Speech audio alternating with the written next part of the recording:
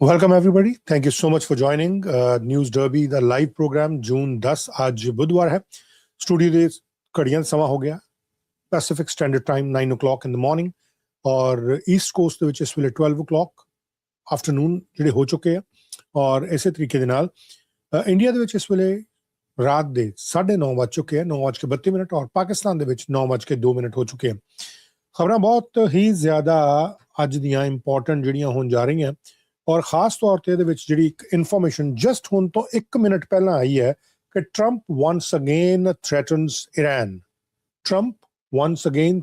Iran ਔਰ ਉਹਨੇ ਕਿਹਾ ਕਿ ਉਹ ਹੋਰ ਜ਼ਿਆਦਾ ਉੱਥੇ ਬੰਬਾਰੀ ਕਰਨ ਜਾ ਰਿਹਾ ਹੈ ਅੱਜ there's going to be more attacks that's what Trump said just few minutes ago Oval Office ਦੇ ਵਿੱਚ ਉਹਦੇ ਵੱਲੋਂ ਇੱਕ ਪ੍ਰੈਸ ਕਾਨਫਰੰਸ ਜਿਹੜੀ ਹੈ ਉਹ ਕੀਤੀ ਗਈ ਇੱਕ ਸਿਕਿਉਰ ਅਮਰੀਕਾ ਐਕਟ ਜਿਹੜਾ ਉਹ ਅਨਾਉਂਸ ਕੀਤਾ ਗਿਆ ਸੀ ਉਸ ਸਿਕਿਉਰ ਅਮਰੀਕਾ ਐਕਟ ਦੇ ਉਸ ਅਨਾਉਂਸਮੈਂਟ ਦੇ ਵਿੱਚ ਹੀ ਉਹਦੇ ਵੱਲੋਂ ਇਹ ਗੱਲ ਜਿਹੜੀ ਹੈ ਉਹ ਕਹੀ ਗਈ ਹੈ ਔਰ ਇਹ ਕਿਹਾ ਗਿਆ ਕਿ ਬਹੁਤ ਵੱਡੀਆਂ ਜਿਹੜੀਆਂ ਕੱਲ ਜਿਹੜੇ ਅਟੈਕਸ ਹੋਏ ਆ ਉਹਦੇ ਬਾਰੇ ਵੀ ਉਹਨੇ ਜਾਣਕਾਰੀ ਦਿੱਤੀ ਔਰ ਜਿਹੜਾ ਹੁਣ ਤੋਂ ਥੋੜੀ ਦੇਰ ਪਹਿਲਾਂ ਡੋਨਲਡ ਟਰੰਪ ਦੇ ਵੱਲੋਂ ਇੱਕ ਮੈਸੇਜ ਪਾਇਆ ਗਿਆ ਸੀ actually he posted a message and now he is confirming that there's going to be more strikes on Iran today.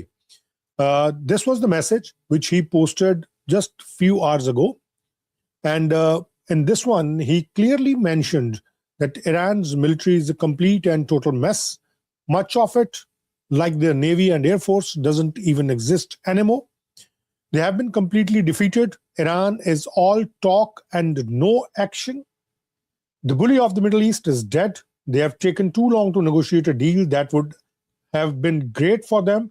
Now they will have to pay the price. That's what Donald Trump said just few hours ago. Now they will have to pay the price. So this was the question which was asked by some of the journalists in the Oval Office just few minutes ago. I'm going to play that and you will come to know what actually has happened.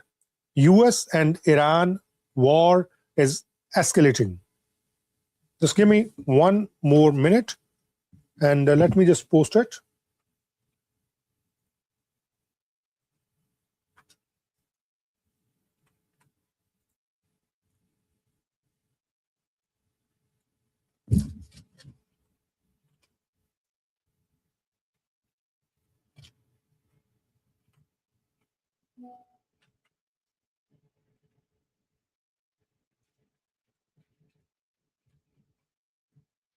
And we're going to talk about Belfast as well. How was the morning of Belfast look like? And also, there is a very sad, I should say bad news, that the victim of the Belfast latest attack is in coma. He has lost his left eye in that attack. And right now, let me just give you some update on that. He's having injuries to his neck, his back. He's still in coma. And he has lost his left eye, that is for sure. That's what doctor has said. The suspect, Hadi Aludid, he's in custody right now for 4 weeks. He's charged with attempted murder, threats to kill, and National Health Services radiographer and the possession of a knife. So let's see how the thing's going to go in Belfast in UK. But first, we're going to focus on what is happening in Iran. Let me just post it, and then we can go ahead. And this is very important information which I'm sharing with you. Donald Trump just confirmed that there's going to be more strikes today as well on Iran.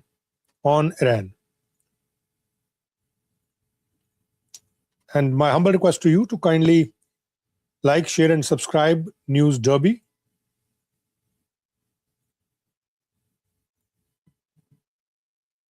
And here you go. That's what Donald Trump has said.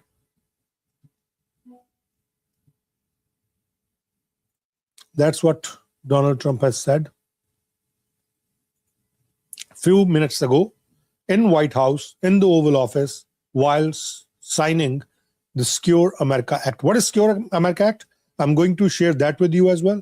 But first, let's listen from the horse's mouth, that is US President Donald Trump, what he has said about the mission which is going on in Middle East by the United States.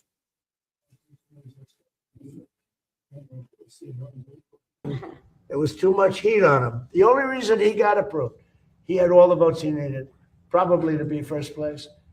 But the only reason they approved Steve Hill, it was going to be 2 weeks. They said it. And then they approved him that night because the heat was on them, because they're cheating dogs. And you can't have a great country when that happens. That's why Los Angeles, that's why that state is in such trouble. It's the most beautiful place, best weather, maybe anywhere in the world, but it's in big trouble. So we're going to have a tremendous success. The people alongside of me are amazing people. They're amazing people. Every one of them. I know every one of them. They're amazing people. They love the country. They want to do right for the country. And if you have any questions, please, let's go. This is the first question. This morning about Iran, you said that they've taken too long to get to a deal, and I want to make sure I quote you correctly. You said that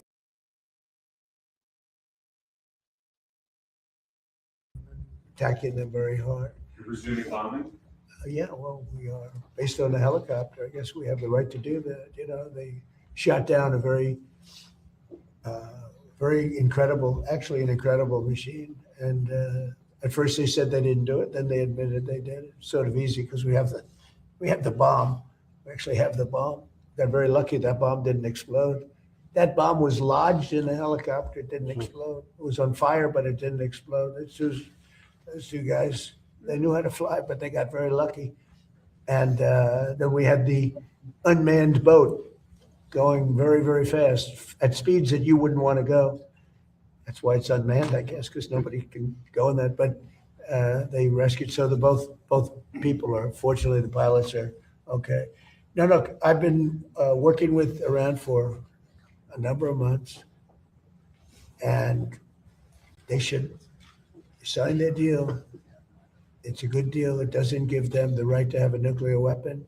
In fact, it totally prohibits them from ever having a nuclear weapon. And it was just tap, tap, tap. I don't know what they're doing. So they then shot at our helicopter. Very expensive helicopter, by the way, but much more importantly, the two men, fortunately, they're okay. But an amazing rescue. If you ever get a clip, you won't believe the rescue, how cool it was. The equipment we have. Look, we have the strongest military in the world. And I gave them a break at the request of Pakistan. The Field Marshal and the Prime Minister of Pakistan are great. We stopped them from going to war with India. You would have had a nuclear war if it wasn't for me. But they became friendly to me, very friendly, and they're close to Iran, and they worked, and they still are working on trying them to do what's right. But we want a deal that's meaningful. We want a deal that works. We don't want to just have a Barack Hussein Obama deal, JCPOA, the worst deal. That was a path to a nuclear. It's the exact opposite. You know, I like on television, they say, oh, they should have kept that deal. First of all, it was over. It was a short-term deal. But that deal was a path to a nuclear weapon. This is a path against a nuclear. You can't have a nuclear weapon. His was a path to a nuclear weapon. They were developing during his administration nuclear weapon. If they had a nuclear weapon, there'd be no Israel, there'd be no Middle East, and they would have absolutely shot at us. So we'll see what happens. But we hit them hard yesterday, and we're going to hit them again hard today, in case you don't turn on your television set. And we'll see what happens with the deal. We were really close to a deal, but they keep tapping us along. They keep playing us for suckers because you know what? They dealt with some very stupid presidents. I have to say that. I'm embarrassed to say. Some very stupid people were sitting here. Yeah. Mr. President, you mentioned the Senate race in Maine. Are you all in supporting Susan Collins? Does she have your full support and endorsement in her Senate reelection? Because she's a sane woman. She's not my best friend at all. These guys are. I get along well, but I have some. But she's a sane person. And she's a person that never missed a vote in many years. I mean, she's like had 10,000 votes. She had 10,000 votes. She never missed a vote. Unfortunately, because sometimes she voted against me. But, you know, look, she's a sane woman, and she's a respected person. Maybe a little different ideology than me, but this guy is a thug. He's a fake. He's a fake thug. He's a phony. I made a lot of money picking out phonies. He's a real phony. He's bad. He's a bad person. Mr. President, are you going to go back to attack, or are you thinking of attacking Iranian power plants and bridges as you've Well, I'm not threatened going to before? say that to you, but I can do that. Look, I could knock out. We have the most powerful. I built the military with these people approving it. They approved numbers that nobody would have ever thought we would have been. But we built it. We gave a lot to Ukraine through Biden. He gave a lot of money, a lot. But we're in great shape. We have a lot of storage capacity, but he gave a lot. And if you look at, you know, what's happened, when I left, our cupboards were full. He gave it. Now I sell it to the European Union, and they give it to Ukraine for the most part. But we have the strongest military anywhere in the world, and sometimes you'll have to use it. And we have to remember, and when people hear this, Iran very simply cannot have a nuclear weapon, and they won't. And they've agreed to that. All they have to do is they have to start signing a paper. It's fully negotiated. We have a fully negotiated, but they're tapping and tapping. And I said, all right, let's give them a couple of more days. They're tapping because it's a meaningful paper. They know when they sign that paper, it's meaningful. The Obama deal, JCPOA, one of the worst, one of the dumbest documents I've ever seen. Yeah. Thank you, Mr. President. When are you meeting with tech executives about the government taking stake in AI companies, and what could this partnership look like? About AI? Well, I can say this. We're having a meeting with them. It's an amazing industry. It's bigger than any industry anyone's ever seen. We are leading China by a lot. And, you know, whoever leads that is going to really lead the world to a large extent. That's how big it is. And I'm going to have meetings with the top 12 or 15 executives very shortly. And we're talking about giving back something to the public. And if we do that, the public will become very rich, the people in our country, because that's the kind of money we're talking about. And I think they'll do that, and I think it'll make it very popular. Please. Thank you, President. I have two questions. First of all, Turkish President Erdogan keeps threatening Israel. Do you think there's a chance of a conflict between Israel and Turkey, and will you sell F-35 to Well, Turkey? you know, he's a very good friend of mine. And we've worked very well together. I like him a lot. I'm not supposed to say that because the press will say, oh, he likes Erdogan. No, he's a hell of a leader and a strong person, a very strong person. I haven't heard that at all. If I did, I'd call him, and I think I'd make sure that things were fine. I don't think that will happen with Turkey, not as long as I'm president, because he respects me and I respect him. But beyond that, we have a good friendship. So, you know, we'll see. And my second question. Beside peace in the Middle East, what do you wish yourself for your birthday? For my birthday. Well, I'll go a step bigger. Peace for the world, okay? Peace for the world. Middle East, yes. Peace for the whole world. Yeah. Mr. President, there is a New Jersey Democratic congressional nominee over in the 12th district. His name is Adam Homily. He has a connection to the blind sheikh. And I was wondering if I can get your I thoughts think on it's that. terrible. Okay? I think it's terrible. I've seen it. I mean, he was more, you know, now he's trying to sort of say, yeah, I sort of knew him. And he didn't know him. They were very good friends. And you look at you go back and look at what happened during that period of time. He was a witness at the trial for him. He was a positive witness for him. He said the most glowing things. The guy knocked down the World Trade Center, admitted that he knocked down the World Trade Center. I think it's another one if you look. I actually think the one in Maine is worse because he's just an outright pig. He's like a pig. I watched him a couple of times. He's like a pig. That's what he reminds me of. You know, I come up with good names for people. I don't want to stick him with that one, although I think pigs would be very upset about it. Go ahead. Mr. President, July 1st is coming fast. How confident are you that you'll be able to renew the USMCA, and what more do you expect from Canada at this point? Well, I'm not looking to renew it. I don't, I mean, I made the deal. And the primary reason I made the deal is that NAFTA was the worst trade deal I've ever seen. Yeah. And I made it better, but I had the right to terminate. And, with NAFTA, we didn't have the right to terminate. I had to get these senators to approve that deal. That was a tough thing, Congressman too. NAFTA had no termination. So, I mean, I've never said this before, but I'll tell you what my thinking was. NAFTA was a disaster for our country. The worst trade deal ever made, by far. They had typos in, okay? And they were supposed to correct them. And they never corrected them when they were signed. They knew there were typos. And there's a process for that. You state your claim and, you get a change. They had typos on percentages. Or maybe somebody wrote, and that was for years. They never ran. They had horrible, all against us. So it probably wasn't typos. NAFTA was the worst trade deal we ever had. USMCA did one thing that I loved. After 6 years, it comes up for renewal. I don't know that I'm going to renew it because, to be honest with you, the United States does much better. Hey, we don't need anything that Canada has. We don't need anything that Mexico has, but they need everything that we have. And they have to treat us better. With Mexico and Canada, we have trade deficits. We should have surpluses with them. We don't need their cars. We don't need their lumber. We don't need their energy. We don't need anything that they have. So the primary thing that I got, it was a much better deal than NAFTA. Much, much better. It was sort of a good deal, but it was a great deal for one reason. It gave the right to terminate. And who would have thought that I was, they just didn't want to have it during the 4-year period when I was president. So now they made it so that I wouldn't be president.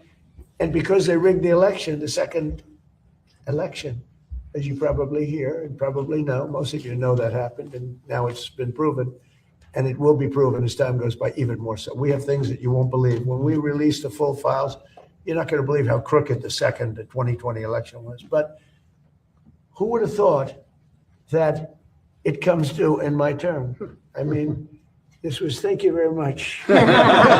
So it was very important that we be able to do that. So we're talking to them. We'll see if we do something. Just before we came in here, you posted about Bill Pulte and that he'd be starting the job early. You said he's going to be downsizing the DNI. Can you talk about your thinking People there? have wanted that downsize for a long time. And many people don't want it at all. A lot of people thought it was a duplication. Yeah, a lot of people thought it was a duplication. He's done a great job at Fannie Mae.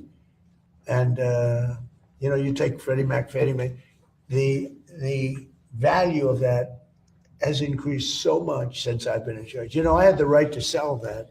And in my first term, a group came to see me wanting to buy it. And they offered me exactly 10% of what it's worth today. And I didn't want to do it because I didn't want to look foolish when they flipped it a year later for hundreds of billions of dollars more. So I kept it. And I put him in charge as soon as I got here. And he's done an amazing job. Could be worth $1 trillion. That's a pretty different portfolio, though. Well, it is, I know. But, smart people are smart people. I always say I'd rather have smart than experience, but experience is good too. I would say this, he's going to be there for a short while we pick somebody else. We're interviewing 5 different people. They're all very good, very different. And we'll put somebody there. But people want it downsized. The senators and the Congress people, I think everybody wants it downsized. And many people, I think, and I won't speak for Todd, but and I'm not sure how Todd feels. But by the way, he's great. I hope you people have given him an easy run because he's very busy. He doesn't need stupid people saying, why didn't you get a higher mark at a certain college? Because he's highly educated. He was a great student. He's great at everything he's done. But how come he got a B+?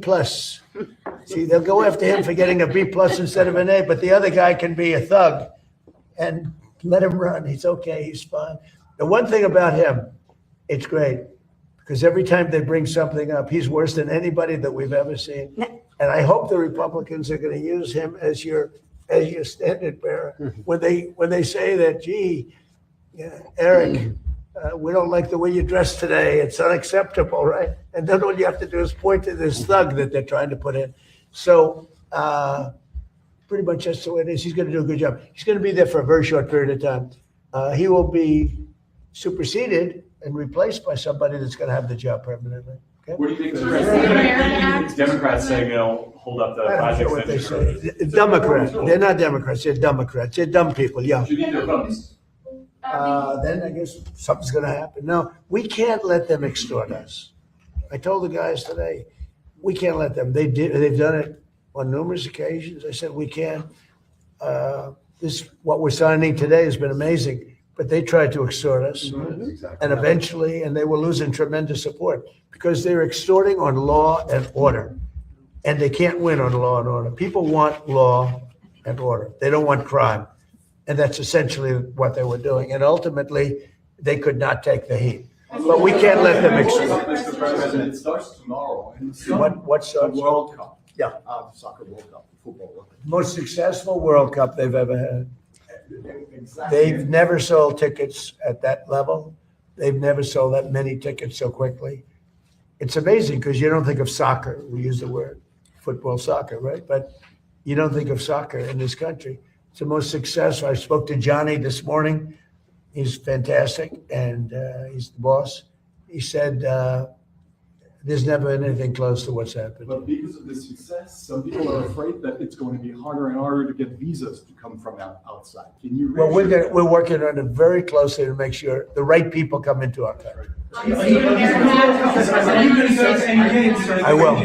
I will. Are you concerned, Mr. President, about the latest inflation number which came out this morning? Could that be a headwind? I love it. The numbers were great. You know what I really love? I love the inflation. You know why? Because as soon as this war is over, you know, I can say it now. Something you didn't know. Do you know we've been taking out millions of barrels of oil? Nobody knows it. You know who doesn't know about it? Iran until right now. We took out the other night 22 ships late at night with no lights because they don't have any radar because we blasted the crap out of it. We took out, that's why oil's $85 a barrel. I mean, you take a look. Remember when I did this, I said, look, the one bad thing will be we hit the best economy we've ever hit. And I said to my people, I had Scott, I had Howard, I had Pete, I had all of them. I had Todd in the room. I said, the one thing we have to do now, we had just hit the highest stock market in history, highest 401ks in history. Everything was going well. And I said, I hate to do this to you guys, but Iran's going to have a nuclear weapon very soon. We have to go and attack. So we hit them with the B-2 bombers, which took a lot of courage. It was totally successful. We buried it, very hard to get. But now we had to make the second move. And I said, you know, the bad part is the stock market will go down by a lot based on predictions of experts, like 25%. And it was worth it. To me, it was worth it not to have a nuclear weapon. And the other thing is that oil would go to $250 a barrel. It's at 85. And which is pretty amazing. And here's the key. We just hit today another stock market high, 74. In my short time here, 74 days we hit stock market all-time historical highs. Nobody can believe it. The Dow, the S&P. S&P was at 7,000. They said in 4 years, maybe 5 years. It will never hit it during the term. It was too much. I hit it in my first year. I hit on the Dow, it was 50,000 was an impossible number. They said 5, 6 years out, you'd hit. Well, I hit it in my first year. And now I get everyone in the room and say, congratulations, but now I'm going to take it down a little bit because we cannot let Iran have a nuclear weapon. And they all agreed with me, Todd, you remember. Everybody agreed. And we took a little journey down to Iran. We first stopped off at Venezuela, by the way. And we have paid for that war many, many times over. And we have great relationships with the people of Venezuela. We get along with them great. It was a great success. It was a one-day war. It was really, to be exact, 48 minutes of fury, and it was over. And Venezuela is doing great. Relationships with the people are great. It's become a happy country, believe it or not. I mean, it's become a happy country, and we're taking out millions of barrels of oil from Venezuela, and then we went to Iran, and essentially we've done the same thing. It doesn't look as pretty, but there's no Navy, 159 ships at the bottom of the sea. There's no Air Force. All of their planes are blown up. Most of their drones are gone. Most of their drone making ability is gone. Most of their missiles are gone. All of their leadership is gone, so they replaced it. All of that leadership is gone, so they replaced it. And that's the people we're dealing with now. And I think they're going to want to make a deal, but we're going to find out. Inflation to come down between now and When November. the war is over, Yes. it's coming down. I know you can't. It's going to come down like a rock. And again, we're taking out millions, which I'm just announcing today for the first time. But we've been taking out millions of barrels of oil, millions of barrels. Every night, we took out oil. But now I'm going to tell you because they just figured it out. So now that they figured it out, I can tell you. It was very hard for me. I wanted to say it so badly, but I didn't want to ruin it. But it was very hard. But millions of barrels of oil has come out. And that's why it's at $85, $90 a barrel instead of $250. But we have the greatest military in the world, the toughest military in the world, just the best in every way. Nobody even close. There's no military that's even close. I rebuilt it during my first term. I'm using it now. When this conflict is over, Todd said, please call it a conflict, right? As opposed to the word war. He didn't like that word war, but it's sort of a conflict. It's a military operation. When it's over, you will see oil drop to where it was before. We were getting gasoline. Just before it started, I was in Iowa, and we passed gas stations, $1.85 a gallon. And we'll be back at those levels very soon. Thank you very much, everybody. Thank you, Russ. Thank you, guys. So आज जड़ी press conference है तो खत्म होगी लेकिन nobody asked him question about the attacks which has been made by Iran on US bases in the Middle East. Nobody has asked any question regarding that. I'm surprised. Let me just show you some of the information which is coming from Middle Eastern newspapers or some open sources, intels.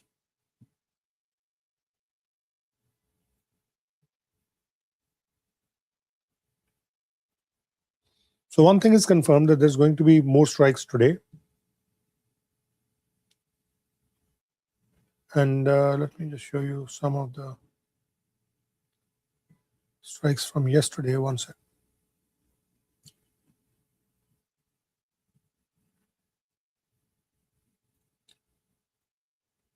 There's the CCTV footage which has been shown by the open source Intel Warfare. And they are showing the moment an Iranian missile drone struck the US Navy's 5th Fleet headquarters in Bahrain. Just one sec, I'm just going to show you.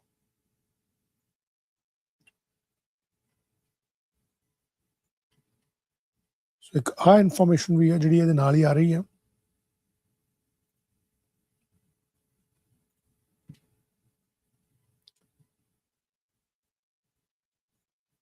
It's from the open sources as well.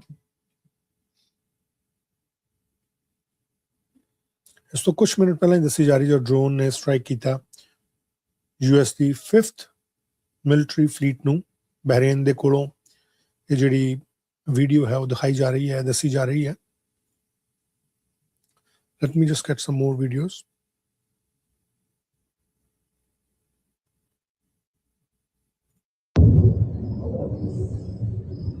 And there are these footages. Osint warfare.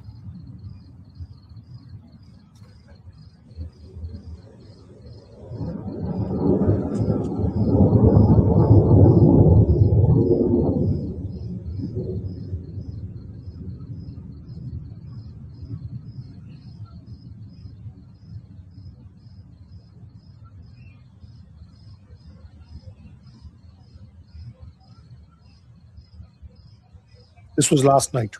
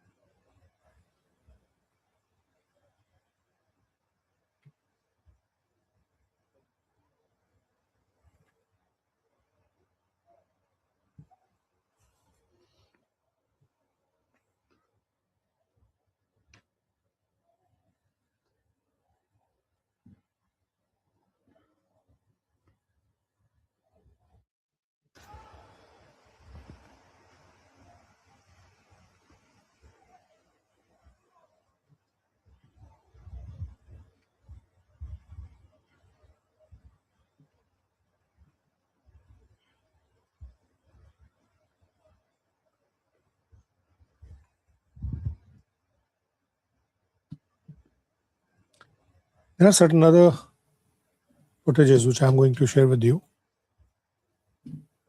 Just one second.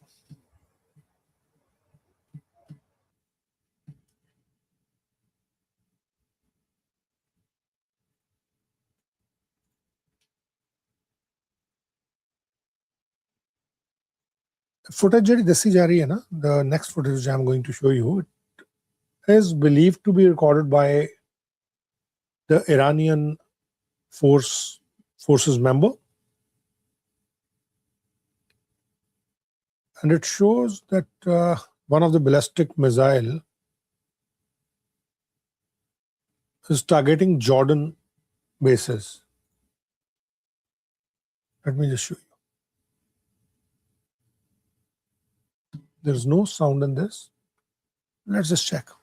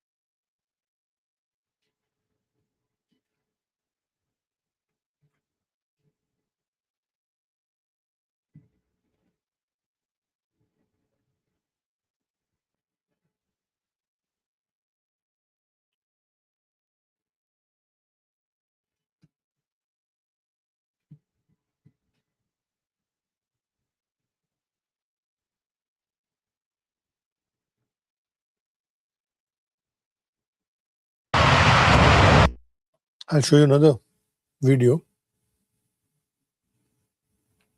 which again is showing the same ballistic missile targeting Israel, not Jordan this time, but Israel.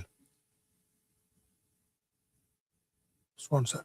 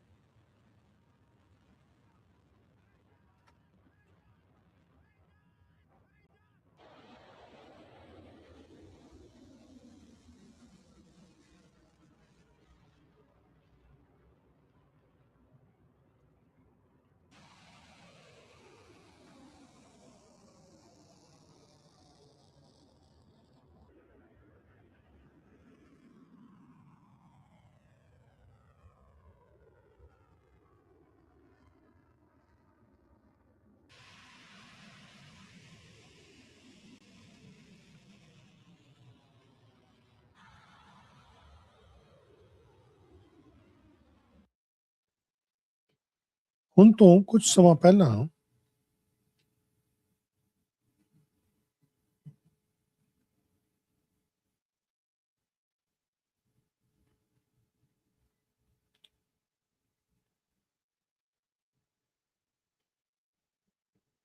ਸਮਾਂ ਪਹਿਲਾਂ ਇੱਕ information ਜਿਹੜੀ ਆਈ ਹੈ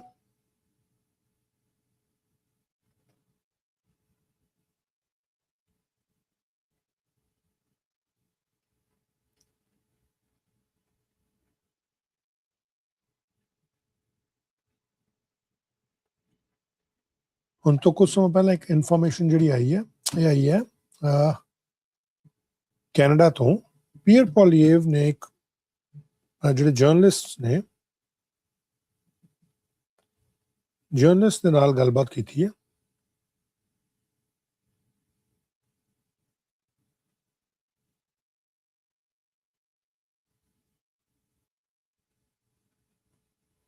ਔਰ affordability ਔਰ ਹੋਰ ਜਿਹੜੀਆਂ ਚੀਜ਼ਾਂ ਉਹਨਾਂ ਦੇ ਉੱਤੇ ਉਹਨੇ ਕੁਝ ਪੱਤਰਕਾਰਾਂ ਦੇ ਨਾਲ ਸਵਾਲ ਜਵਾਬ ਜਿਹੜੇ ਹੈ ਕੀਤੇ light me just share it with you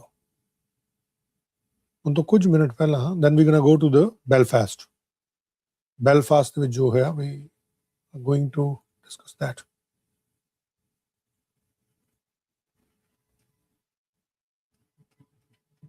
ਪਹਿਲਾਂ ਪੀਅਰ ਪੋਲੀਏਵ ਨੇ ਜਿਹੜੀ ਗੱਲ ਕਹੀ ਹੈ let's listen to that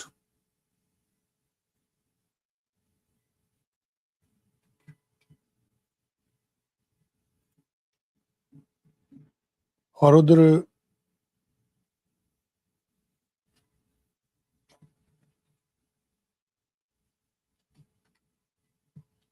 Canada ਦੇ prime minister mister mark Carney ਦੇ ਵੱਲੋਂ ਵੀ ਇੱਕ ਇਨਫੋਰਮੇਸ਼ਨ ਜਿਹੜੀ ਹੈ ਉਹ ਆਪਣੇ ਪੇਜ ਤੇ ਸਾਂਝੀ ਕੀਤੀ ਗਈ ਹੈ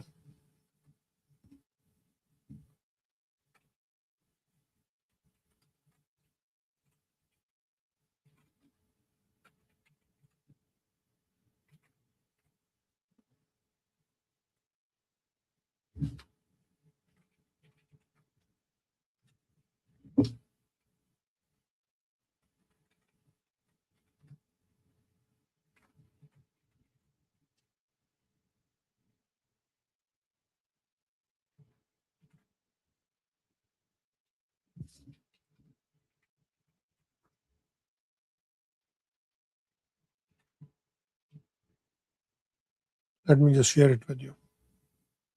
कि Mr. Pierre Poilievre ने की क्या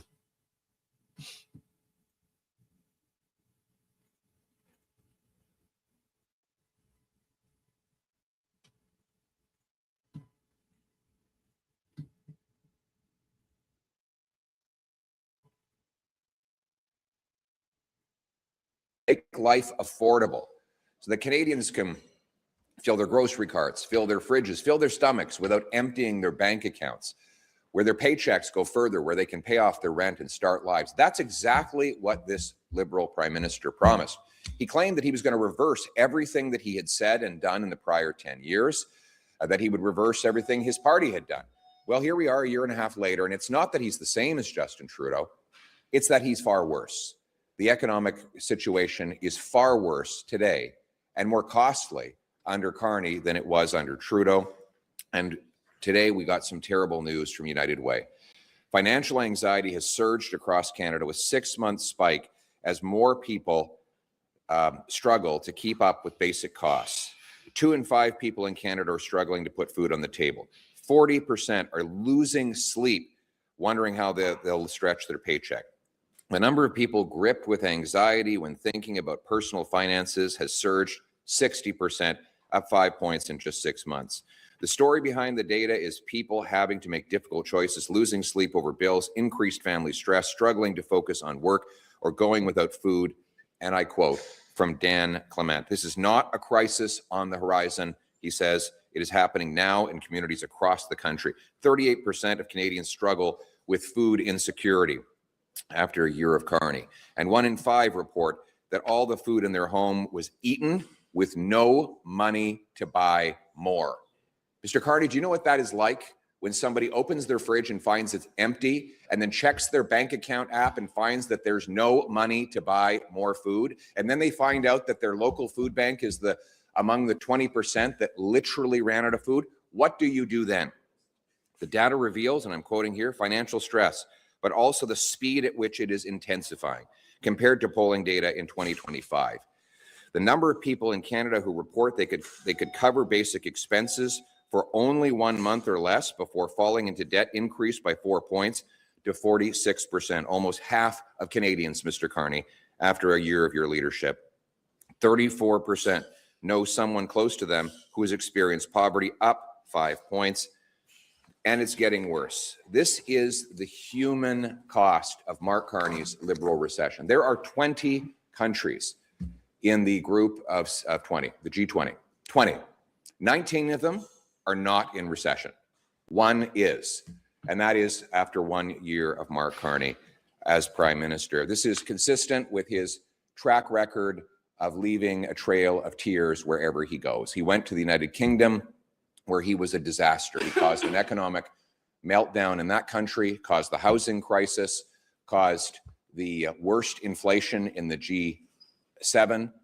And then, of course, he left to become a corporate power broker, where he took government handouts from working class taxpayers for green scams and then put the money in offshore tax havens, always making others pay for his mistakes. And they are paying. Just 2 days ago, CTV News reported more people living out of carpool lots. As people struggle to make ends meet due to the rising cost of living, some people are now finding refuge in short-term parking lots.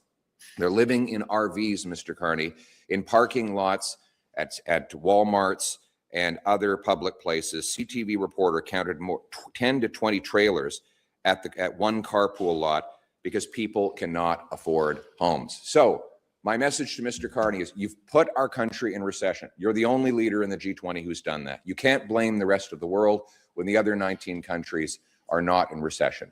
Show up to the House of Commons today.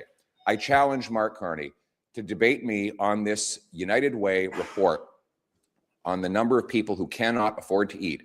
Debate me on it today in the House of Commons and tell Canadians what you're going to do to reverse the recession you caused and the cost of living crisis you caused. Your job is to be accountable to the Canadian people. It's been well over a year since you made these grandiose promises, and the exact opposite is coming true. You're in Ottawa today, Mr. Carney. Canadians can't afford their bills. Get into the House of Commons and explain to them today at 2:15 what you're going to do to reverse the damage you've done. Canadians deserve a country that is affordable at home, safe at home, strong at home, and growing at home. For any of those things to happen at home, you, Mr. Carney, need to get into the House. Thank you. When the government introduced the ban on years ago at 16 and under, do you support the spirit of that move? And do you think the government policy is going further enough? Because we're talking about online harms on social media. We'll have to see. We'll have to see the bill before I comment on it. Yes, go ahead. Vous êtes d'accord pour interdire les réseaux sociaux au moins de 16 ans? On verra, là, on doit regarder le projet de loi avant de commenter. Oui. Vous êtes contre le projet. Qu'est-ce que vous pouvez faire et qu'est-ce que vous voulez faire pour faire dérailler ce projet-là? Pour faire dérailler ce projet-là, pour que ce projet-là ne voit pas le jour, puis quel message vous voulez lancer? Je pense que le gouvernement libéral fait un très bon job à le dérailler déjà. Lorsque les Canadiens ne peuvent même pas payer l'épicerie, Mark Carney et les libéraux veulent les forcer de payer 8 000 $ pour chaque famille de 4 pour un plan qui va, pour un train qui va même pas servir 95% des Canadiens.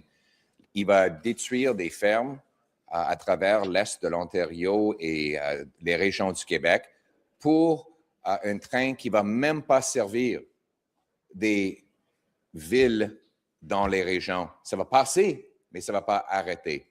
Donc, au lieu de gaspiller l'argent et de payer des consultants libéraux, des lobbyistes libéraux, des avocats libéraux, on devrait mettre l'argent dans les poches des Canadiens qui ont de misère à payer leurs factures. J'y serai. Je vais aller pour partager le même message. Continue.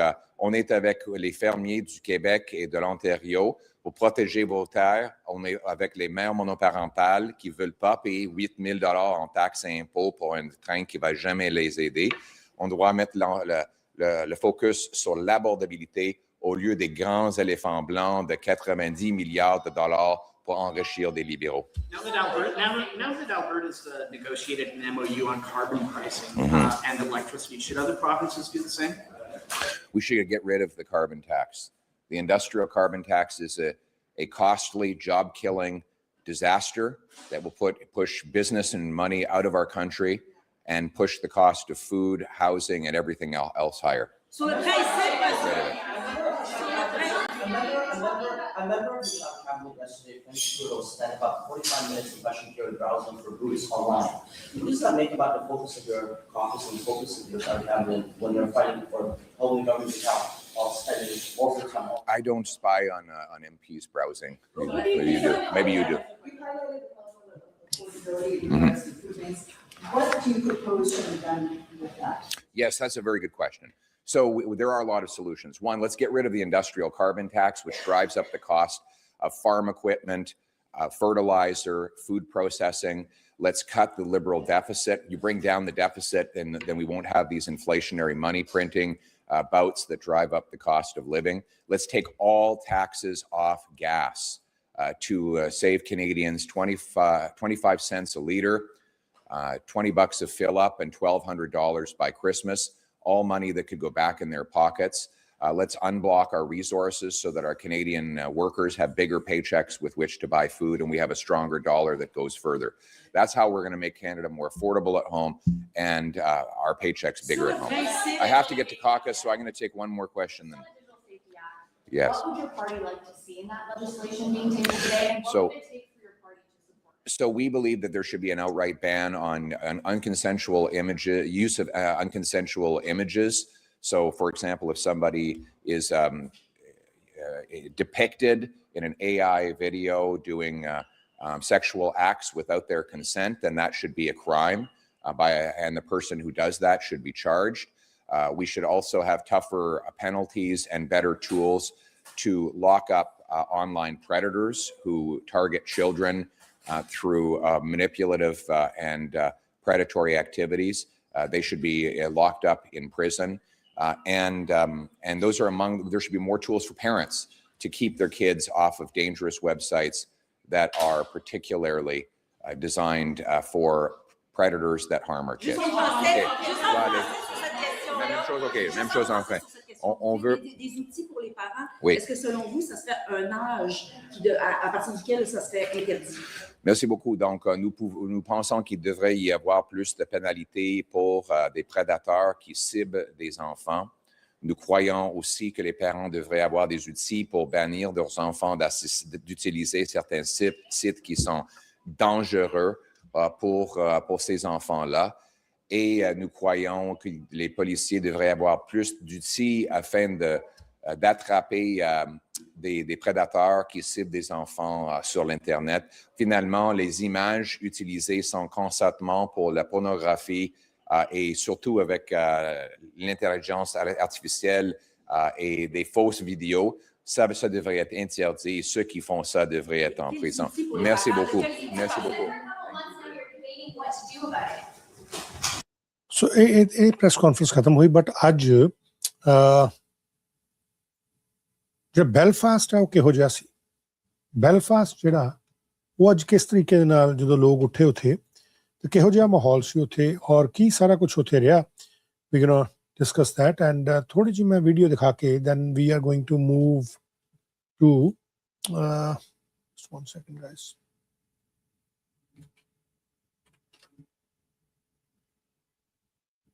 Rights तो अगले दिन जो घर फूक दिते गए, अग्गां ला दित्तियां गईयां. This is how Belfast woke up today. That's what I'm going to show you. Then I will take you to a press conference by the Secretary of State and PSNI officers.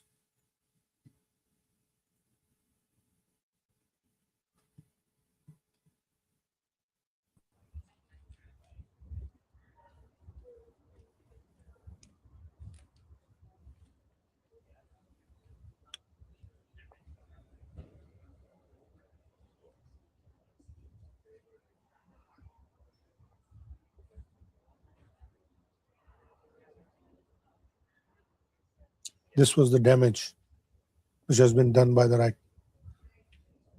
during the unrest.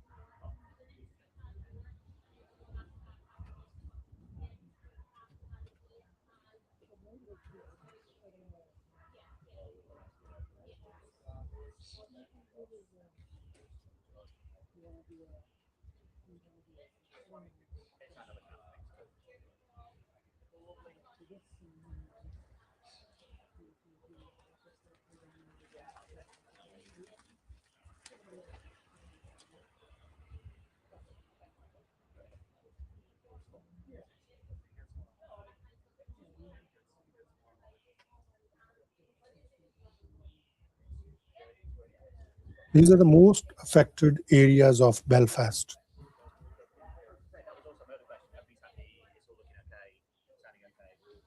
Thank you so much, Dagson Masilila.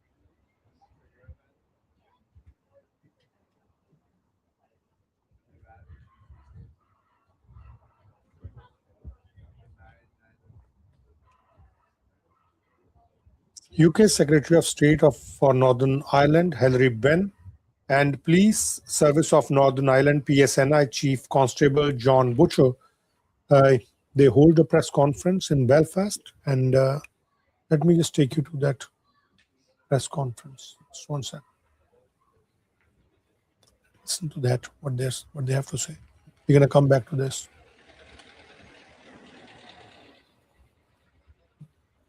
We're going to come back to this.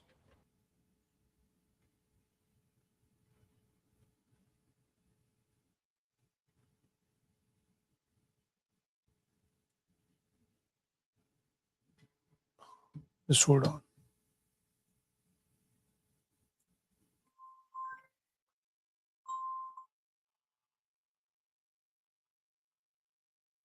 Just gonna come back to this, but let me just take you to the press conference.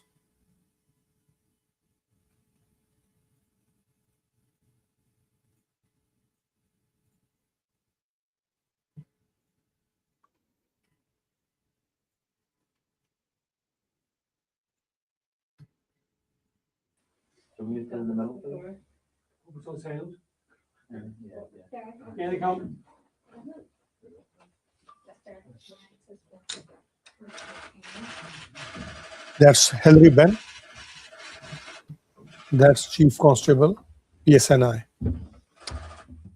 Good morning. Thank you very much for coming. I wanted to be here first thing this morning to meet with the Chief Constable to obviously discuss the terrible disorder we saw on the streets of Northern Ireland last night, to express my best wishes to the two officers who were injured last night in seeking to protect the public. And of course, I want to express my thoughts once again to Mr. Ogilvy, who was the victim of this appalling attack, and to wish him all the very best. Nothing can justify the violence that we saw on the streets of Northern Ireland last night, with masked thugs trying to burn and intimidate people out of their homes. Those organising these protests claim they're doing so to protect communities. In fact, they're doing the very opposite. They are damaging communities and hurting people who are innocent and who have been terrified by what they have been through last night. It is utterly shameful and it needs to stop now. John. No, thank you, Secretary of State. Thanks for coming this morning. I'd also like to say I spoke to the Prime Minister this morning about the events last night. Last night was an act of self-harm by the people involved against the incredible communities in Northern Ireland. What we saw last night was an insult. It was an insult to the victim of the terrible attack that many of you will have watched online and that led to these disturbances. It was an insult to the members of the public who stepped forward courageously to stop that attack, and the police officers then arrived very quickly to arrest him. Please, please, please let the criminal justice process take its course. This morning at Belfast Magistrates Court, an individual faced the court charged in relation to what we saw online. Let that follow due process. And I appeal for everybody in Northern Ireland who may have any sense of people involved last night to take control of their actions. If it's your children, your grandchildren, your nieces, your nephews, people in your sports clubs, neighbours that you think were out last night, stop them from coming out today. This has got to stop. We cannot have a society that allows this to happen. We have to make a stand. So please, no more. Morning, both. Thank you. Chief Constable, firstly, we described what happened last night as an act of self-harm. You'll be aware that schools in parts of Northern Ireland have taken a decision to close early today. There's the potential for more protests. Again, how concerned are you about these potential further acts of self-harm, and how can your force begin to get a grip on what could unravel very, very quickly here? And to the Secretary of State, there were calls for calm yesterday from all political leaders across all walks of life. Clearly, they didn't work. This is now the third summer in a row that Northern Ireland is facing into disorder like this. What can you begin to do? Is this going to be the new normal?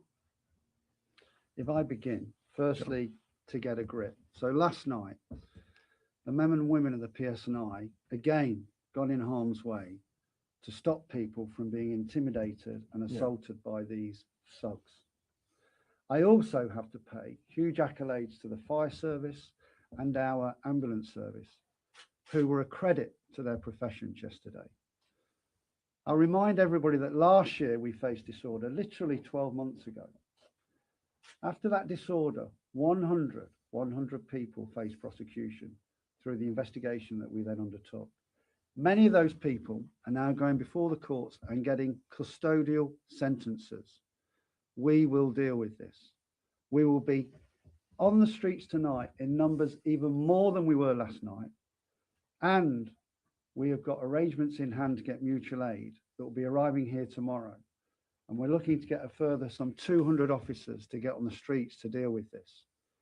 These young people who are doing this are changing their own lives for the future. They won't have the opportunities they would otherwise have had. So please, please, please think of that if you know anybody who could be involved in this. And as regards to schools and businesses and people who live in these neighbourhoods that have been affected, I completely understand, having witnessed the events of last night and I was out in Belfast, why people would make that decision. I support people who make that decision to make sure they're keeping their school children, their employees, their businesses safe. This will pass. I hope last night was the event that will see the end of any more protest, because we cannot have any more of this. And we will be, as I say, out in very high numbers this afternoon and this evening, policing whatever happens in Belfast and wider Northern Ireland today. This is a time when political leadership is required. And I welcome very much that right across the political spectrum in Northern Ireland, we saw those appeals for calm yesterday, led by the First Minister and the Deputy First Minister at the press conference they had with the Chief Constable, because this is when leadership is tested. Now, your question goes to the heart of the people who are doing this, because it falls upon them to decide, are we going to continue trying to attack people, burn people out of their homes, leaving children absolutely terrified as they're taken out into the dark with flames and screaming around them? This is not what Northern Ireland is. This is not the great place that is Northern Ireland, and it is their responsibility to stop. And the Chief Constable, I think, made a really good point, because about family members and others who will know, well, where were you last night? What were you doing? Because the responsibility is on all of us, political leaders included, but on all of us to say, stop doing this. And as to your last point, this is not normal.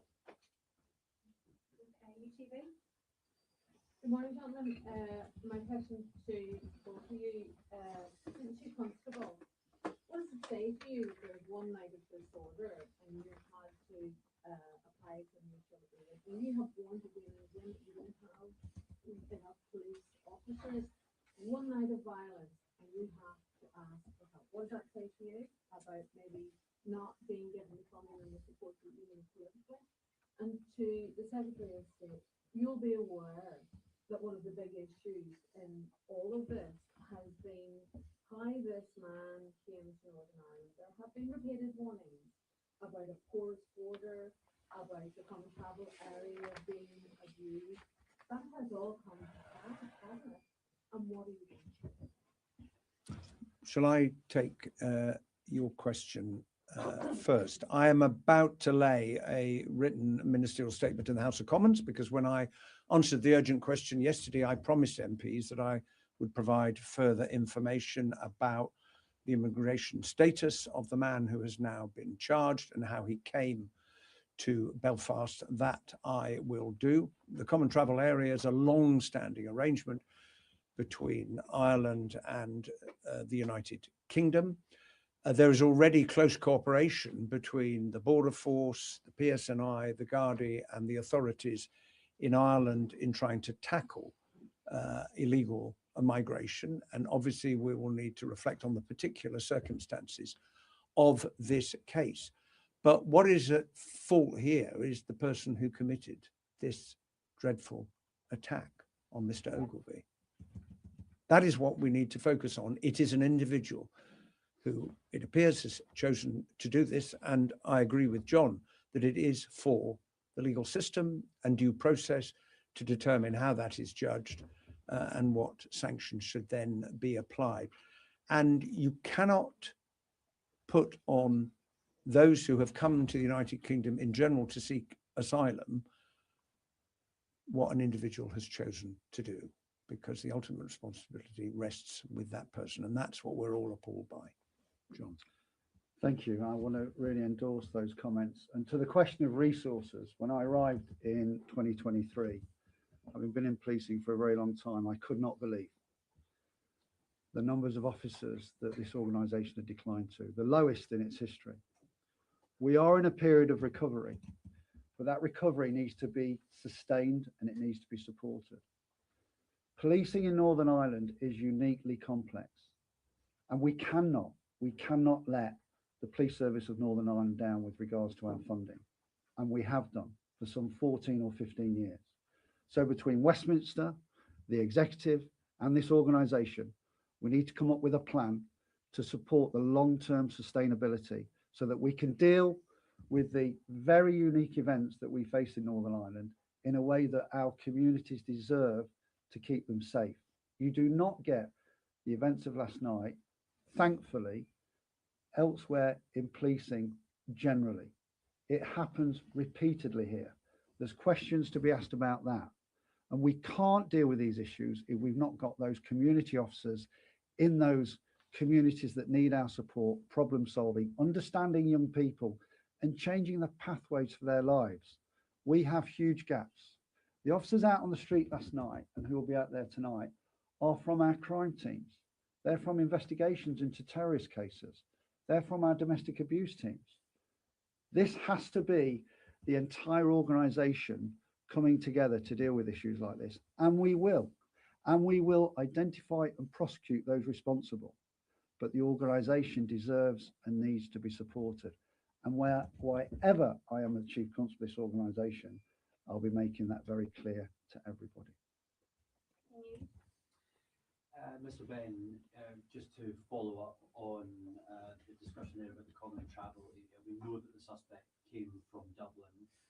How concerned are you seriously in light of the events of the last couple of days that the common travel area is open to exploitation? And you mentioned there, you used the word that you'll need to reflect on this. What do you mean? That sounds like politician talk. What do you mean by that, if you wouldn't mind explaining? And Chief Constable, you called for calm yesterday, you called for calm yet again today. The protesters were not listening to you last night. What makes you think they're going to listen today? Well, to answer your question, the common travel area, as you know, is a long-standing arrangement which brings great benefit to the citizens of the Republic of Ireland and of the United Kingdom, and many people in Northern Ireland go across the non-existent border to go to work, to worship. When I said reflect, I'm talking about the circumstances of this particular case. I spoke briefly last night to Helen McEntee in Ireland about this, because, of course, people will be seeking more information about the precise movements of the individual, and my written statement sets out, when it is published, what we know from the suspect themselves about how they said that they arrived. But the common travel area is really important, but we have a job to try and enforce immigration law, and that is why there is already close cooperation between the authorities in the United Kingdom and Ireland in trying, well, in this particular case, an individual has chosen, has been accused of committing a very, very serious offence. The fault lies with the person who has been charged and not with others who quite legitimately are able to come to countries across Europe and claim asylum. And if their case is justified, we have a long and honourable tradition in Britain providing shelter to those who are fleeing the most appalling circumstances. In some cases, not that dissimilar to the appalling circumstances we saw on the streets of Northern Ireland last night. So you're right. Yesterday, we got all the political leaders together. We got civic leaders together, and everybody called for calm after this awful, awful assault. And we asked for everybody to let due process take its course. I can tell you a lot of people did listen to that. And a lot of people who were going to go on the streets did not go on the streets. I also have to acknowledge a number of community leaders and politicians who are out there trying to ensure that people behaved. And there was a lot of peaceful protest in Northern Ireland yesterday. Lawful, sensible, proportionate, peaceful protest. I would ask for everybody, again, to step up to make sure that those that were involved last night look at what they did last night. Look at the damage it's caused to their futures. Think about the consequences for their families, their neighbourhoods, their communities. It's very easy as young people to get carried away with a tide. It's very easy, these days especially, to look online and be persuaded by people who know nothing about Northern Ireland, know nothing about the communities in Northern Ireland, know nothing about the history of Northern Ireland, to take actions that they otherwise would not take. Stop looking at this nonsense. Stop listening to these idiots. We will be going after them for the incitement that they've been doing. Everybody, please think about what happened last night and the terror that you caused to innocent families. A young family with a 2-month-old baby being evacuated. Let's just think about the society we want to live in. Let's stop that. Let's stop it. You're going to follow up on people inciting online. Yes. Who are you talking about? I'm not talking about individuals in this press conference, but people will know who were online last night and inciting this behavior. They will know what they were doing, and we will be going after them. I'm not talking about individuals. I'm talking about the people that we will be investigating, as we did last year, and we prosecuted those individuals successfully. And that will happen again. There are consequences to what people do that lead to the actions that we saw last night. And the police will ensure that those consequences are carried through. I promise you that. For Chief Constable, there was pressure in the wake of the attack in Southport and the subsequent riots that police should be releasing more information early. Yeah. The police did put out a lot of information about the suspect in this case, yet we still saw the events that we saw last night. So moving forward, do you think that will still be the correct approach when it seems to have had little or no effect? And for the Secretary of State, there has been concerns raised about the Coma travel area, especially for people that have seen the video of that attack and its graphic nature. Questions are inevitably going to be asked here about the asylum vetting process and how someone could come to legally be here who has the proclivity to carry out that level of barbarity and that attack. So how are you going to sort of examine that process to make sure that it's fit for purpose? If I start with the information issue, so we learned from Southport through reviews that were taken after it occurred, that there is a need, there is an expectation that where we have information, it should be released. And I am an advocate for transparency. I'm an advocate for candor. People know that from Northern Ireland. When you don't give information out, especially in this toxic online environment, people fill it with misinformation and nonsense. Yeah. What we should always do is be honest about what we find. And that's what we did yesterday. And by the way, those communities that were attacked last night, some were from ethnic minority backgrounds. Many were not. These idiots didn't just target ethnic minority groups. They just didn't target communities. They targeted Northern Ireland. They targeted society. We have got to stand up to this. We have got to stop this happening. And I just want to remind them of this. We now put the images out of those people involved in this disorder for everyone to see. So we identify them and we prosecute them. We then put their images out when we successfully convict them. Do you want your images out there to reflect the sort of behavior that we saw last night? I suggest none of them would really want that. So let's stop it. And we will carry on being honest about what we find out in this investigation. That's good, sensible, trusted policing.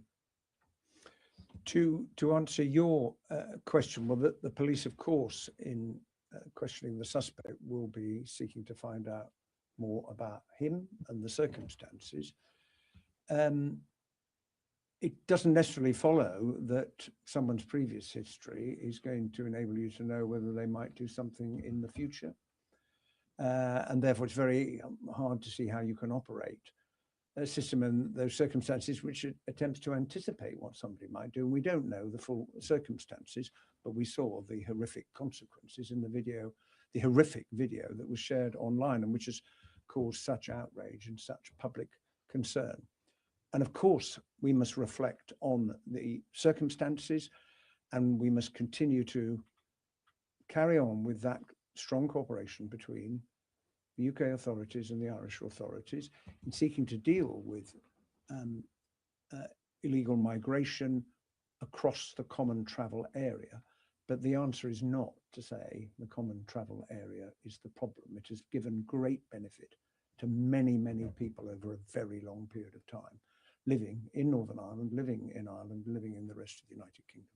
Chief Constable, in talking about the nature of the injuries sustained by the police officers, and do we know that the people that have been homes this night, that any of those people sustain injuries? And Secretary of State, can you talk to me about your discussion with Minister Hilary and questions that you have for her? So with regards to police officers, We had one officer who was injured yesterday whilst directing traffic away from one of the pockets of disorder, and he was hit with debris on the head. He's okay. The second officer suffered smoke inhalation when a petrol bomb exploded near him and went under his snoot and had to be taken to hospital. You might recall we had 97 police officers injured last year. I again just want to pay tribute to this incredible organisation that I lead. Every day they turn up to do a job that most people could not and would not do. Thankfully last night, with regards to the people that we evacuated from those houses, there were no injuries. Our absolute focus yesterday was to protect life and property, and that's what we achieved. We'll now follow up with going after those who are responsible for those unacceptable scenes last night. I called Minister McEntee last night because I was keen to brief her on what had happened, given what we now know about how the suspect arrived in Northern Ireland. And obviously there are questions for us, some of which have been asked today, and there will be questions too to the authorities in Ireland about what they know about the individual, because all of that may contribute to the investigation process that is rightly continuing, being led by the Chief Constable and his colleagues. Belfast Telegraph. Chief Constable, can you tell me, we've seen scenes last night of people going door to door and attacking the homes of migrant families. Yeah. What can you do to reassure those people that they will be protected? And also, do you believe that there is any organisation involved, any paramilitary or criminal gangs organising, helping organise this violence? And Secretary of State, can I also say, we're talking about people who have used online platforms to try and advertise these protests and bring people onto the streets. There was also some of your parliamentary colleagues that were involved in distributing some disinformation and misinformation. What would you say to those MPs, you're not from Northern Ireland, who are exploiting situations such as this? If I begin with the need to reassure our communities, Alison. So yesterday we had an online meeting with probably around about 140 community leaders. Last night, I think the last call I made to a community leader was at around about midnight. Okay. In the last couple of years, we've built up an incredibly trusting relationship with our ethnic minority communities. One that actually, I think, is a benchmark for policing.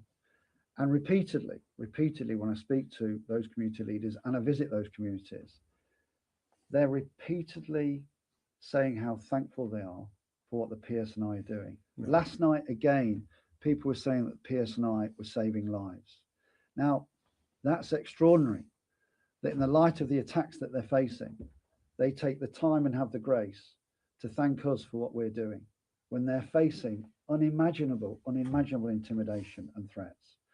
I will continue to work tirelessly, as will all of my colleagues, to reassure those communities. We've got community meetings tomorrow.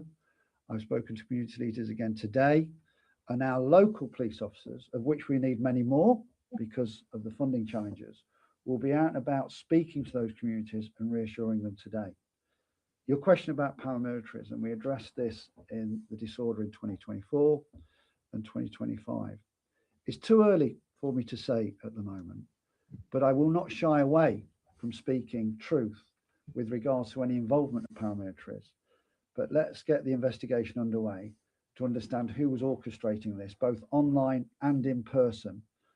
And when we've got that investigative information, then through either prosecutions or public statements, we'll reveal it to you. The fact that people in Northern Ireland are being targeted because of the colour of their skin should sicken every right-thinking citizen of the United Kingdom. And I'm afraid we have seen it before in the disorder in Belfast in 2024, when businesses were targeted because of who owned them and ran them. And we saw that in Ballymena with the disorder last year. The same thing happened. And what does this say about Northern Ireland? People who have come to this country, brought their skills, they're part of the community, they're working. I read a report that one of the families that was forced out of their home has lived here for 20 years. These are our neighbours, our friends, our colleagues at work. It is utterly shameful, and people need to speak out about it.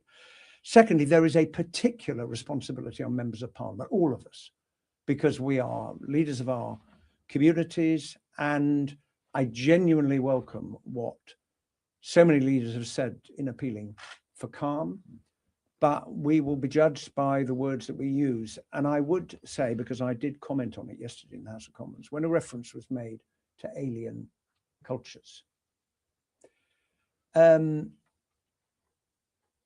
what was that trying to say? Because what is it saying about people who have come from Sudan?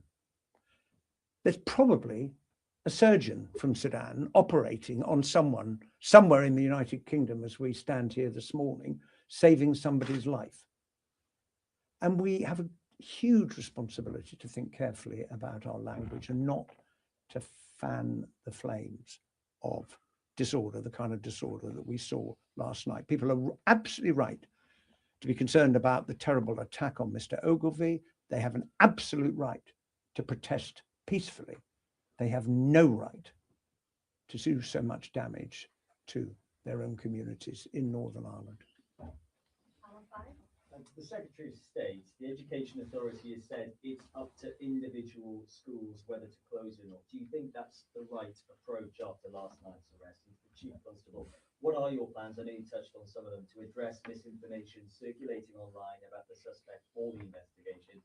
And there are migrants who have told us that they have lost trust in the police after last night's arrest. What is your message to those who have lost trust in the service? I would say that it is obviously for individual schools to take those decisions, depending on the circumstances, how they judge them, what may have happened in their area last night, what may not have happened in their area last night. But of course, to take account of any guidance that is given by the authorities, including what the Chief Constable said a moment ago. John. So your experience isn't my experience, and I'm out in those communities all the time, and they've literally all got my phone number. We've got an incredible strategic engagement team here. This organisation, for the numbers it's got, completely punches above its weight. We have reset our relationship with those communities in the past couple of years. So I would challenge what you said to me. And I want to remind you that, and it was in Ballymena last year that I met a family. In fact, there was a fire officer present who said, you need to know, in fact, the Secretary of State was there when we had this conversation. Your officers saved lives last night. Absolutely. And that's what these officers do day and daily. And it's the wider emergency services. Northern Ireland, and I have to say for the people watching this press conference, is an incredible place. It's a place that people should invest in. It's a place people should visit. It's a place, by the way, that's one of the safest places in the United Kingdom. Just think about what we saw last night. But statistically around crime, it's one of the safest places to visit in the United Kingdom. We've got to get that back. And we've got to stop what we saw last night. And that's incumbent on all of us. Okay. Chief Constable, you've already mentioned getting mutual aid and your repeated concerns about resources. Can you confirm if PSNI officers have been put on mandatory overtime, how that works? And does Secretary of State, we saw posters on social media circulating last night, and Tony Robinson's comments as well, calling for protests in England. How concerned are you that this will spill over into the rest of the UK? Well, I saw those posters yesterday evening. I am not aware, and I haven't seen any reports in the media of disorder in the rest of the United Kingdom last night, and I very much hope that remains the case. And can I take this opportunity to pay tribute myself personally to the bravery and the diligence and the professionalism and the compassion of the officers of the PSNI, because I know from discussions I've had last time in Ballymena and before that in Belfast, and the officers I met after the bomb attack on Dunmurry police station, the very best of the best. And I would echo what John just said about the role that they have played last night, but previously, in saving people's lives from these thugs who think this is an acceptable way to behave. It isn't. And by these protests, they're putting great pressure on the police officers of Northern Ireland. And what would possess you to attack officers of the police force that has been investigating this terrible crime, has charged a suspect, and is seeking to bring people to justice? Our responsibility, all of us in this community, is to support the police and not to make their job harder. Thank John. you. Thank you, Secretary of State, for those words as well. So this is a unique policing environment. I often say that. The men and women of the PSNI, mandatory overtime. We can't survive without them doing the hours that they do, well above and beyond what ordinary policing would expect to do.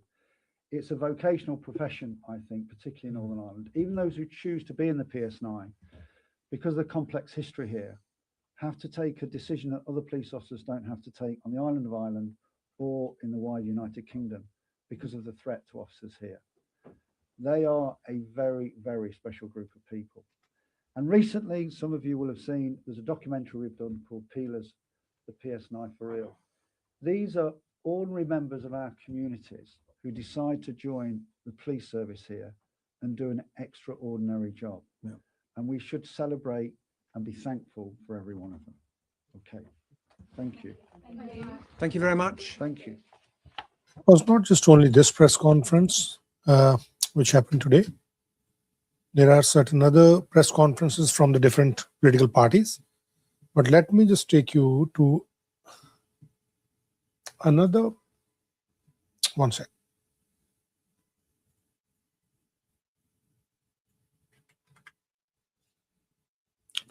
Let me just take you to another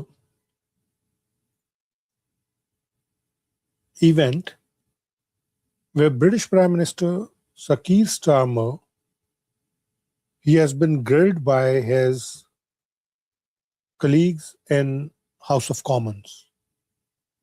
Let me just share with you what has happened in UK's Parliament today. Indeed, it's a tough time for British Prime Minister. Just one sec.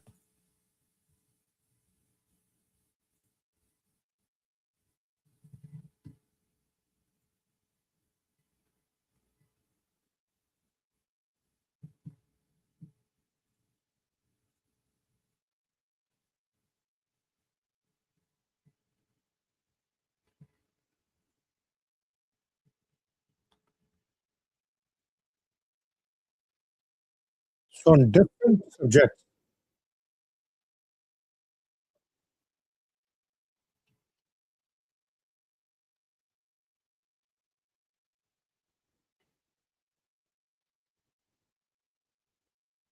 this was by the speaker. Just one sec. Let me just put it on your screens as well.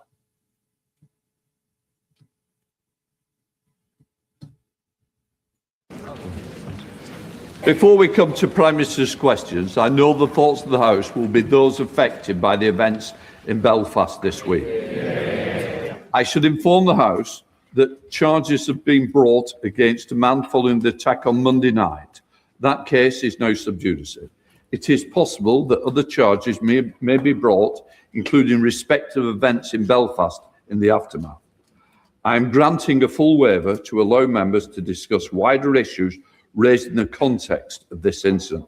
However, I must urge members in the strongest terms not to discuss the details of any individual case. This includes not discussing any motive or the guilt or innocence of any individual. Members should avoid wider speculation that comes with prejudicial in any future criminal trials. We now come to Prime Minister's questions. I call Melanie Ward. Question number 1, please, Mr. Speaker, and happy birthday to you.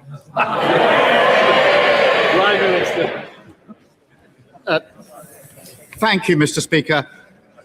Last week, I noted the helicopter crash in Devon, and I want to put on record our sincere condolences to the families of Lieutenant Commander Chris Gayson, Lieutenant Lily Mae Fisher, and Petty Officer Owen Green. Our thoughts are with their families at this tragic time. Mr. Speaker, I also send my condolences to the family of Michael Story.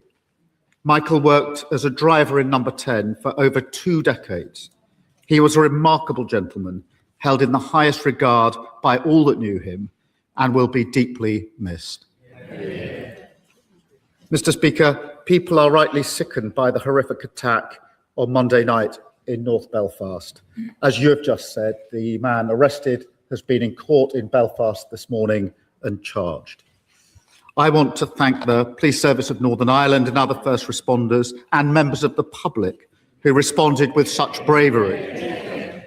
And our thoughts are with the victim. But let me be clear, Mr. Speaker, the acts of violence and arson that followed are totally unjustified. This morning I spoke with the First Minister, the Deputy First Minister and the Chief Constable. And the Secretary of State for Northern Ireland is meeting leaders in Belfast today.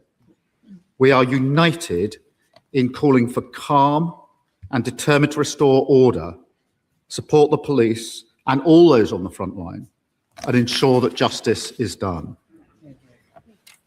On a lighter note, Mr. Speaker, as the World Cup gets underway, I'd like to wish the best of luck to both Scotland and England. And I too would like to wish you happy birthday. Mr. Speaker, this morning I had meetings with ministerial colleagues and others. In addition to my duties in this House, I shall have further such meetings later today. Melanie Ward. Thank you, Mr. Speaker, and let me associate myself with the Prime Minister's remarks about the situation in Northern Ireland and about the Scottish football team.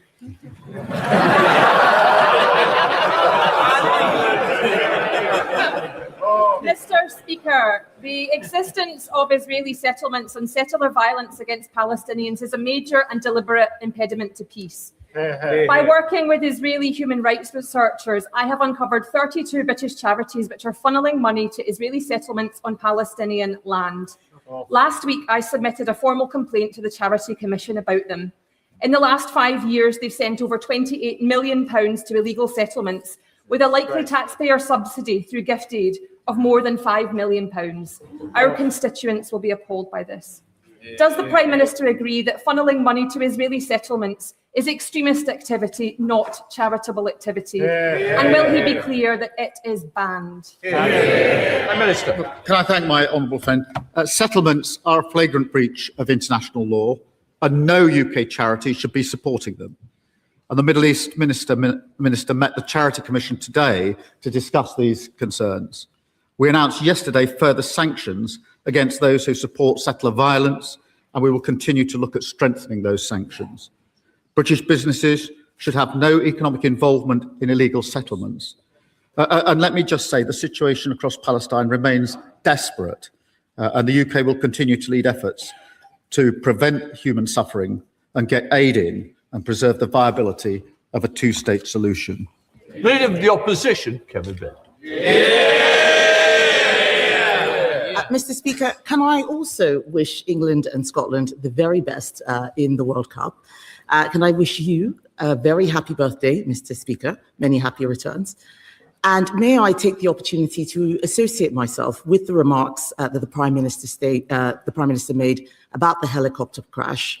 Our condolences to their family and, of course, to the family of Michael Story as well. Can I also thank him for his short statement on Belfast? The scenes in Belfast are deeply, deeply disturbing. A man is in hospital after a brutal attack, and now families are frightened after a night of violence. There is a live criminal case, so we must be careful about what we say. But we can be clear about this. People have a right to be angry. I am angry. And people have the right to expect their politicians to secure our borders. But no one has a right to burn families out of their homes or to burn public property and attack the police. We all have a duty to stand up for public safety in every way. Mr. Speaker, last night, America carried out strikes on Iran in response to the downing of a US helicopter. This comes just days after renewed attacks on Ukraine. The world is getting more dangerous, and the British public want to know this government is doing everything it can to protect our national security. So can the Prime Minister tell the House, will the full defence investment plan finally be published this week? Prime Minister. Mr. Speaker, can I agree with her that in relation to both Iran and Ukraine, we're facing a more volatile world than at any time during our lifetimes. Mr. Speaker, so far as defence is concerned, we've already taken a number of measures. We've increased defence spending from 2.3% to 2.6% in 2027. That's spending £270 billion over this Parliament. We've carried out a strategic review of defence, and we're committed to publishing the defence investment plan before the NATO summit, which is in just a few weeks' time. That sounded like a no, Mr. Speaker. We have wasted 2 years waiting for the defence investment plan. Projects have been put on hold, and Britain is getting weaker with every passing day. It has been reported that the Chief of the Defence Staff told the Prime Minister that the Ministry of Defence needs an extra £28 billion. Will that requirement be met in full? Mr. Speaker, we'll set out the defence investment plan. It is it's a 10-year plan, and it's the first line-by-line review of defence budgets in 18 years. She's wrong to say it's been delayed by 2 years, Mr. Speaker. The Defence Strategic Review was published a year ago. We've been working through the details to make sure that we get this right. We are the government that has increased defence spending from 2.3 to 2.6%. I remind the party opposite, when they came into power, defence spending was 2.5%, and they took it down to 2.3%. We've taken it up to 2.6%. The defence investment, by 2027, the defence investment plan will be published before NATO. We've already signed 1,400 major defence contracts. 94% of those, Mr. Speaker, are with British businesses. And as the Defence Secretary said, that includes helicopters made in Yeovil, drones in Swindon, armoured vehicles in Telford. And we've also given our armed forces the biggest pay rise in over 20 years. That's Labour making investment to safeguard our national security. Mr. Speaker, can I welcome the pay rise for the armed forces? But the Prime Minister says he's increased defence spending. He's not. This year, he's cutting it by £3.5 billion. What he's talking about is hopeful increases, which we don't know if he will do because there is still no defence investment plan. At a time that we need leadership, Mr. Speaker, we have total paralysis. It is reported that the Chancellor is only willing to find £13 billion for the dip.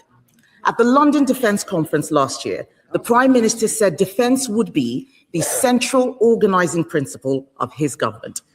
How can that be the case when he's giving the armed forces less than half of the minimum that they need? Prime Minister.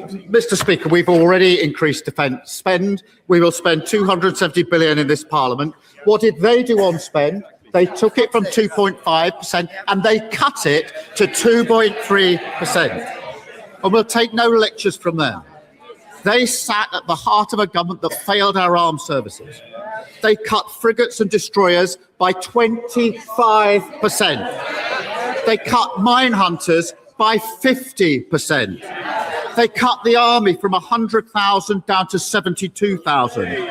They missed army recruitment targets every single year for 14 years.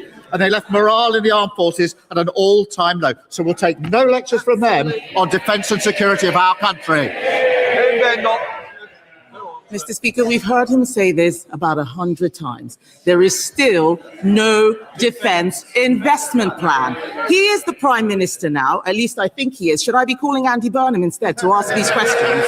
He is the Prime Minister. And the reason that he's dithering is because he doesn't know where the money is coming from. The military is waiting, the bond markets are watching.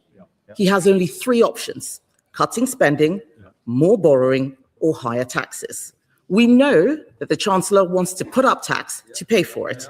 Will the Prime Minister rule out raising taxes? Prime Minister. Well, Mr. Speaker, she asked the House to simply ignore the last 14 years under what? So we may have failed the armed forces, hollowed them out, but please just forget all that and act as if it didn't happen. Well, you can't forget all that, given the damage they did to our armed services. Mr. Speaker, she says forget all that. I remind the House, when they left office, 47 out of 49 major defence contracts were delayed or over budget. That is what we are fixing. And you can't just scrub away and forget. I know they want to forget the last 14 years in power, so do the British public. That's why they're sitting over there. But, Mr. Speaker, we've increased defence spending. We are going to publish the Defence Investment Plan, and that will be done before the NATO summit coming up in just a few weeks' time. Mr. Speaker, I remember when the last government led Europe when we were fighting the war in Ukraine. When Russia invaded, we were ready. We supplied Ukraine with munitions. We increased defense spending. But I wasn't asking him about our record. I asked him if he would rule out tax rises. He did not rule out raising taxes, so tax rises are coming. He can't borrow more because the markets have no confidence in him. The reason the Prime Minister is in this mess is because he maxed out on spending in his first two budgets. That's why the benefits bill is set to rise to over £200 billion by the end of the decade. He has things the wrong way round, Mr. Speaker. He has a benefits plan until 2031, but no defence investment plan. Why not just cut welfare? Mr. Speaker, she talks of leading the way on Ukraine, and I did pay tribute and do to what the last government did on Ukraine, and we stood with them. We continue to lead the way because it's the United Kingdom and France that are leading the coalition of willing that have got the military plans together for security guarantees in Ukraine. Equally in Iran, Mr. Speaker, it is the UK government and the French government that have put together the coalition for the reassurance military plans as soon as the Strait of HORMUZ is open. That is what we're doing to lead. But, Mr. Speaker, we are not going to take lectures on defence from the party opposite after what they did to the armed forces, and nor are we going to take lectures on the economy, which they crashed and we've had to pick up. Mr. Speaker, at a time of increased global instability and tension, war in Europe and the Middle East, he is paralysed, giving the armed forces less than half of the minimum that they need. Tony Blair says cut welfare for defence. Lord Robertson, former NATO Secretary General, he's one of them, says cut welfare for defence.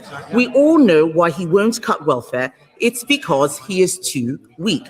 Too weak to make a decision, too weak to face down his backbenchers and cut benefits, too weak to stand up for our national security. As the sun sets on his premiership, he is scrabbling around for a legacy. But isn't it the case, Mr. Speaker, that the real legacy will be a bloated welfare state and a weaker armed forces? Mr. Speaker, when they were in office, they didn't reform welfare or invest in our armed services. So the very choice she puts up, they did. Defence spending went down, welfare spending went up, £88 billion overall on their watch, 33 billion under the shadow chancellor. So, Mr. Speaker, they did neither welfare reform nor did they spend our armed forces. And every week she reminds us why the British public sent them packing, because she ignores what we're turning the country around. Growth is up. She doesn't want to talk about that. Interest rates are down. She doesn't want to talk about that. Immigration is down after she cheerleaded for it to go up, and the NHS waiting lists are coming down to the fastest rate for 17 years. I'm going to keep fighting for the people who elected a Labour government and sent us here 2 years ago. People who want to live in a safer world. Parents who want to have a better future for their children, and young people growing up in poverty who deserve a better future. We're investing in this great nation, standing up against those that divide us, a stronger, fairer Britain. There will be a taxi, and it might be for somebody who didn't request it. Richard Burke. Thank you, Mr. Speaker. I'd like to associate myself with the Prime Minister's comments on the horrific events in Belfast. The co-founder of US tech giant Palantir once claimed the NHS makes people sick, but now Palantir is running the NHS's new data platform. The Financial Times has reported that Palantir staff have had unlimited access to identifiable NHS patient data. And also there's deep concerns about Palantir's human rights record in relation to Trump and ICE and Israel's military action in Gaza. NHS patient data shouldn't be left in the hands of a US tech giant. The government has an opportunity, Mr. Speaker, to end this contract through a break clause next year. Will the government take the opportunity and kick Palantir next year out of our NHS? Mr. Speaker, as the Health Secretary has said, the existing contract will be reviewed, as it always is, ahead of the break clause, and data security is always a priority. On the single patient contract, there'll be strong cybersecurity protections, and we will protect this data, like we do with all health data.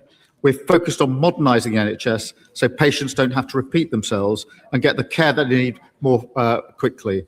Our investment has cut NHS waiting lists, delivered millions of extra appointments, improved A&E and ambulance response time. I'm proud of what we're doing. Sir Ed David, Leader of the Liberal Democrats. Thank you, Mr. Speaker. Can I join the Prime Minister in sending our condolences to the families of those killed in last week's helicopter crash? And can I associate myself with the Prime Minister's remarks about the horrific knife attack in Belfast? Our thoughts are with the victim and his family. And can I join the Prime Minister in condemning the disorder last night?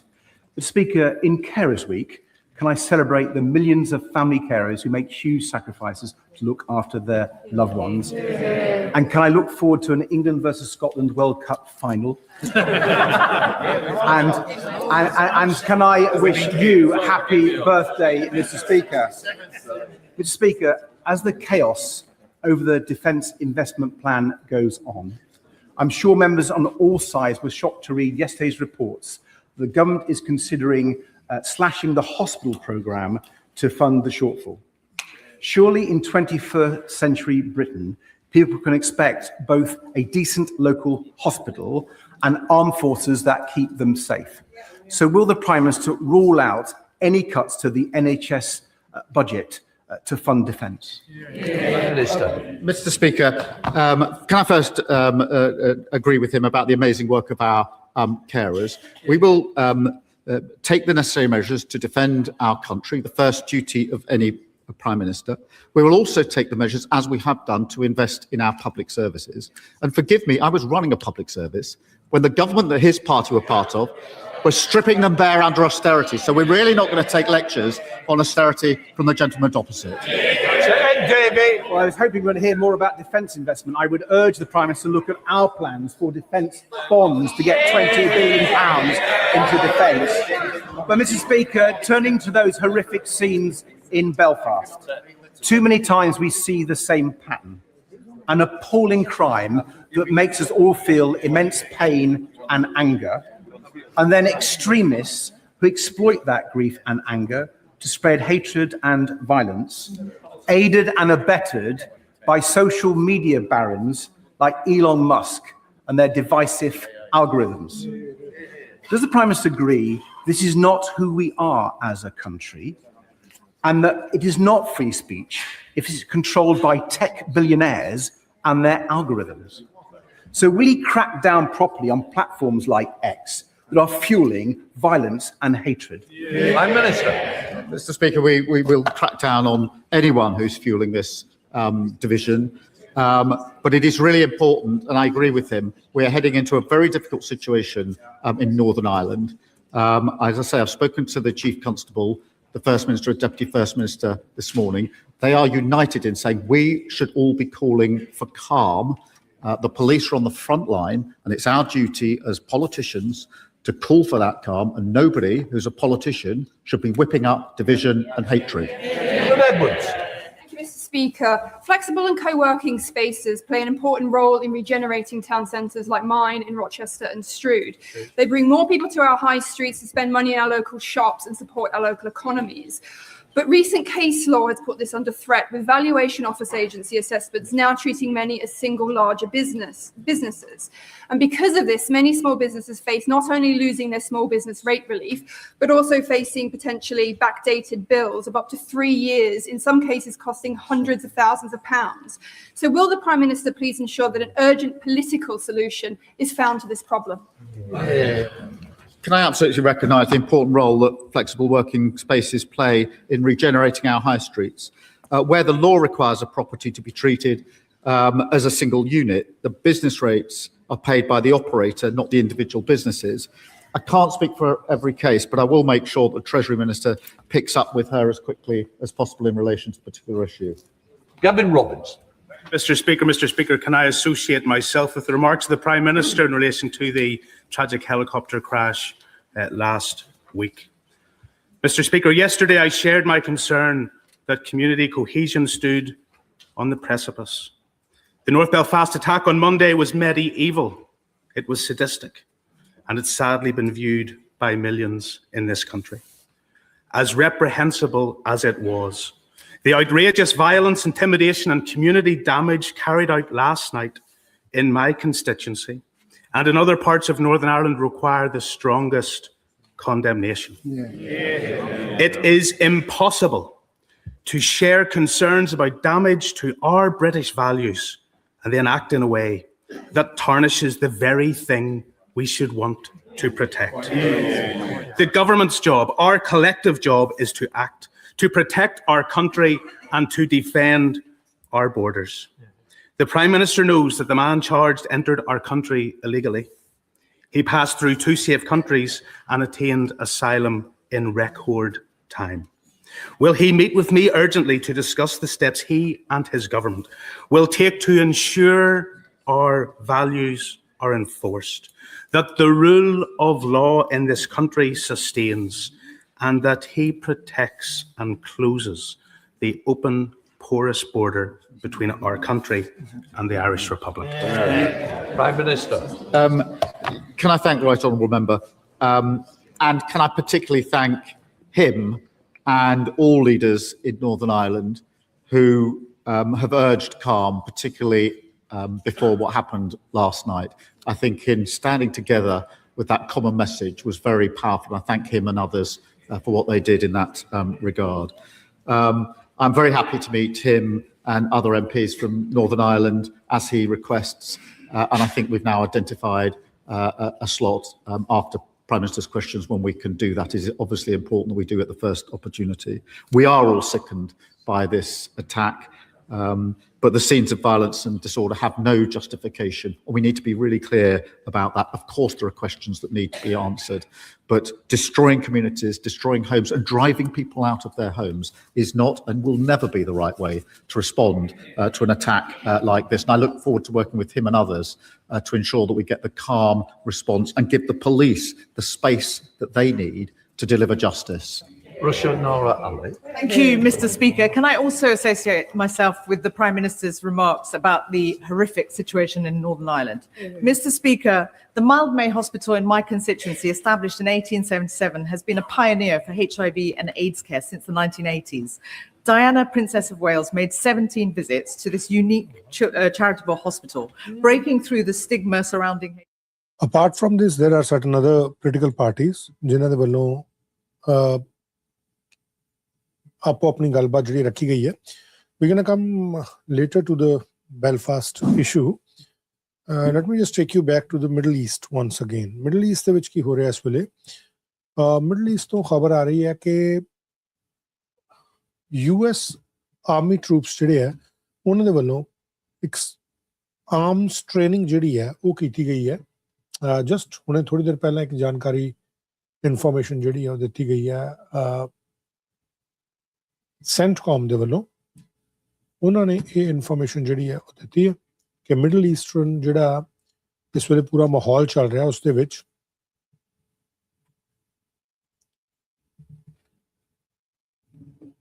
just one sec.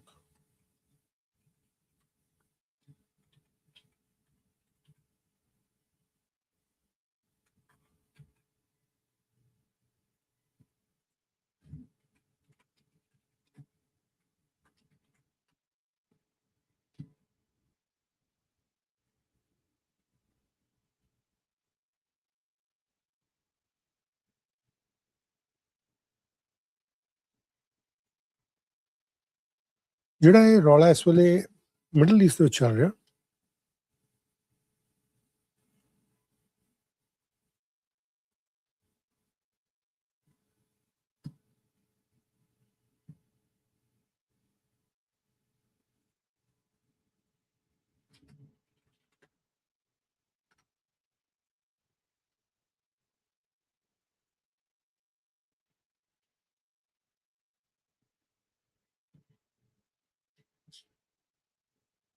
ਉਸ ਦੇ ਵਿੱਚ ਹੁਣ ਤੋਂ ਥੋੜੀ ਦੇਰ ਪਹਿਲਾਂ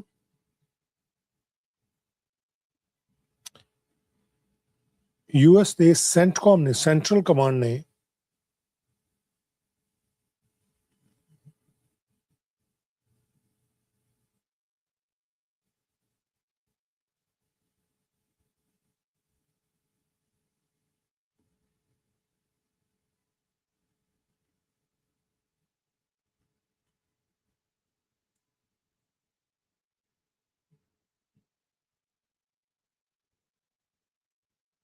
ਇੱਕ ਤਸਵੀਰ ਜਾਰੀ ਕੀਤੀ ਹੈ ਉਹ ਤਸਵੀਰ ਕੀ ਹੈ ਮੈਂ ਤੁਹਾਡੇ ਨਾਲ ਇੱਥੇ ਸਾਂਝੀ ਕਰਦਾ ਬਟ ਨਾਲ ਦੇ ਨਾਲ I want to show you ਕਿ ਇਸ ਵਕਤ ਮਿਡਲ ਈਸਟ ਦੇ ਵਿੱਚ ਹਾਲਾਤ ਕੀ ਹੈ ਜੋ ਇਨਫੋਰਮੇਸ਼ਨ ਆ ਰਹੀ ਹੈ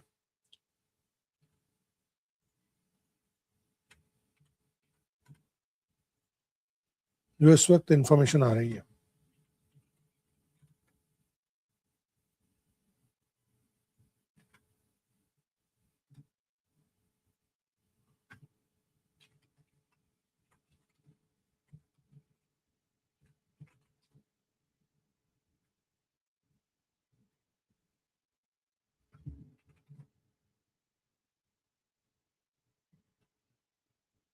ਜਿਹੜੀ ਇਹ ਇਨਫੋਰਮੇਸ਼ਨ ਦਿੱਤੀ ਗਈ ਹੈ ਇਹ ਦਿੱਤੀ ਗਈ ਹੈ from the US central command ਇਹਨਾਂ ਦੇ ਵੱਲੋਂ ਇਨਫੋਰਮੇਸ਼ਨ ਦਿੱਤੀ ਗਈ ਹੈ ਔਰ ਨਾਲ ਦੇ ਨਾਲ ਦੱਸਿਆ ਗਿਆ ਕਿ ਇਸ ਤਰੀਕੇ ਦੇ ਨਾਲ ਇਸ ਵਕਤ ਹਾਲਾਤ ਜਿਹੜੇ ਆ ਉਹ ਬਣੇ ਹੋਏ ਆ light me just show you that picture quickly ਥੋੜੀ ਜਿਹੀ ਆਪਾਂ ਤੇ ਗੱਲ ਕਰ ਸਕਦੇ ਹਾਂ ਔਰ ਜਿਹੜੀਆਂ ਕੁਝ ਤਸਵੀਰਾਂ ਇਸ ਵੇਲੇ ਵੀਡੀਓਜ਼ ਆ ਰਹੀਆਂ ਵੀ gonna talk about that as well ਇੱਕ ਆਰਟੀਕਲ ਜਿਹੜਾ ਸ਼ੇਅਰ ਕੀਤਾ ਗਿਆ this picture just now This is US Army paratroopers conduct small arms training during a live fire exercise in the Middle East. ਇਹ ਸੈਂਟਕੌਮ ਨੇ ਹੁਣ ਤੋਂ ਕੁਝ ਮਿੰਟ ਪਹਿਲਾਂ ਇਹ ਜਿਹੜੀ ਤਸਵੀਰ ਹੈ ਉਹ ਜਾਰੀ ਕੀਤੀ ਹੈ and let me tell you one thing very clearly ਇਹ ਜਿਹੜਾ ਰੌਲਾ ਹੈ ਇਹ ਹੁਣ ਵੱਧਦਾ ਜਾ ਰਿਹਾ ਜਦੋਂ ਦਾ ਡੋਨਲਡ ਟਰੰਪ ਨੇ ਇਹ ਗੱਲ ਕਹੀ ਹੈ ਕਿ we are going to strike them again Iran so this issue is now escalating this conflict is escalating now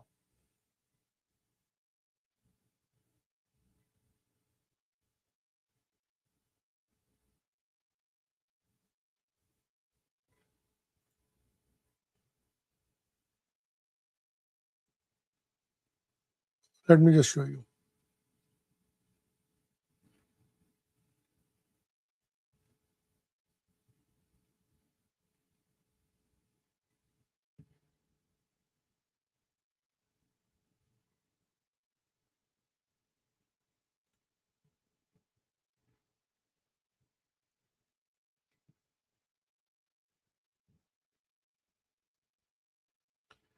IRIB is showing the damage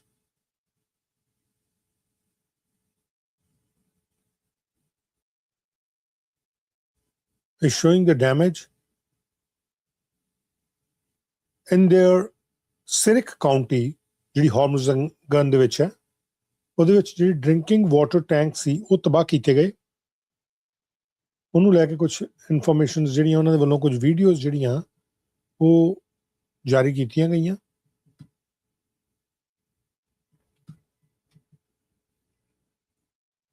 ਮੈਂ ਉਹ ਵੀ ਤੁਹਾਡੇ ਨਾਲ ਸ਼ੇਅਰ ਕਰਦਾ ਔਰ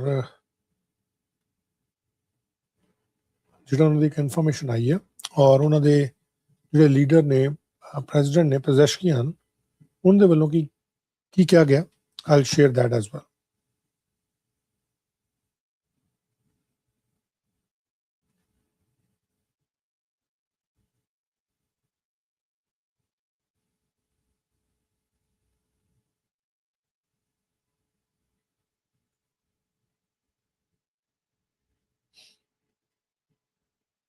ਸੈਂਟਕੌਮ ਦੇ ਵੱਲੋਂ ਇੱਕ ਫੁਟੇਜ ਜਿਹੜੀ ਉਹ ਵੀ ਦਿਖਾਈ ਗਈ ਹੈ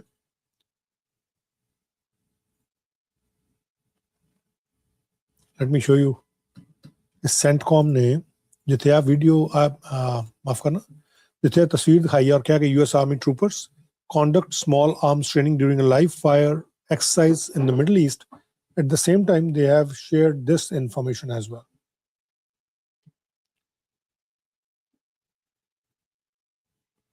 This information as well. US Central Command. June 10th, CENTCOM disables non-compliant vessels in Gulf of Oman. At 11:14 p.m. on June 9th, US forces disabled an oil tanker in the Gulf of Oman for the second consecutive day after another vessel violated the ongoing blockade by attempting to transport oil from Iran. US Central Command disabled plough-flagged Stabelo as it transited the Gulf of Oman. A US aircraft fired precision munitions into the ship's engine room after the crew repeatedly failed to comply with directions from American forces. CENTCOM forces have disabled 8 non-compliant vessels, redirected 134 ships that complied, and allowed 42 vessels supporting humanitarian aid to pass since initiating the blockade on April 13th. Here's kuch information jehdi aayi hai, but this was the video which has been shared by CENTCOM. ਜਿਹਦੇ 'ਚ ਉਹਨਾਂ ਦੇ ਵੱਲੋਂ ਇਹ ਦਿਖਾਇਆ ਗਿਆ ਕਿ ਕਿਸ ਤਰੀਕੇ ਦੇ ਨਾਲ ਜਿਹੜਾ ਇਹ ਸੋ ਕਾਲਡ ਅਟੈਕ ਹੈ ਉਹ ਕੀਤਾ ਗਿਆ।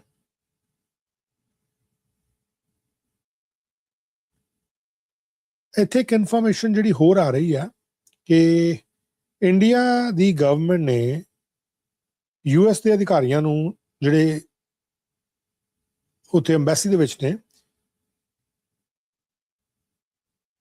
कुछ एक जानकारी आ रही। let me just get that information.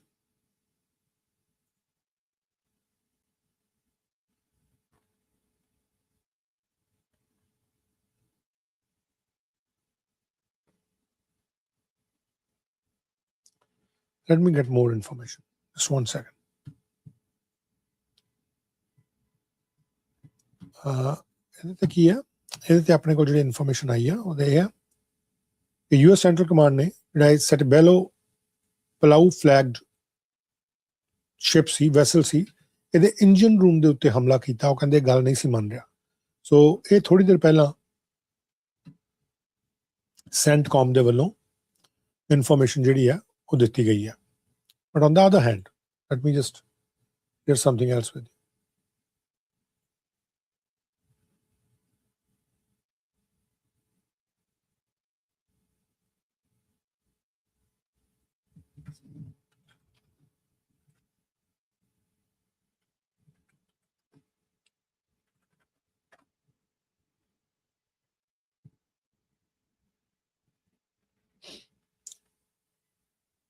There are reports that there were 21 members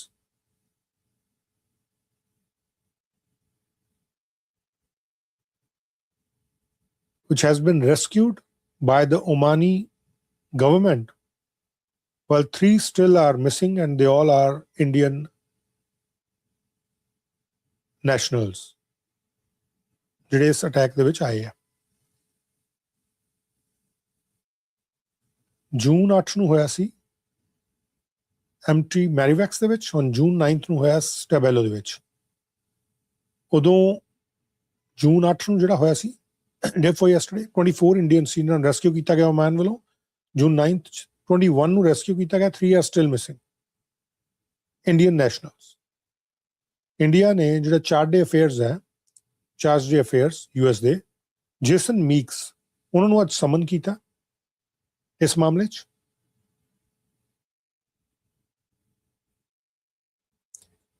light me just show you ਜਿਹੜਾ ਇੰਡੀਆ ਨੇ ਥੈਂਕਸ ਕੀਤਾ ਸੀ, ਜਿਹੜੇ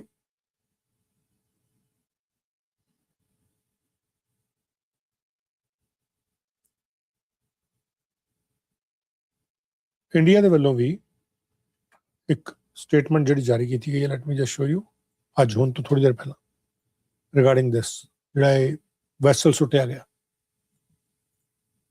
ਮਤਲਬ ਜਿਹੜੇ ਵੈਸਲ ਦੇ ਉੱਤੇ ਨਿਸ਼ਾਨਾ ਬਣਾਇਆ ਗਿਆ।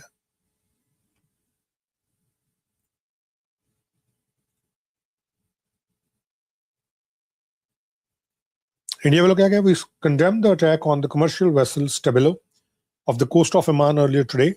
Of the 24 Indian crew on board, 21 Indians have been rescued thus far, and 3 Indians are reportedly missing. Our embassy in Oman is closely monitoring the situation and proactively coordinating with the Omani authorities in the ongoing search and rescue operation. The continuing incidents of attack on shipping in the region are deeply worrisome and a direct result of the ongoing conflict in the region. We reiterate our call for immediate de-escalation of tensions and the conclusion of ongoing negotiations for a diplomatic solution so the peace and stability can return to the region.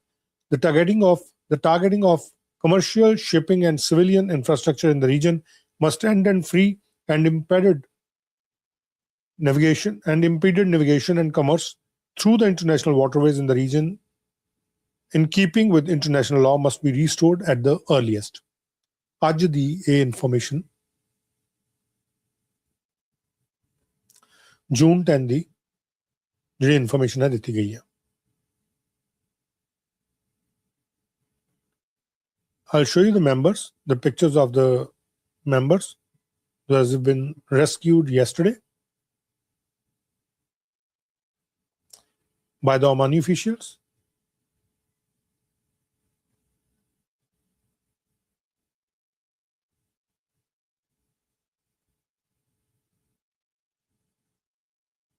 And also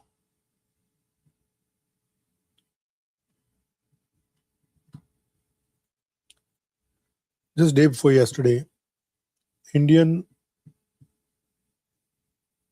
Ministry of External Affairs spokesperson, he gave a statement as well.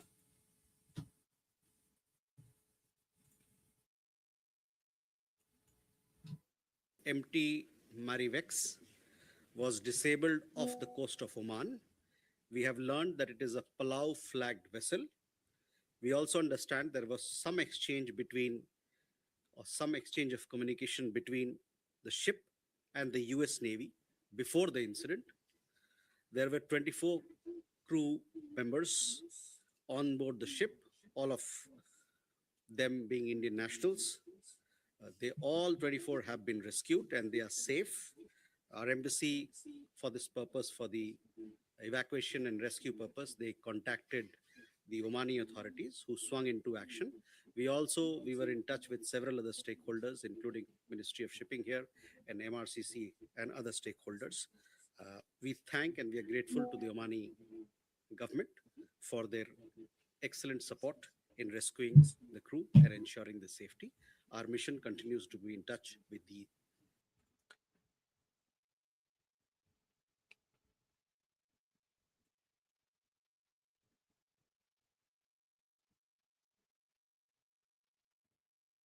This what had happened few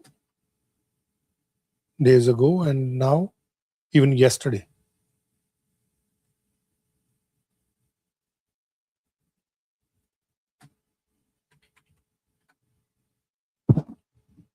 Then I have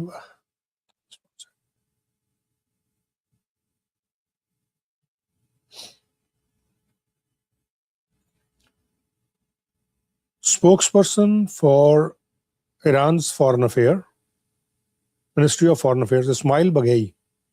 He just mentioned 9 minutes ago and shared a video, which I am going to share here.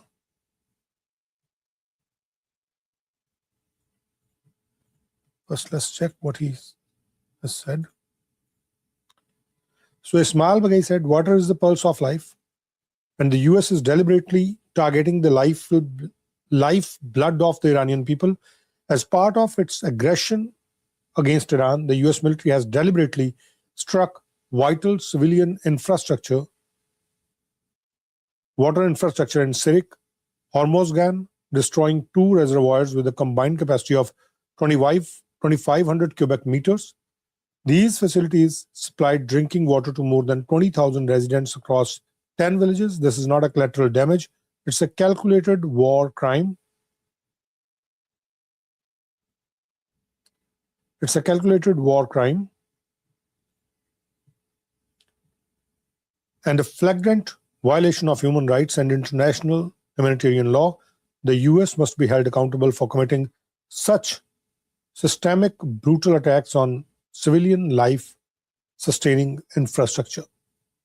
Ismail Bagai is a spokesperson for Ministry of Foreign Affairs. And he has shared this video. Just one sec.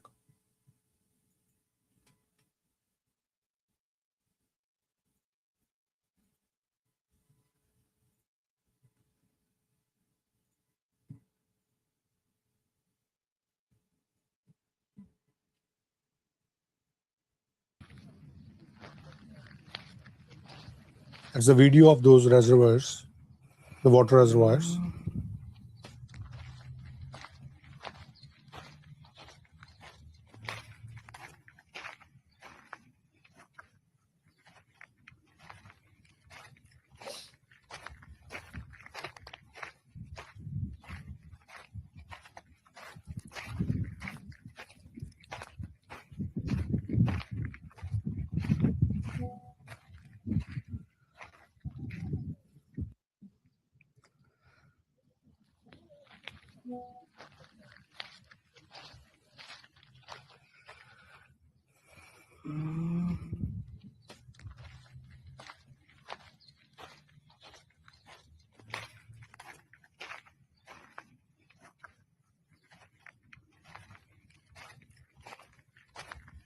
And there's also another footage. One second.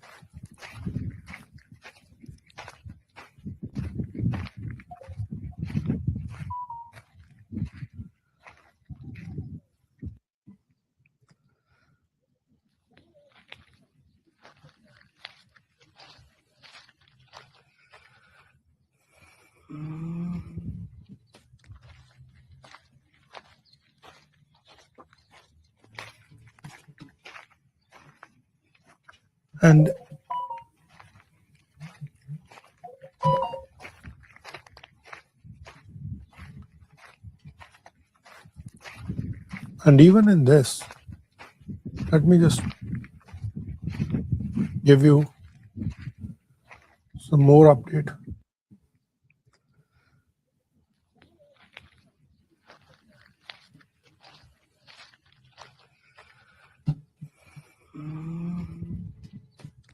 ਇਹ ਇਸਮਾਇਲ ਬਗਾਈ ਦੇ ਵੱਲੋਂ ਹੁਣ ਤੋਂ ਥੋੜੀ ਦੇਰ ਪਹਿਲਾਂ share ਕੀਤੀ ਗਈ ਇਨਫੋਰਮੇਸ਼ਨ ਹੈ।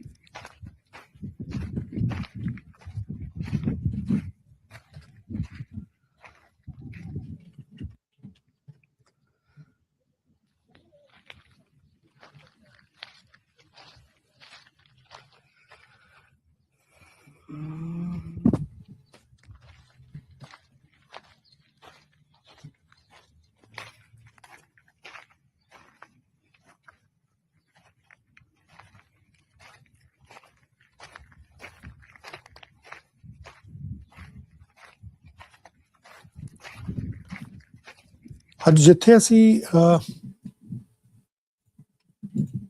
ਜਿਹੜੀ ਵੀਡੀਓ ਦੀ ਗੱਲ ਕਰ ਰਹੇ ਹਾਂ ਨਾ, ਇਹਦੇ ਨਾਲ ਦੇ ਨਾਲ ਯੂਐਸ ਦੇ ਪ੍ਰੈਜ਼ੀਡੈਂਟ ਡੋਨਲਡ ਟਰੰਪ ਦੇ ਵੱਲੋਂ ਅੱਜ ਇੱਕ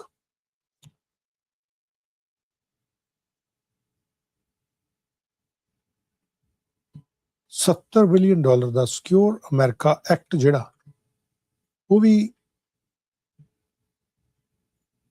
ਸਾਈਨ ਕੀਤਾ ਗਿਆ। Light me just show you that. ਆਪਾਂ ਥੋੜਾ ਜਿਹਾ ਆਪਣੀ ਗੱਲਬਾਤ ਨੂੰ ਅੱਗੇ ਵਧਾਉਂਦੇ ਹਾਂ।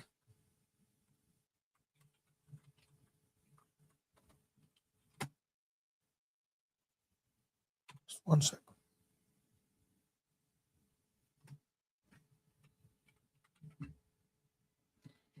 ਕਿਉਂਕਿ ਇਸ ਦੇ ਵਿੱਚ ਹੀ ਉਹਨਾਂ ਨੇ ਜਿਹੜੀ ਸੈਕੰਡ ਟਾਈਮ ਸਟ੍ਰਾਈਕ ਦੀ ਗੱਲ ਹੈ, ਯਾਨੀ ਕਿ ਅੱਜ ਜਿਹੜੀ ਸਟ੍ਰਾਈਕ ਕਰਨੀ ਹੈ ਉਹਦੀ ਵੀ ਗੱਲ ਕੀਤੀ ਹੈ। ਔਰ ਜਿੱਦਾਂ ਹੀ ਕੋਈ ਗੱਲਬਾਤ ਉਹਦੇ 'ਚ ਵੀ ਹੁੰਦੀ ਹੈ, ਮੈਂ ਨਾਲ ਦੇ ਨਾਲ ਤੁਹਾਨੂੰ ਉਹਦੇ ਬਾਰੇ ਵੀ ਇਨਫੋਰਮੇਸ਼ਨ ਜਿਹੜੀ ਹੈ ਉਹ ਦਊਂਗਾ।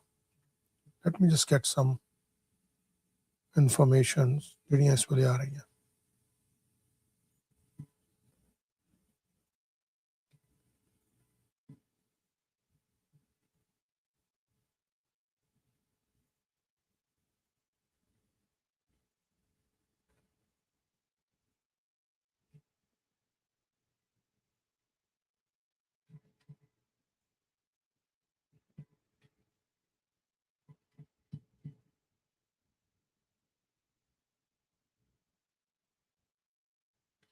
ਹੁਣ ਤੋਂ ਥੋੜੀ ਦੇਰ ਪਹਿਲਾਂ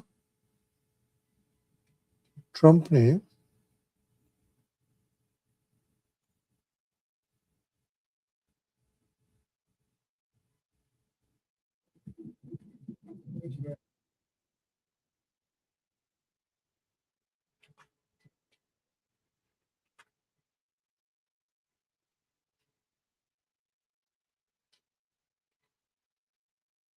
alongside me. I would never say behind because they're not behind anybody. They're great.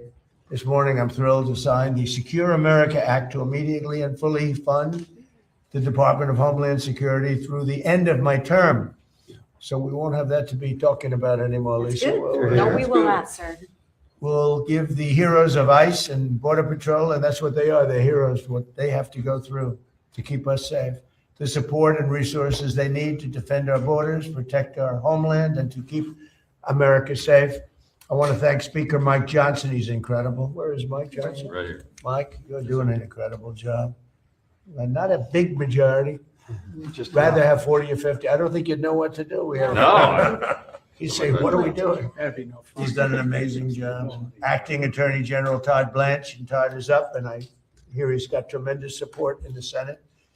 And he's got tremendous support everywhere. Actually, he's doing a fantastic job. And Secretary of Homeland Security, Mark Wayne. Where's Mark Wayne? He gave up his Senate seat. He had a guaranteed seat for the next 40 to 50 years. And he gave it up to be Homeland Security because he just wanted to. Wanted to serve. Yep, you're amazing. Amazing. As well as Senate Majority Leader John Thune and Senate Majority Whip John Barrasso, who's here, I think. Yes, sir. Yes, sir, Mr. President. And John is, you're incredible. From day one, we got along, Thank you, right? Mr. President. From Absolutely. first day I met him. House Majority Leader Steve Scalise, one of the bravest people. Yeah. And what he went through is incredible, incredible. And I actually think it looks better now than he did. We're going to win the game tonight, Mr. President. Oh, is it tonight? Tonight. Oh, the baseball, I'll be watching 7:05. that. And House Majority Whip Tom Emmer, who is an unbelievable leader, actually. He's just so highly respected. And he's in Minnesota and he's ripping them because he knows what's going on. I mean, it's, you have your chance now, Tom, because people have really found out about it. Wow, So thanks to you. I want to thank you Thanks for to the you. work. No, but he's working with our people. They look like Elliot Ness. It looks like Elliot Ness and the gang up there, right? They're finding billions of dollars of fraud. And Tom Emmer is really helping us. Thanks, Tom. Thank you. And thanks as well to Senators Lindsey Graham, who had a big victory last night. He Yeah. won by a lot. And no runoff, no nothing. They had a lot of very capable people running against him, and he just blew them away. So Lindsey Graham, congratulations. And Chuck Grassley, Rand Paul, who's here. Hi, Rand. Boy, oh boy, it's nice to have Rand. It's a good thing to have Rand. He knows what's important. Eric Schmidt has been an incredible senator, wherever you may be, Eric. He's tall enough. He's usually not too hard to find. And Bernie Moreno. Is Bernie here? Yes, sir. Where's Bernie? Hi, Bernie. What a job, right? Absolutely. So how's the race going in Ohio? You're very popular there, and you'll drag every Republican. I hope so. Well, I love Ohio. We won by a lot, but you ran an incredible race. It was A big assist. they weren't giving him a big chance, and he ended up winning quite easily, right? So Thank you. it was great. We're also pleased to be joined by Representatives Lisa McLean, Jody Arrington, and Jody. Where's Jody? Jody, you're doing a great job, Jody. budget chairman. Andrew Garbarino, Laura Lee, thank you. Riley Moore, a newcomer who's doing really well. Guy Reschenthaler, Derek Van Orden, as well as angel sister, Chris Story, you know that? Yeah. Fantastic. And we appreciate it, Chris, we appreciate it. Thank you. For more than, thank you very much, appreciate it, being here. Gone through a lot. For more than 100 days, congressional Democrats tried to block all funding for the Department of Homeland Security in a reprehensible attempt to throw open the borders of the United States of America. They want to drag us straight back to chaos and crime of the crooked Joe Biden administration, one of the most corrupt administrations, probably the most corrupt ever. Nobody's ever seen anything like it. And we're not going to let them do that. I have to say that Washington just had some crime numbers out, and it's the lowest number, best crime numbers we've had, they say, in 58 years. So we went from being a crime-ridden city, our capital, being a crime-ridden place, to being among the safest cities in the country. I'm so happy. And you're big beneficiaries because most of you live here. You hear all the time, the press, the media, and even actually some of the media, a couple of people that I would not suspect, a couple of people truly treat me unfairly, but they came up and they thanked me because it's so much. We have a safe city now. We also have a beautiful city. We had 22 fountains. Every one of them didn't work. One of them, probably the best was one that hasn't worked for 50 years. That was about the best. They've all been out of commission for 50 years or more. Can you imagine that? They were graffiti strewn, grass growing through the cracks, and they were in terrible shape. And all 22 have now been opened. And the most magnificent possibly of all, though the one in front of Union Station is beautiful. You see that? It was all graffiti all over the place. We, through a lot of work, we got it looking maybe better than it was the day they put it in. But the one that they're all talking about is the almost 2,500 foot long. That's taller than any building in the world, actually. There's no building that's 2,500 feet tall, I don't think. But it's like twice the height of the Empire State Building, as an example, much wider. So we just got that open last night. We went to do it before July 4th, and it is incredible. It's called, it was originally called, 1922 it was built, it was called the Reflecting Pond, or the Reflecting Lake, some people called it. But it was supposed to be a reflection. It never worked from 1922 because there was stone on the base, and no matter what, it always leaked because you have stone and you have lots of crevices. We have nice stone out there, but if you go between the stone, it leaks. And so it never really worked very well. And it was a bad color. It was gray. It's concrete and stone, so it's gray. And I had the idea, along with some great people that worked for us. Doug Burgum was fantastic. His group, Greg, everybody. And we worked very hard, but it was going to cost $400 million, and we did it for about $10 million. It was going to take 4 years to build, and we did it in like a month and a half. And we would have had a construction site out there for years, and it wouldn't have worked when they built it. So when they told me what they were going to do, I said, that's not a good idea. I built many swimming pools as a builder. I built hundreds of them. And I got one of our contractors, I had him take a look. And he said, oh, we can do a great job. If you could just give us a decent surface. The surface was inside, so we sandblasted the surface. We fumigated it. We took out 11 dumpsters, big dumpsters full of garbage. It was all garbage strewn. Some of the garbage was there for years. It was all disgusting, and it smelled. And anyway, we took 11 dumpsters of garbage out. With shovels. We had a shovel inside of what's called a pool or a lake, and got it clean. We then fumigated it. We then sandblasted the entire thing, washed it, cleaned it, scrubbed it, sandblasted it. Then we gave it a test, then we rinsed it out, and we gave them a beautiful surface. And then they put a swimming pool topping, but industrial strength. It's industrial strength. It's used for tanks and lots of other things to hold water. And we worked out the ratios of expansion and contraction because, believe it or not, when you have something that's 2,500 feet long, this tremendous expansion, and who would think of this? Only person that does it, like me. And they have a lot of expansion and contraction. So when we're putting the surface down, would leave areas that can expand and contract a little bit because it expands over 1.5 feet. Can you believe it? So I would have ripped it apart. So we left areas of expansion and contraction. We were testing it for 3 weeks, 4 weeks. It works great. And we just opened it last night and people are going wild over it.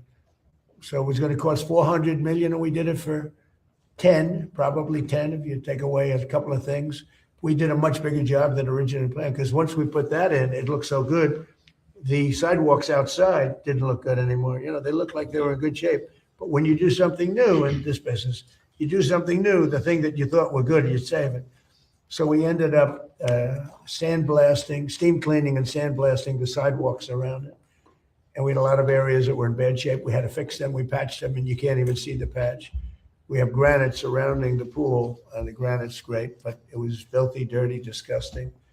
And it was broken in some cases. We were able to carve out pieces from other pieces that were identical and put them in and you can't even see the seam. And it's like a beautiful, it's in better shape than it was when it was built. I tell you, from 1922, it never worked because it always leaked because it had a stone base, the water leaked through the stone. So we're very proud of it. It's going to be great. Now we're doing a new surface on the World War II fountain because the surface is so bad. And that'll be done during the next we're going to start it in a week or so, and finish it very quickly. But we've done a great job. And the city everyone's coming up to me and saying, the city is so beautiful. So we have 22 fountains that none of them work. The earliest, I'm telling you, is 50 years. For 50 years, some of them haven't worked for 100 years. But we have fountains that were not working and were disgusting and dirty. And they're all beautiful now, every one of them. We also took care of a lot of the monuments, not fountains, but monuments, and they're all in good shape. Some of them are being finished up now.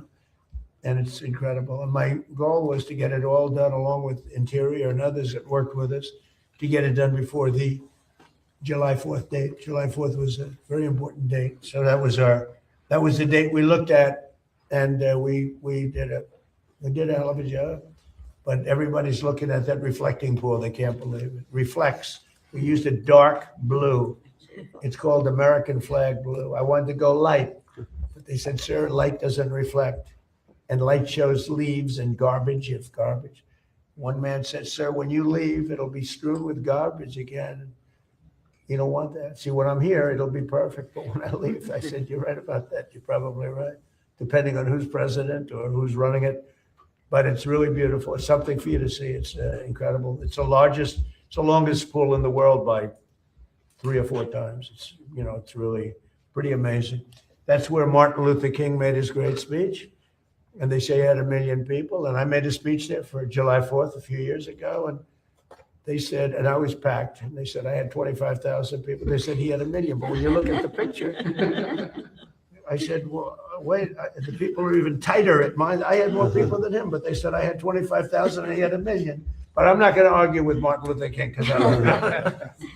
But the Secure America Act provides $38 billion to ICE, $26 billion to Border Patrol to ensure these critical law enforcement agencies have the necessary resources to do their jobs, protecting our borders and getting criminal aliens out of the country. And starting on day one of my administration, we took the most dangerous, unsafe, violent, and open border people out of this country. We got them out. I'll give you an example. In Washington, over 5, I don't even know if you know this, it's not just policing. You have criminals, you have career criminals. There's nothing you can do to make them nice. They're tough people, they're bad people. Some of them had records, 22, 23, one had 28 arrests and rough arrests for murder. And we took out almost 5,000 people out of Washington, D.C. And if you remember, so 2% of the people create 91% of the crime. When you hear that number, it's great. I love that number because you could handle 2%. If it's 91, create 91, that's no good. Too many people. But 2% of the people, and we took 5,000, almost 5,000 people out of Washington, D.C. They'll never come back. In addition, the National Guard, and we worked with the police department, law enforcement was great. And we have a very safe city. Everyone's going out to eat now. Restaurants were all closed. They were all closing. The few that were open were closing. And now you can't get a restaurant in Washington. Everyone wants to have a restaurant. And it's a whole different, so it's something we're very proud of. New Orleans, the same thing, by the way. It's a little earlier in the process. But if I got a call from your governor, I got a call from Steve. They called me together, actually, and they said, safest Mardi Gras. They said, we've never had a Mardi Gras like that. They had the lowest crime they've ever had in the history of the Mardi Gras, which has been going on for a long time. They usually, Steve said, they usually have numerous numbers of murders.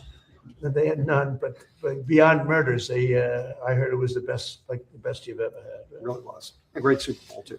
And Memphis, and that's going to be great for the Super Bowl because we'll keep it that way. I think you're bidding on the Super Bowl coming in 2031. Yeah, and it's going to be now. You can really say it was a safe city. And the other one is Memphis. Crime is down 77%. Can you believe it? People are calling me up, friends that were leaving Memphis. We're all leaving, and now they're staying. And the governors, everyone's thrilled. It's amazing. And if they would call me for Chicago, would straighten out Chicago so fast, would straighten out New York fast, would straighten out Los Angeles fast. We do it really well. And part of it is you have to get the really bad ones. You have to get the career criminals out because they'll hit you hard, and they ought to get rid of, by the way, cashless bail. You ought to do that as soon as possible. Mark Wayne, where they walk in, they commit a crime, they go out, in the afternoon, they commit another crime. And sometimes those crimes are murder. Right back on the street. That's right. Cashless, I'll tell you what, cashless bail was a tremendous help to criminals. It's one of the greatest things that ever happened to a criminal. And they ought to end it. In every city, they ought to end it. Chicago, New York, LA, they ought to end it. Starting on day one of my administration, we took the most dangerous, unsafe, violent, open border in the world. We had the most unsafe border, I believe, anywhere in the world. And the numbers came out 2 days ago that for 11 months, not one person came into our country illegally through the southern border. We had 25 million people come in over a 4-year period. We have it good. And nobody tries to come in. All the caravans, I came up with the name caravan. You'd have 25, 30,000 people coming up and they'd pour through the border. You've seen the scenes where they were knocking over the fences. Very, very bad, very dangerous situation. We don't have them anymore because they know they can't get through. So when they know they can't get through, they don't come. And a lot of lives are saved. Women were being raped on the journey up. They were being raped in numbers.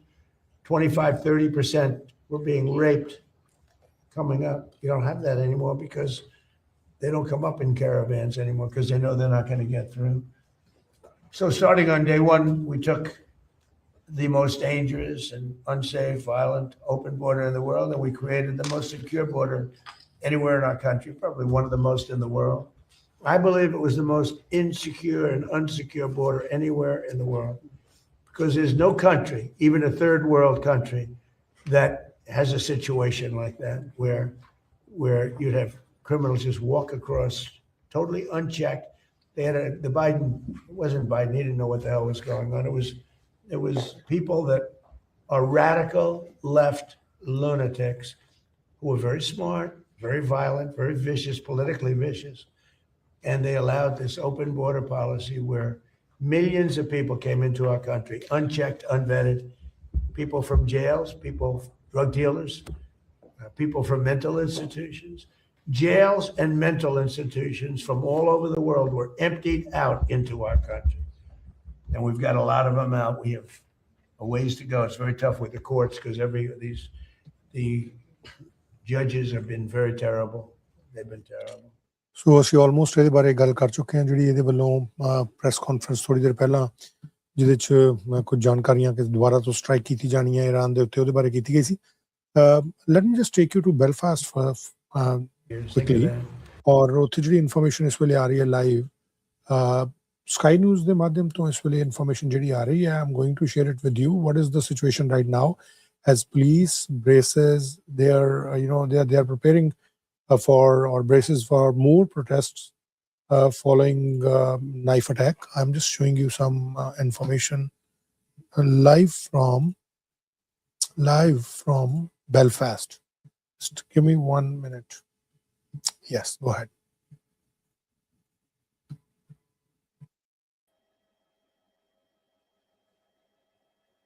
That's the live footage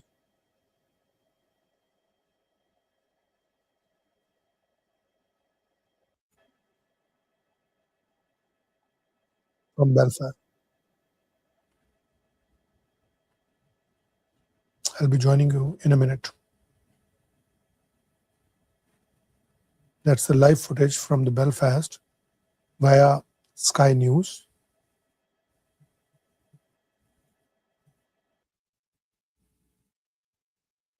Police is on every nook and corner right now.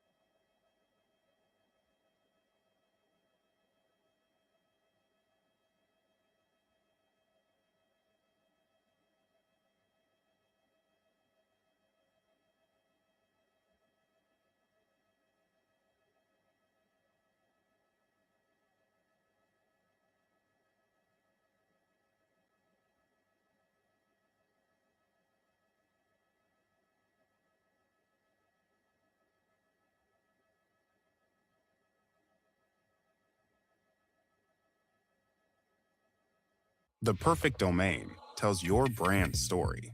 Grab it now on Wix and go from what if to what's next.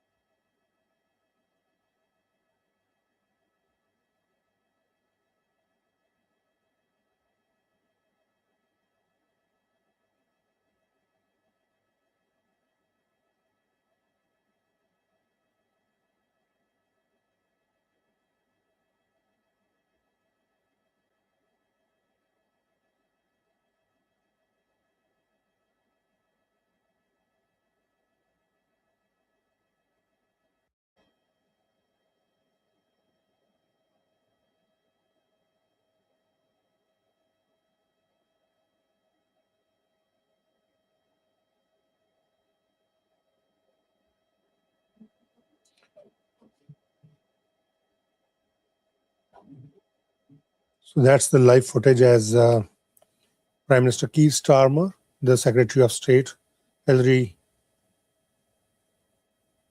and other leaders, they said that there's going to be more police presence on the Belfast and across UK just to ensure there should not be any kind of disorder or any kind of unrest on the streets.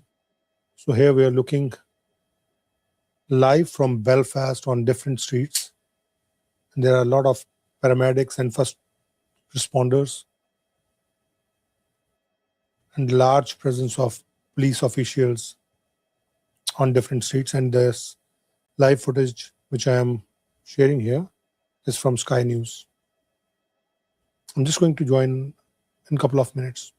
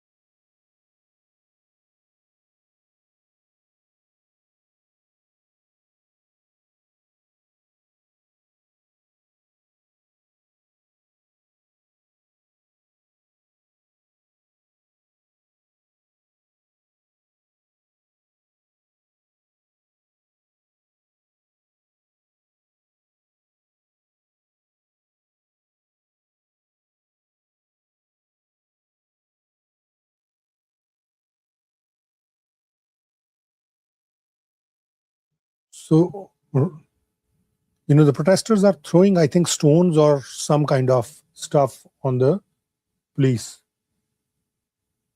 We can see clearly.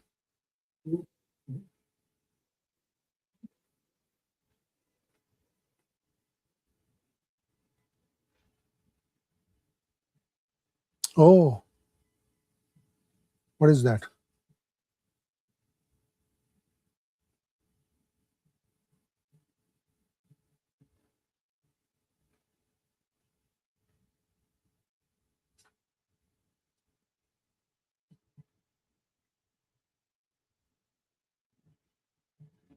That's police ERT, emergency response team.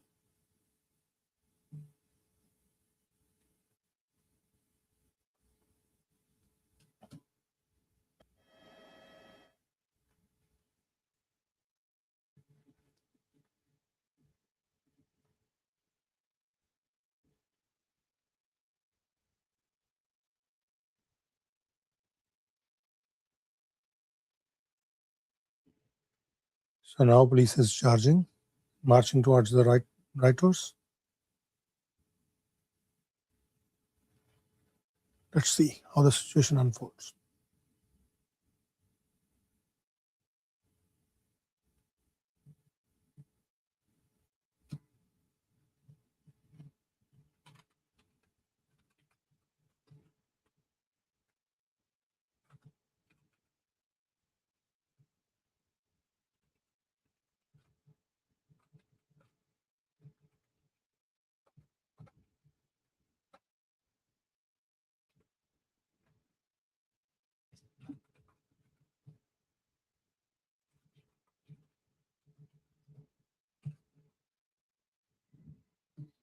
Let me just get you more information.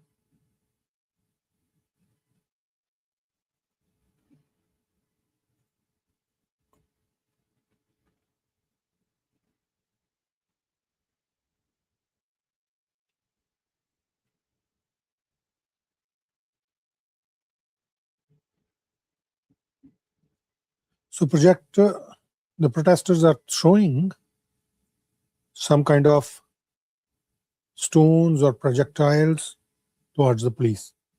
That's what we can see.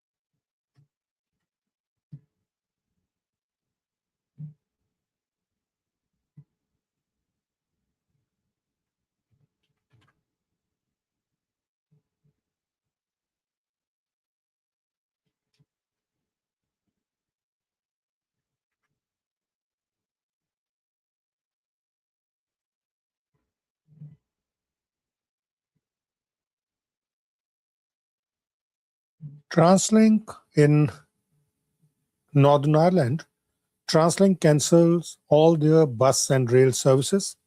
That is also one of the news. Abby Brown, thank you so much. TransLink cancels all their buses and rail services across Northern Ireland due to these, I protests, and as well as there has been a cancellation of 2 performances from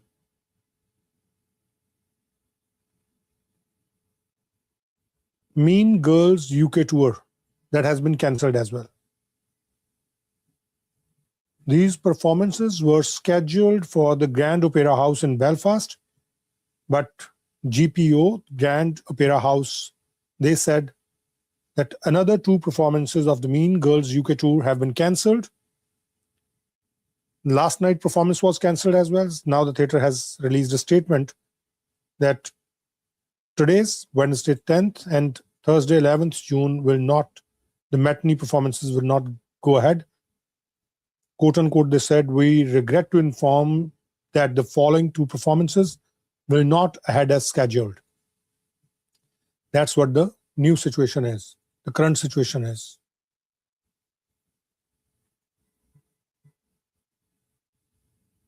Let me just check more information on this.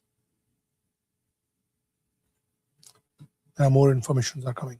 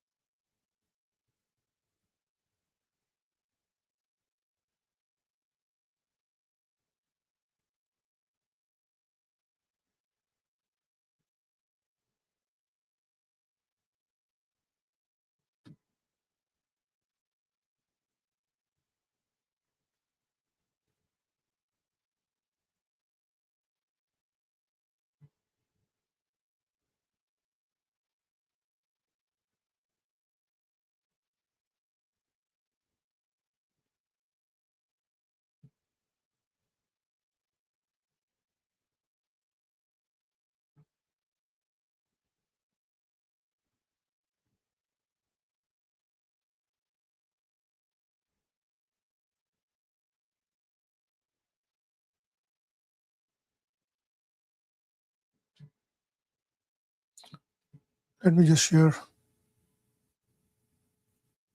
some more information from another angle. One sec, guys.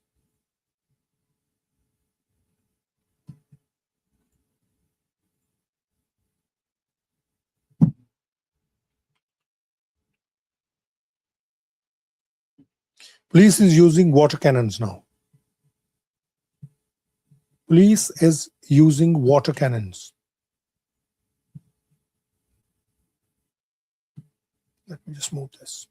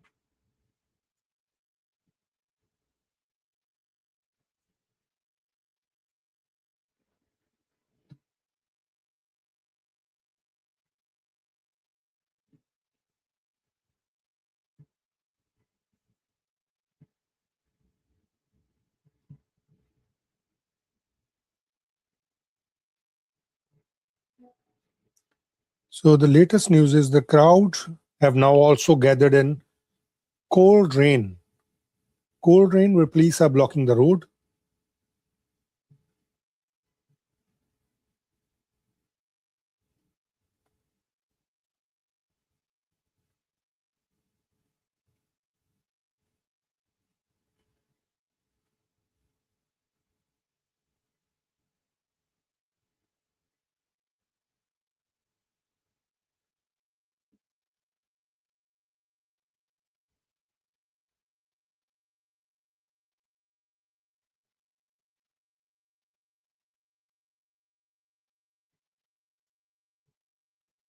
The situation is very volatile right now.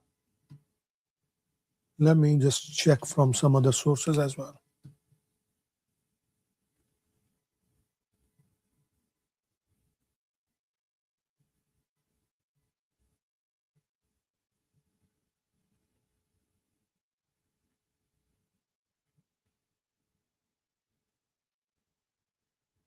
See, they're throwing some kind of projectile, and now they deployed the water cannons. Police deployed the water cannons.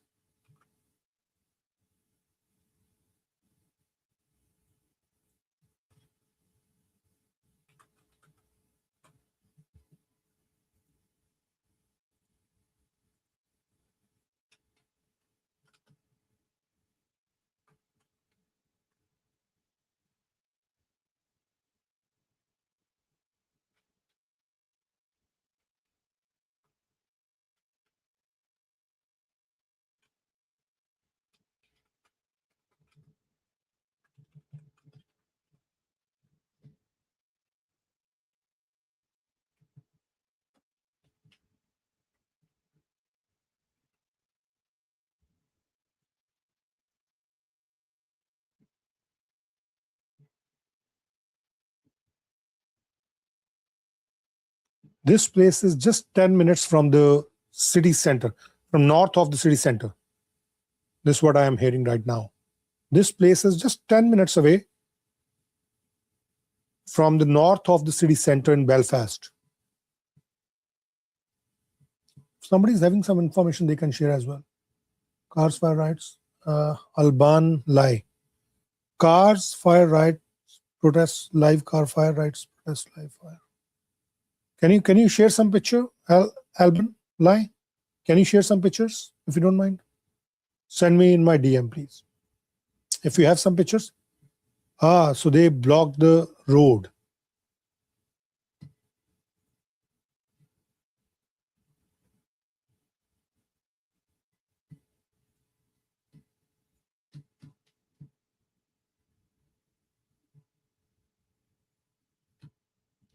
They make a fence.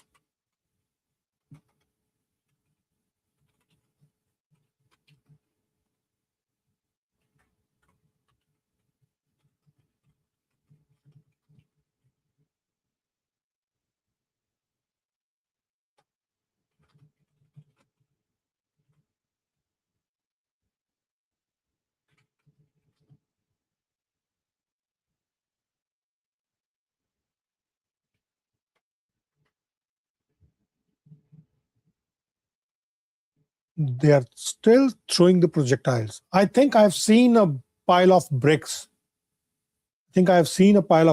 So now police is marching towards them.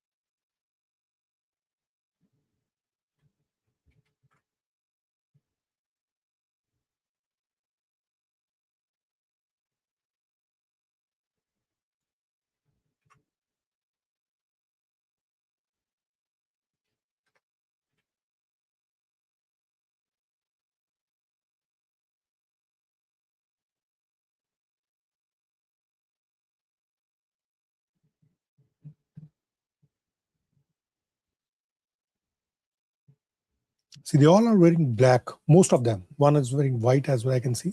And most of them are wearing all black clothing.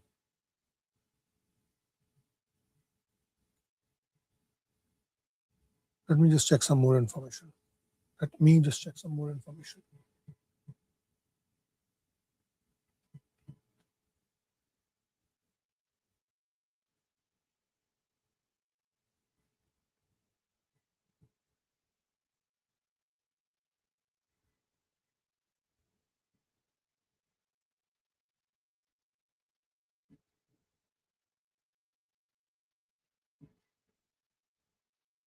Let me just get some more information.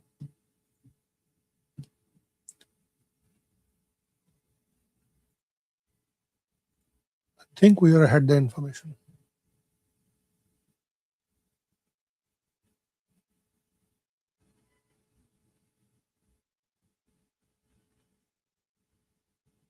I just came to know a water tanker has been set on fire.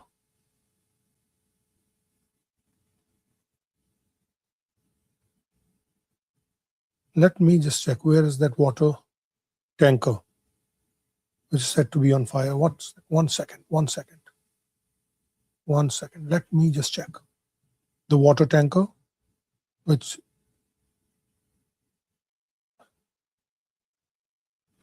there's another news from Middle East that US B-52 bomber that departed from Sicily is now reported over Saudi Arabia. I think the situation is tense in Middle East as well, guys. So I might gonna share some information of Middle East as well in the middle. Let me just check some more information.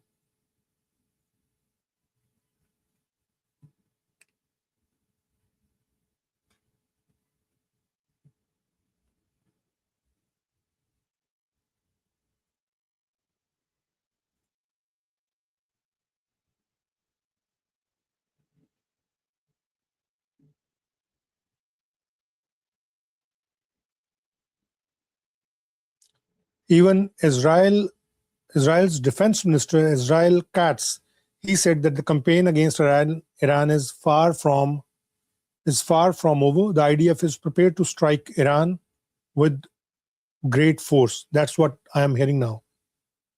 I'm going to share that as well, but after this, first we're gonna check this.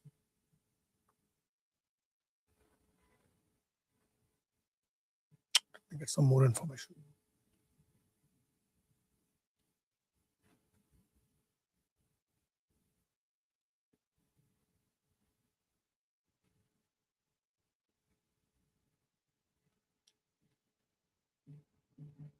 Still, water cannons are being deployed.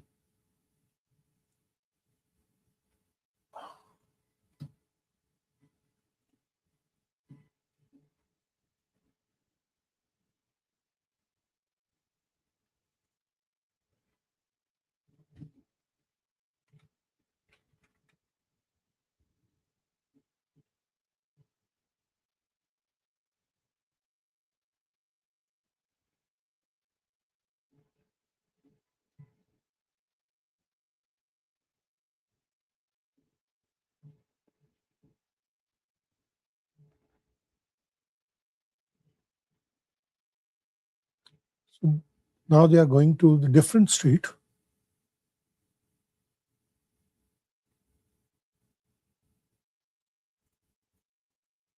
I'll show you from different angle as well. Just 1 second. Just 1 second.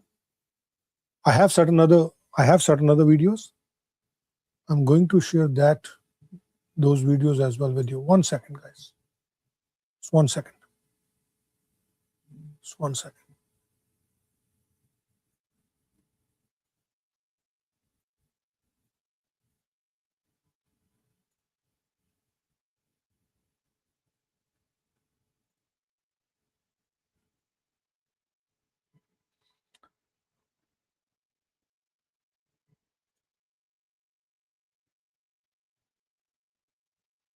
Just 1 second. I think there is some issue with the live feed right now.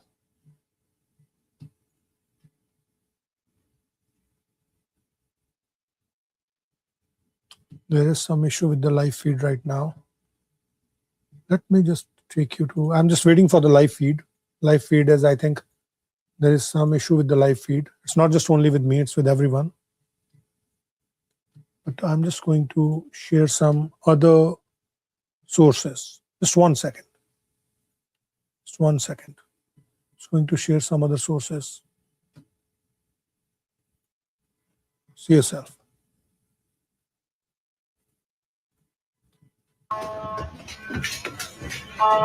It's a different angle.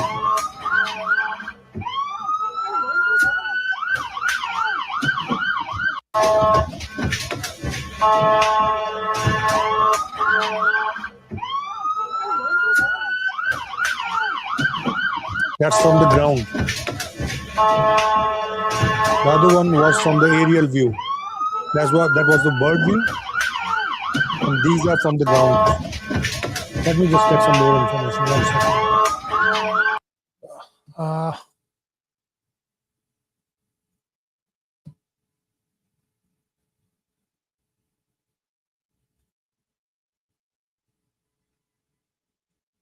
Yes, I'm getting the live feed once again. I'm getting the live feed once again. Yes.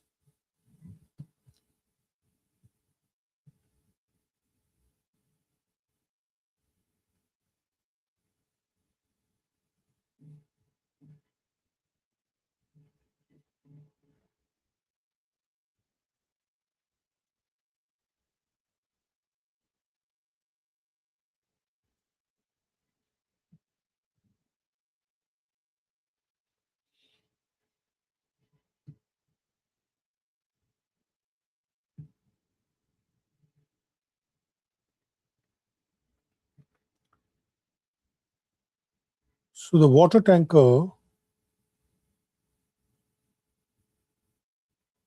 1 second, I'm receiving some footage.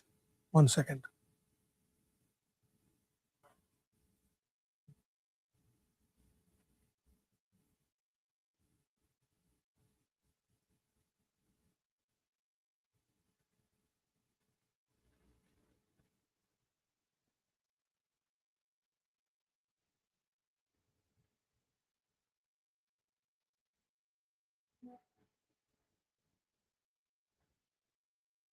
I'm not sure which street is this, but let me just check some more information.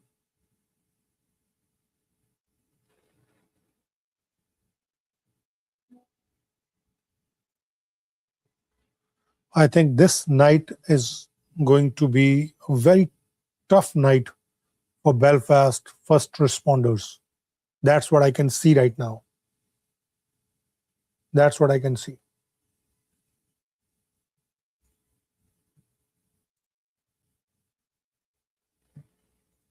Let me get you more information.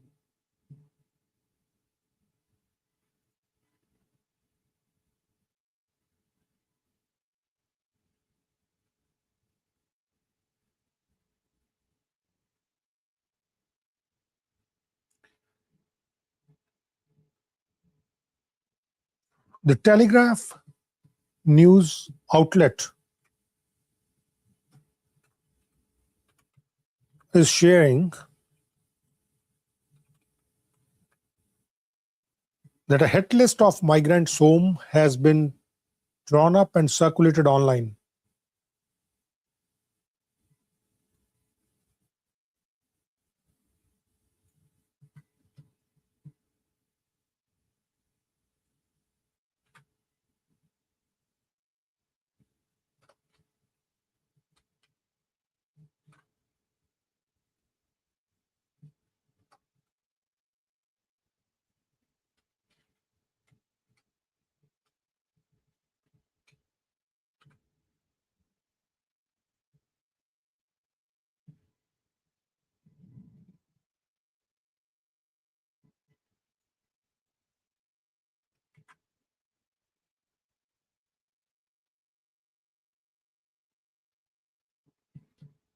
Telegraph is mentioning, 1 second guys, let me just show you.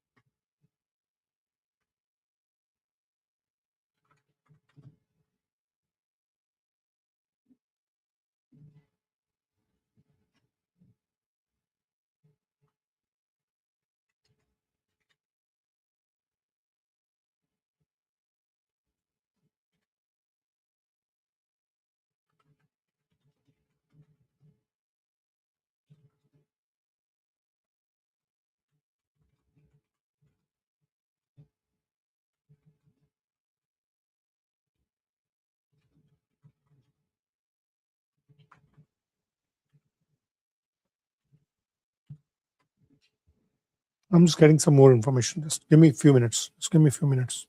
One sec.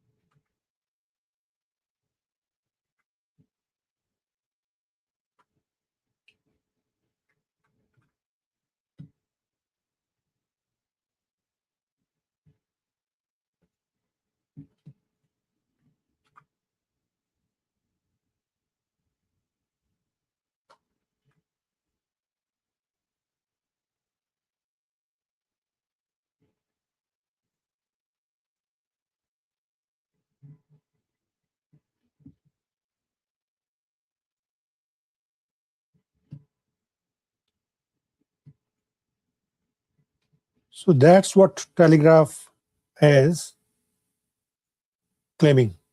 That's what the Telegraph is claiming. It says, writers share hit list of migrant homes as Belfast braces for more unrest.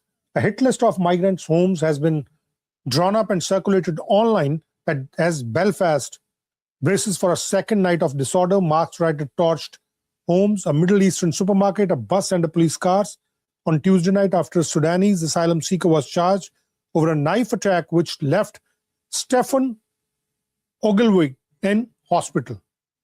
On Wednesday, the Police Service of Northern Ireland, PSNI, flew in 200 officers to help quell any further unrest. And that's the latest situation. You can see the groups of young men, all masked, most of them in black clothing. I think they are okay. I thought maybe they are just damaging some property. No, this came from the other side.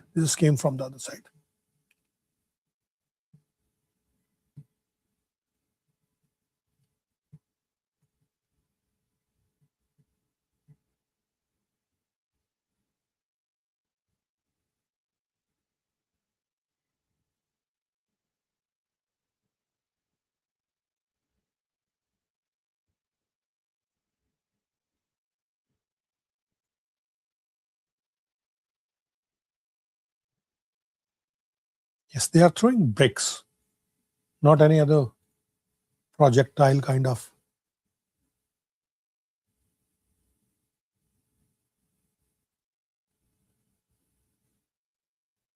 Food delivery services has been suspended in Belfast.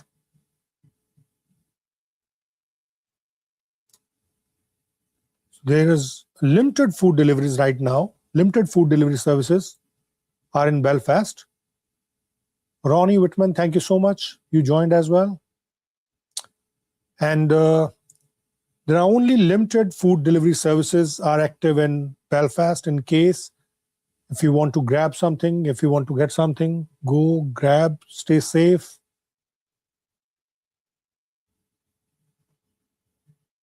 Especially migrants are right now in tension. Let's check.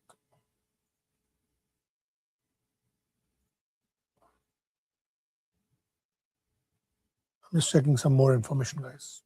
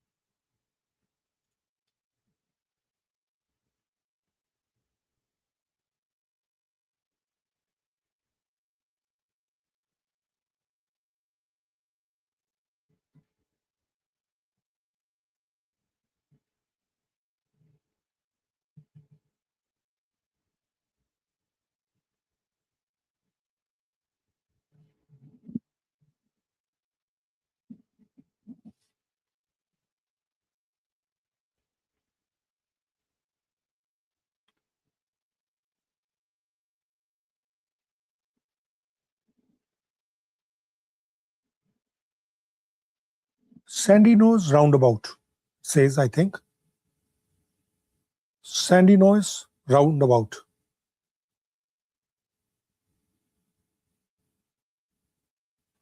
That's the roundabout. They set on fire. Oh, so they are now, I think, filling the water tank.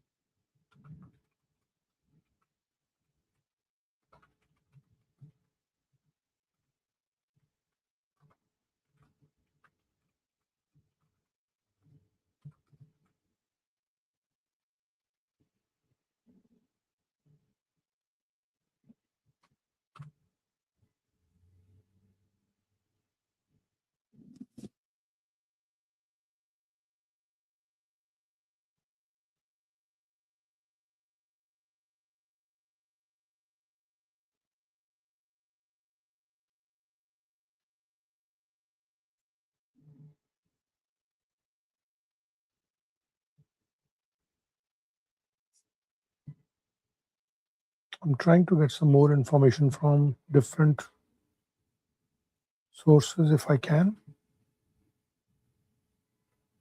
That is the top news in the Telegraph.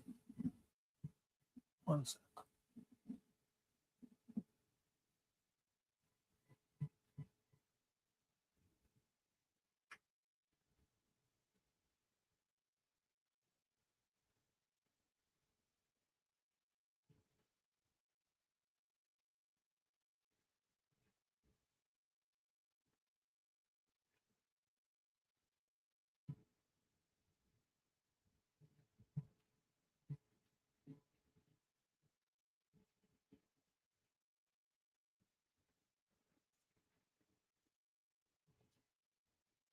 Let me check if I can get some more footage from the ground. From the ground.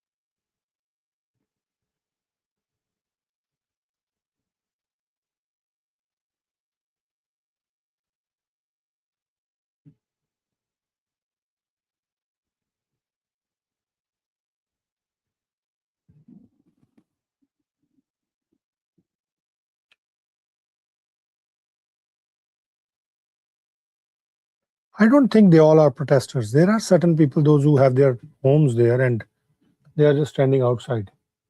I don't think they all are protesters. I don't think they all are protesters.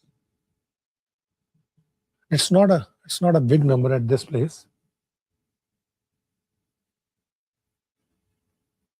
The family on the left, they are just watching it from their own property. So I don't think anyone should count them as protester.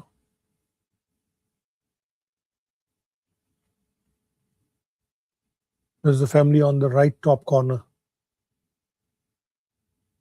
They are observing the situation as well.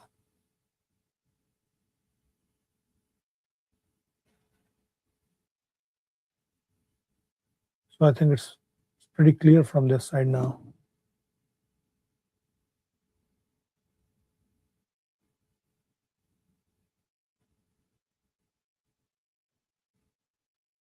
I can see some people in the park. Not sure whether they are part of that group of protesters.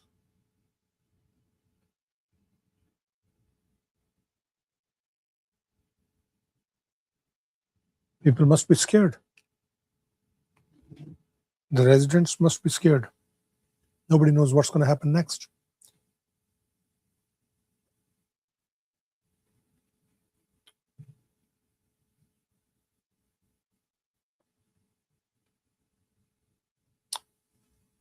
So they are filling the water tanks, I think.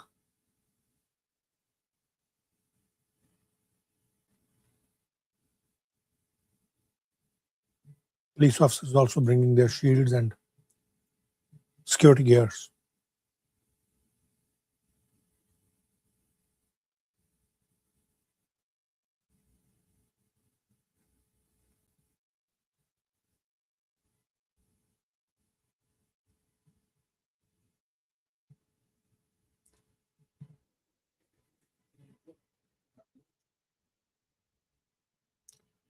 Let me check what BBC is saying.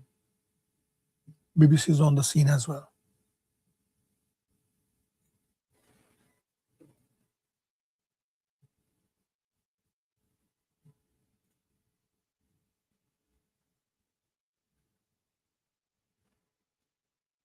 They're doing a live coverage from the ground, but it's still the same. They're using the same footage on the side, and they have their reporters in Belfast.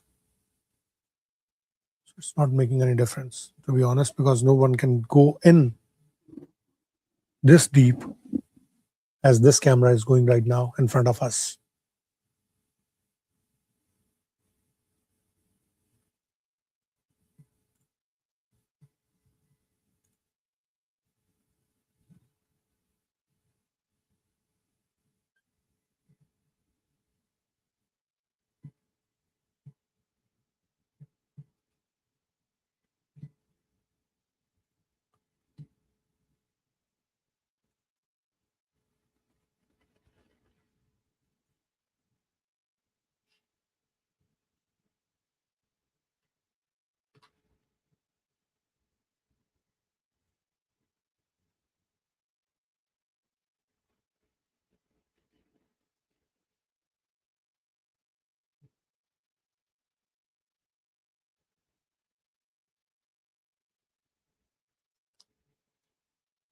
There's a news update from Iran. One of our senior Iranian officials warned war won't be limited to the region. So there are some tensions in Middle East as well.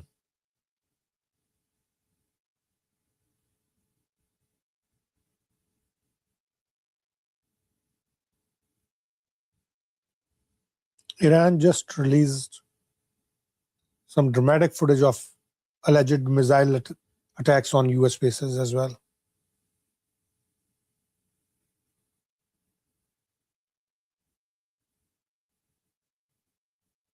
Oh, one sec.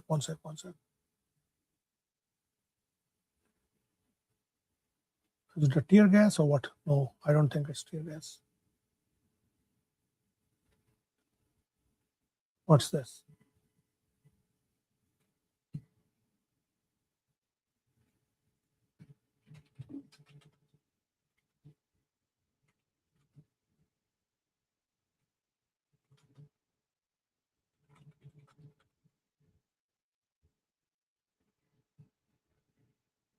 What is this white powder?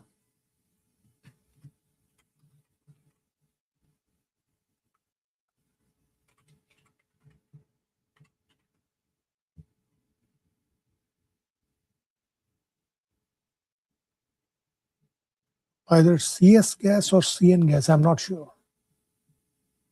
Is it CS gas? Tear gas, I don't know. So they're breaking the big bricks into small pieces.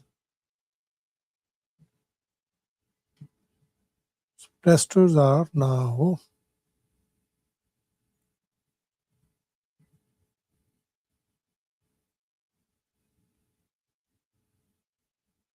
they are throwing the bricks into a bin as a stockpile.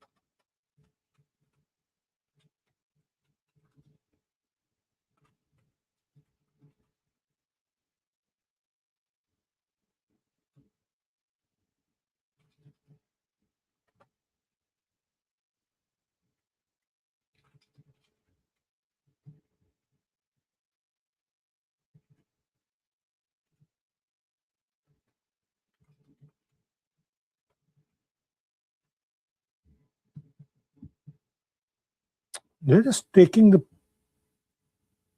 public property. I'm not, oh shoot.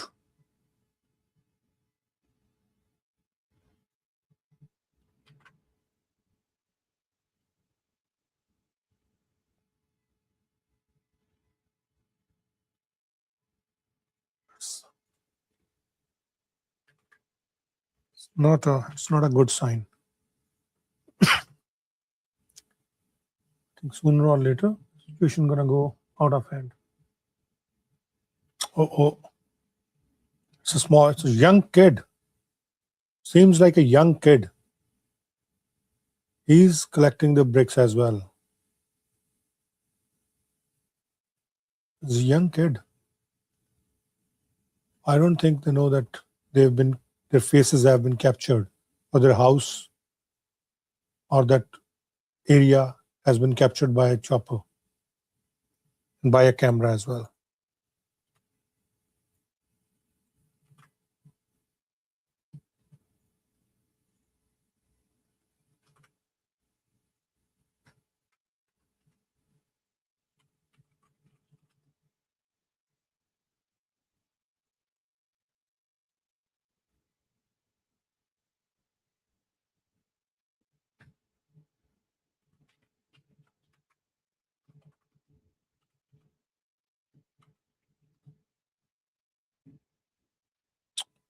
There's another issue with the live right now.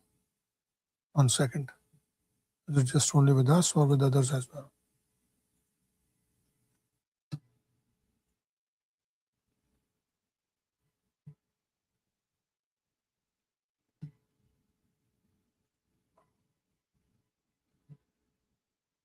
One sec. I have to change the feed. 1 sec.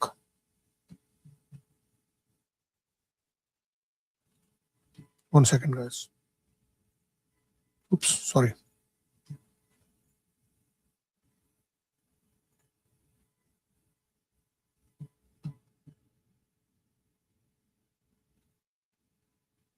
Okay, fine. Once again.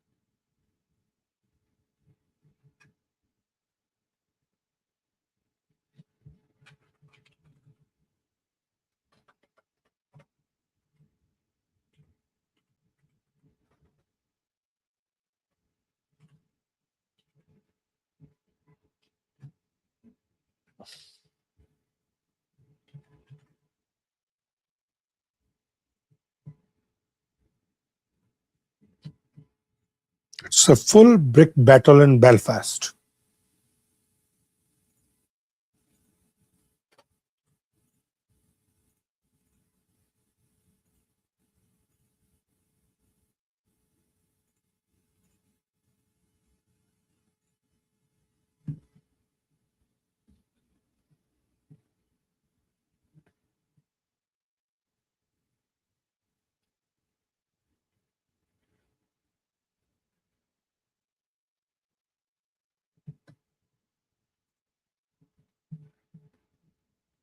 So once again,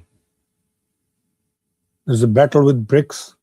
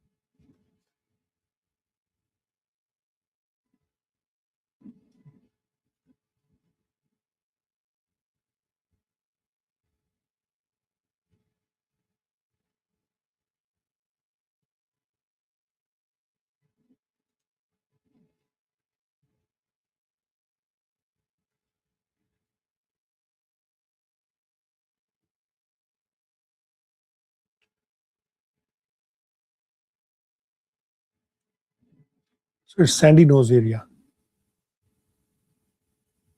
It's outside the city.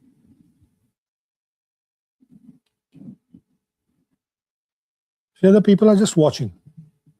It's not everyone is part of this protest. Just a group of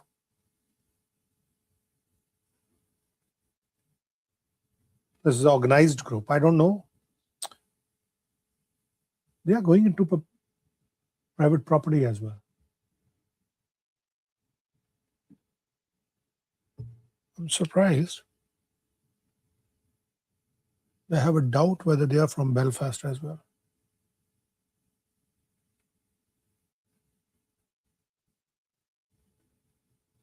So they are going into other people's house. They are taking shelter there, the one guy.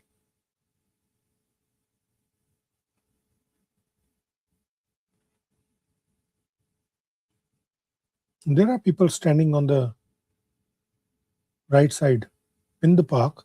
They are not coming out. They are not throwing anything. There is just a handful of people. Those who are creating chaos.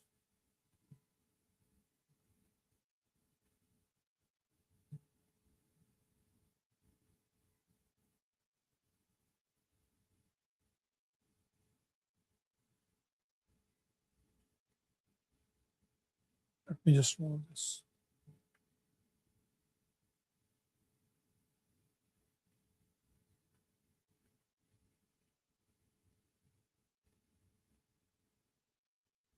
I'm not sure whether these water cannons can stop them or.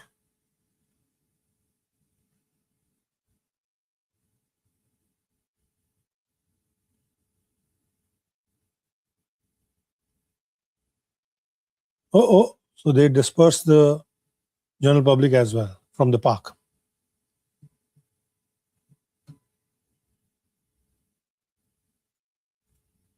That's what is happening now.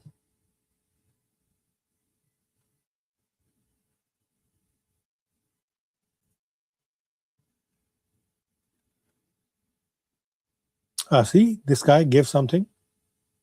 I don't know what. Oh, shoot. Some burning thing. He's throwing something with the flames. So this guy in gray hoodie, he gave something to the guy in black hoodie. And they threw some kind of objects which were burning. So it's a big conspiracy. It's not just only what I can. That's my observation. I'm not sure how you guys thinking. That's my observation.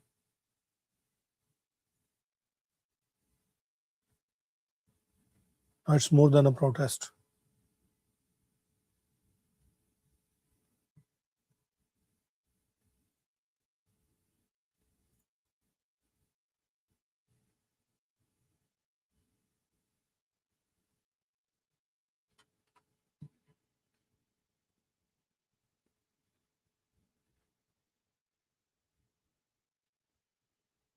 Oh, they are taking the shelter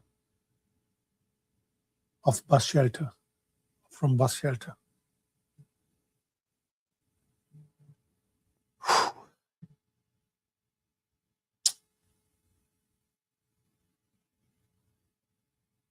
Police should come forward.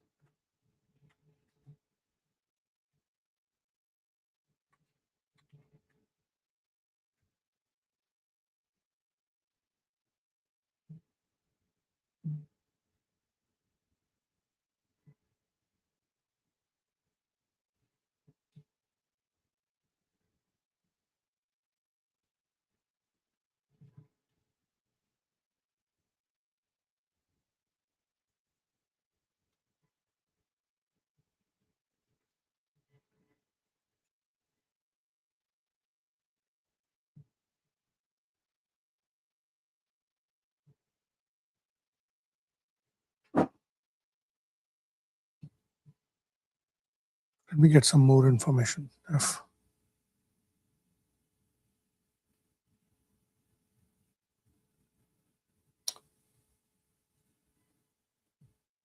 Oh, they threw a garbage bin.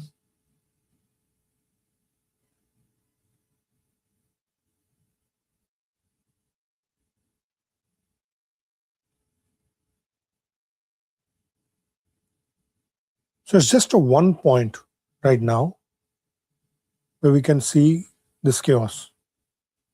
Not sure what is happening in the other sides of the city.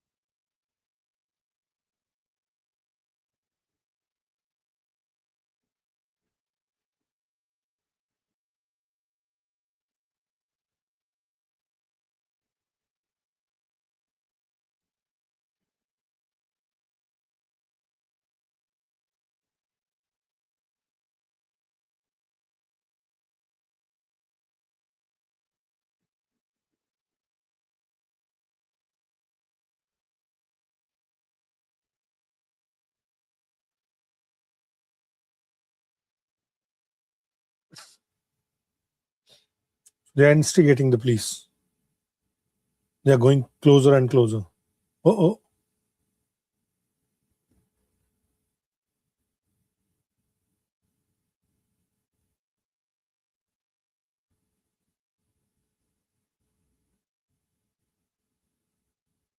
What is this white stuff?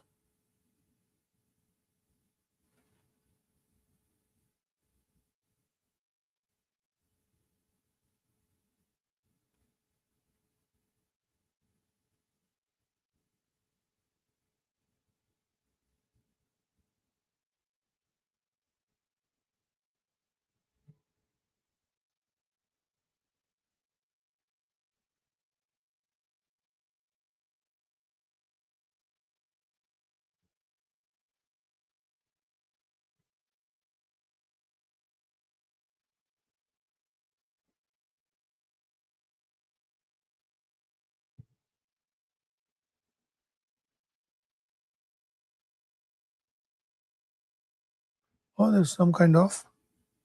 Okay. Okay.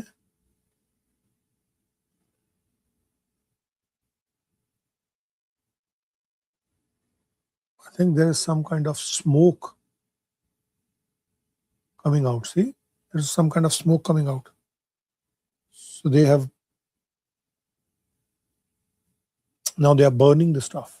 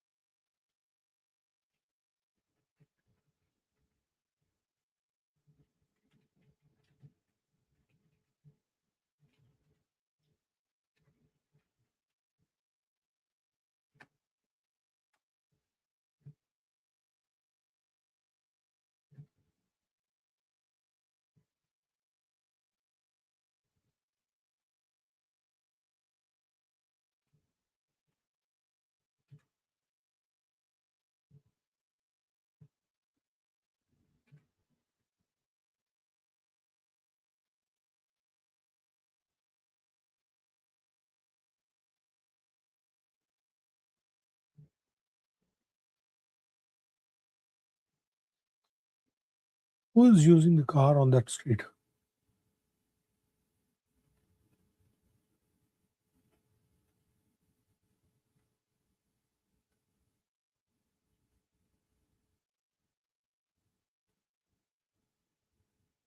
It's a big number. It's not a small number. Big number. See, they are there once again. They are just.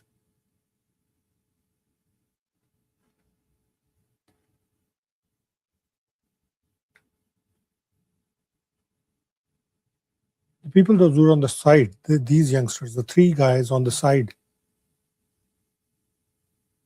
they, from this side, They have through some kind of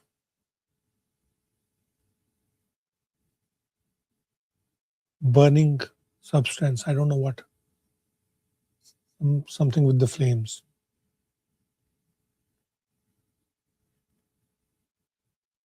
What the hell is that?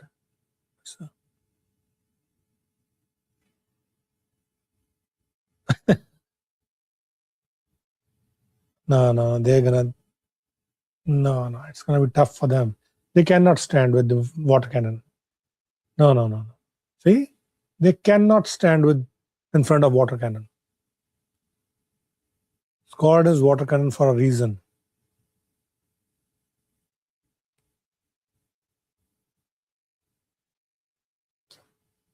It's called water cannon for a reason.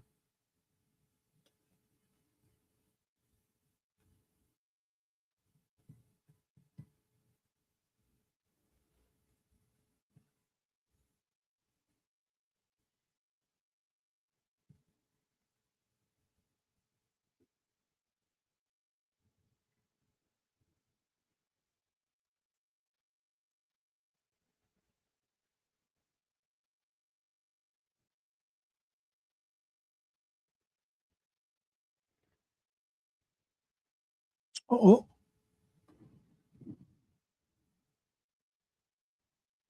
what is this? They're breaking a gate. They're damaging the public property now. That's disgusting.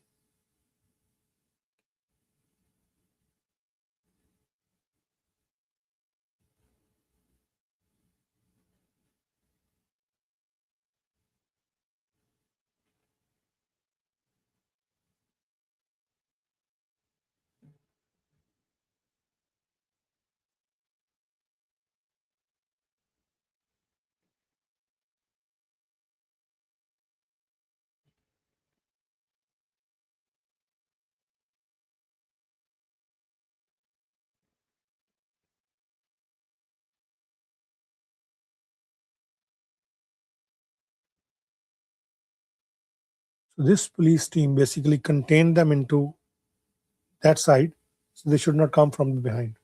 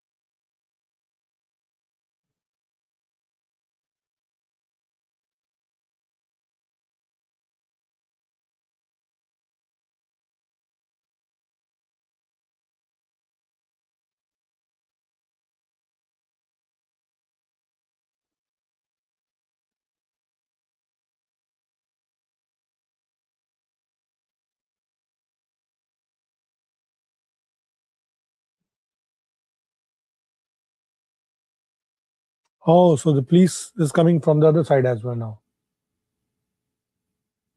No, it's same. It's same. It's a different angle. It's a different angle.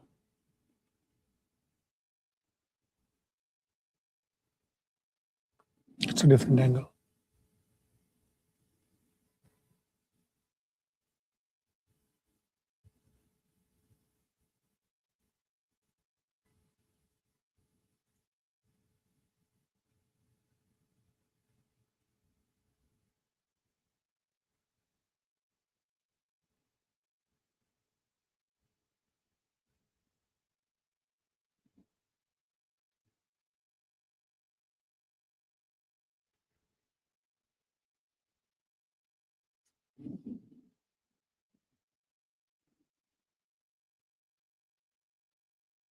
There are a lot of bricks.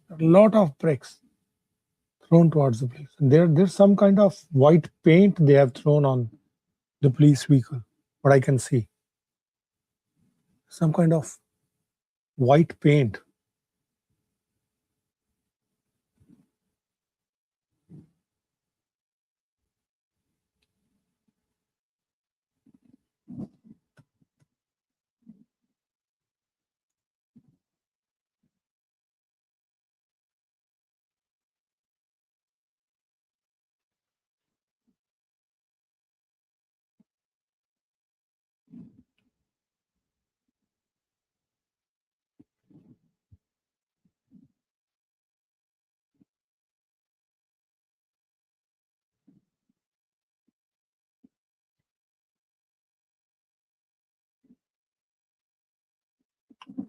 You're watching this live program on News Derby on all my channels, on my X handle, on my YouTube channel, and on my Facebook channel, on my Instagram channel.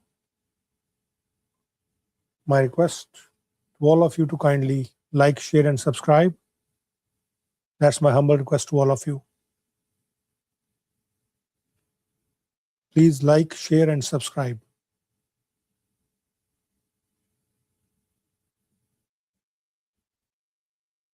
They're going very close. Very close.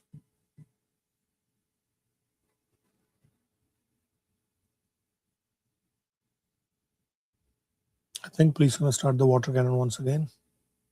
They're getting very close. They're taking the shelter in the private properties now.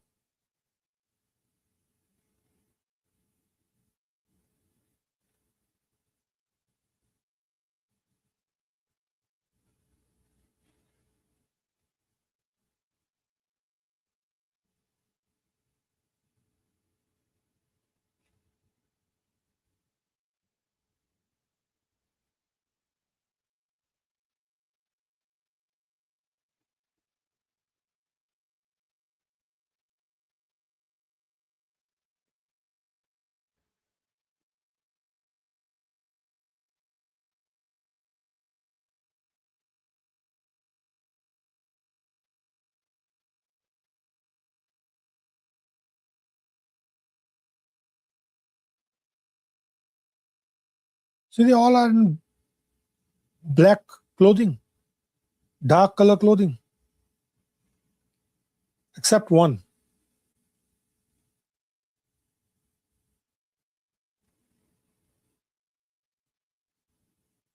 I'm talking about the protesters, not the bystanders. Most of them are wearing the dark clothing.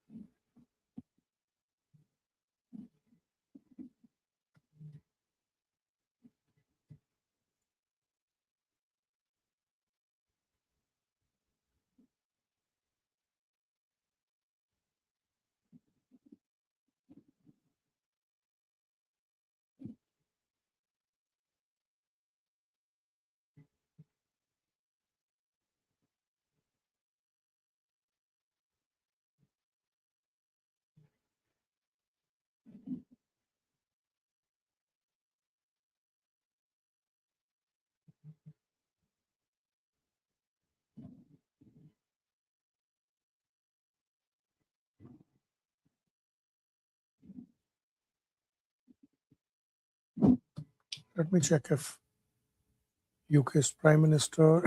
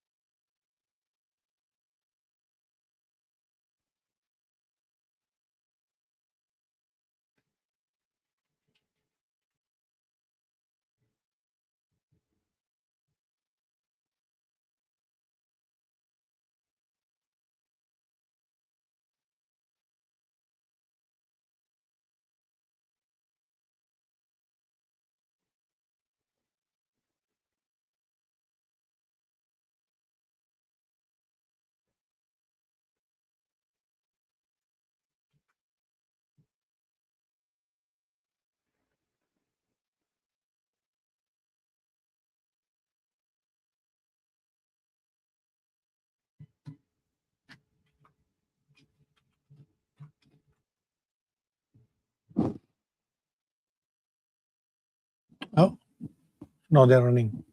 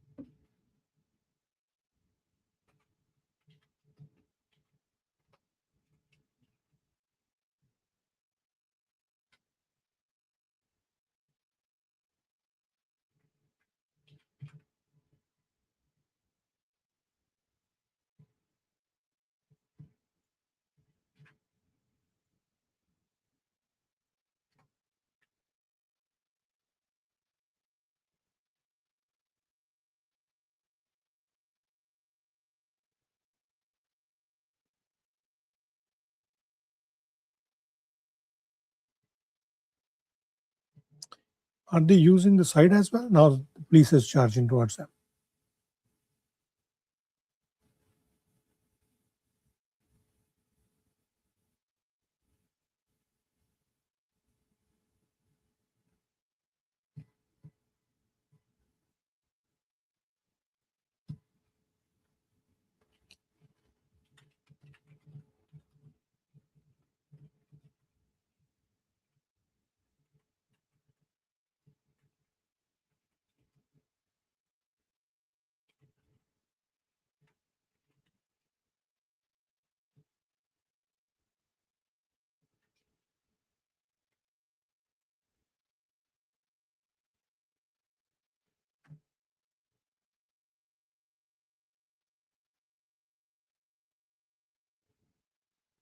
They're saying something to that, those residents. I don't know what.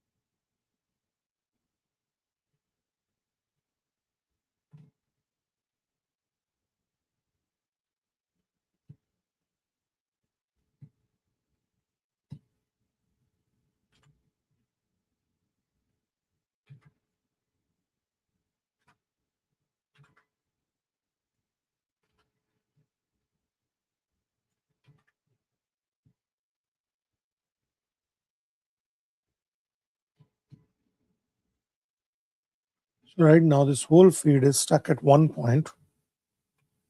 And only this is the side which I can see right now. Let me just check some other parts of Belfast. Let me just check.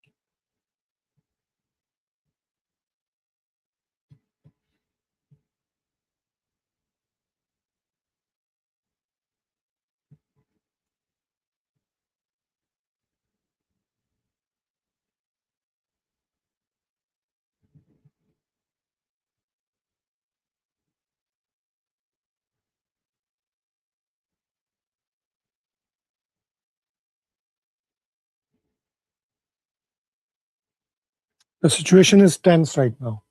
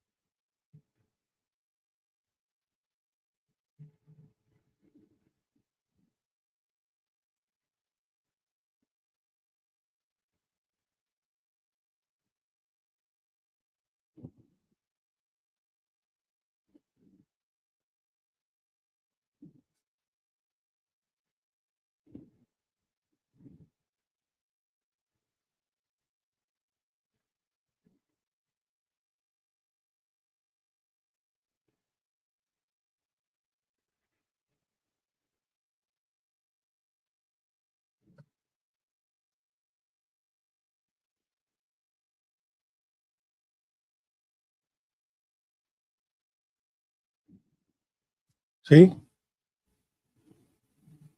The police is charged. Oh, as same as the protesters as well. This is going one step behind.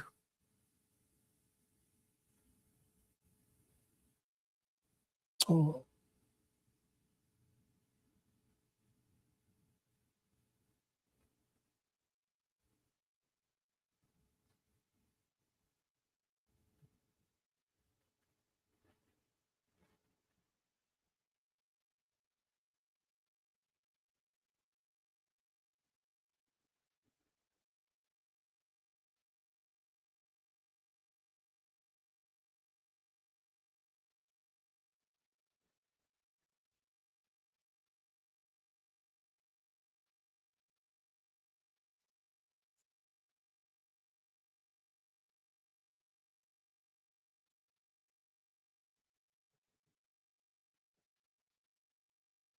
So police is going through a strategy.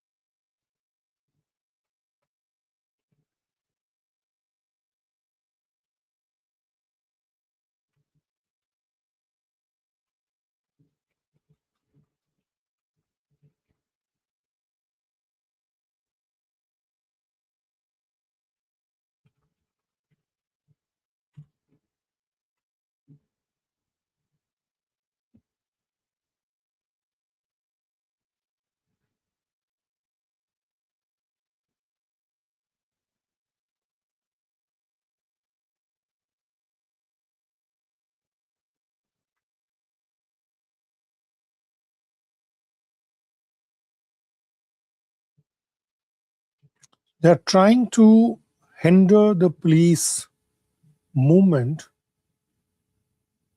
by collecting all these bins and chairs. I'm pretty sure they're using these bins.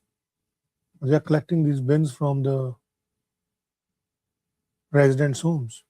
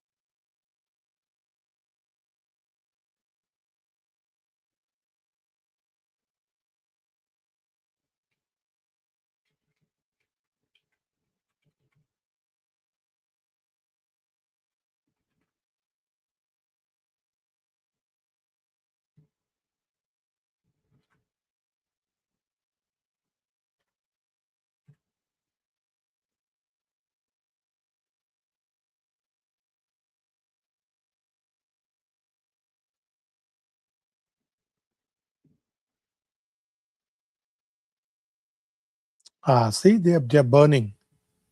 They're burning those chairs and those bins just to hinder the police movement. What the heck was that?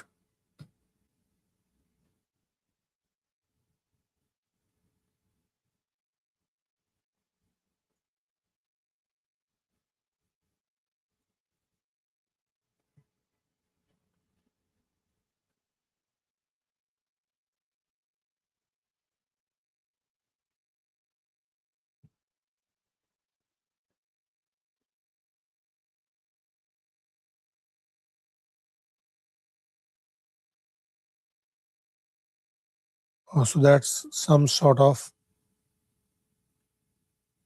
seems like fire extinguisher or something to contain the fire. Now they are burning once again. They are using it as a barricade, self-made barricade, like just to hinder the police movement. That's all. That's what the protesters are trying to do. That's what I can understand. They are using the chairs and bins as a makeshift barrier.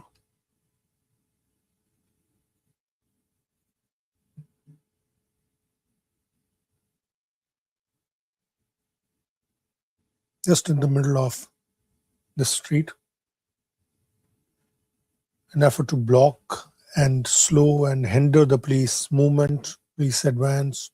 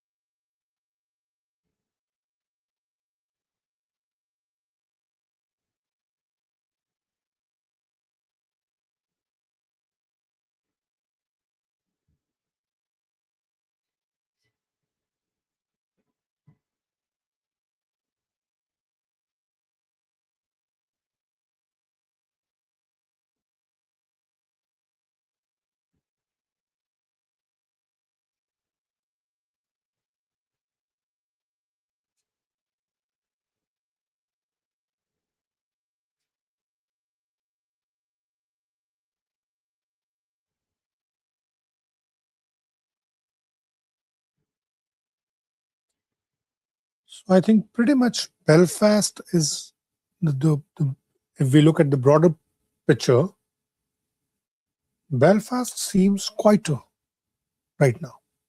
Not that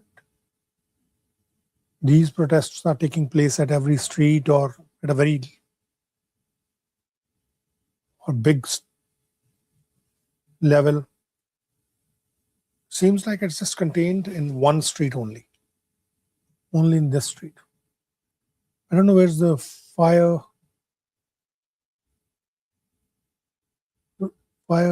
tender. I can't see any fire brigade team.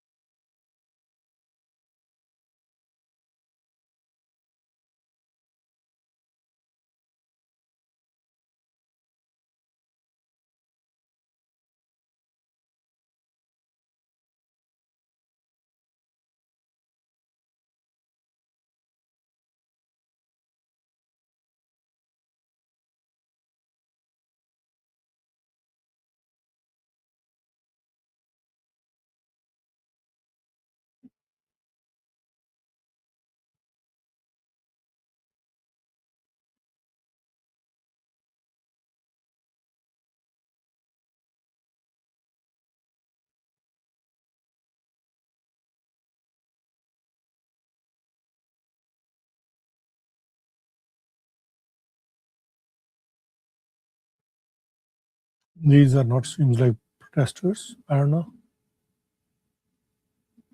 Please just block this area.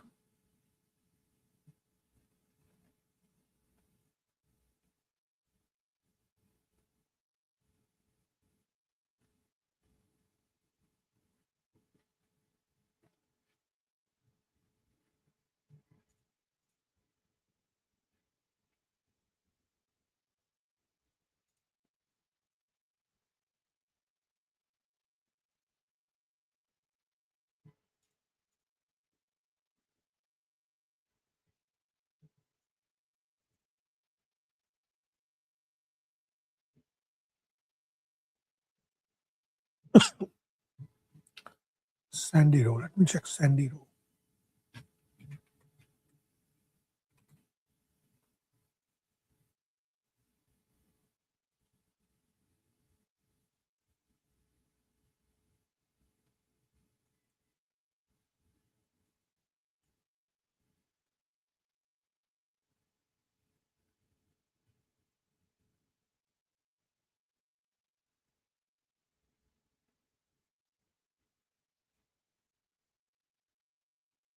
It's not a very big street. It's not a very big street. If it is happening over here, see, they're burning more bins. They're burning more bins. And these are the big trash bins. That's the damage to the public property. I think there's going to be some arrests tonight. Seems like there's going to be some arrests tonight.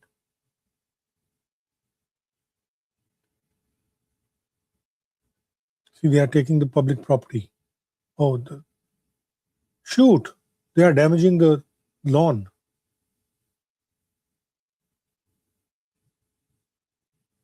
That's very sad. That's not appreciable. That's not at all appreciable. They are damaging private property now. That's very bad.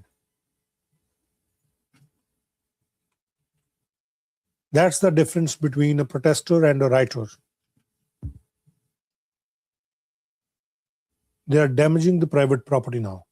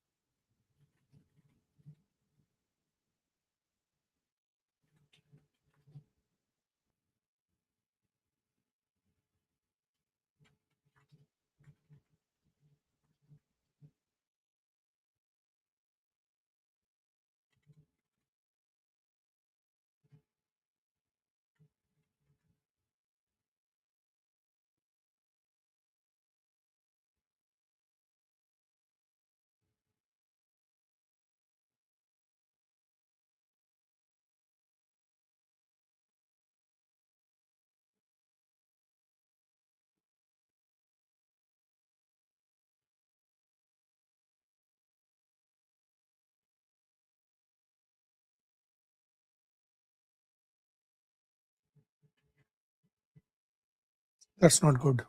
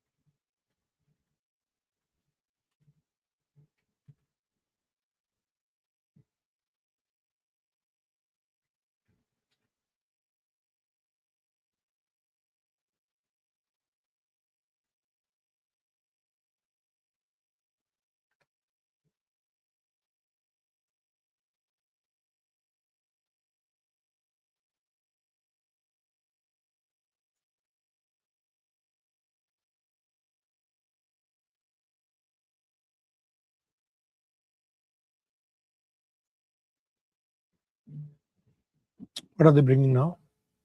What is this?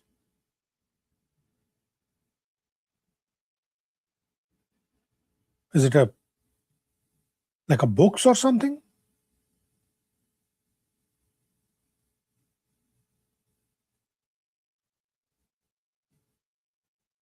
Are they bringing books? That's a fire extinguisher.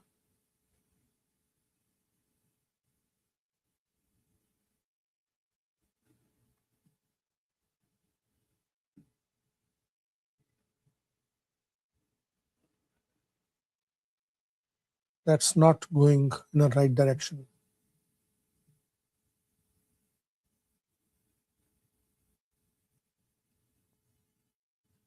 No, not books.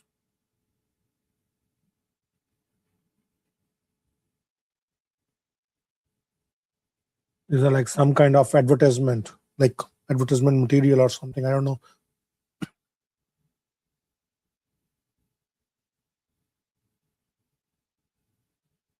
What is this?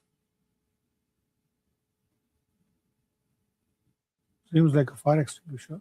What is there something else?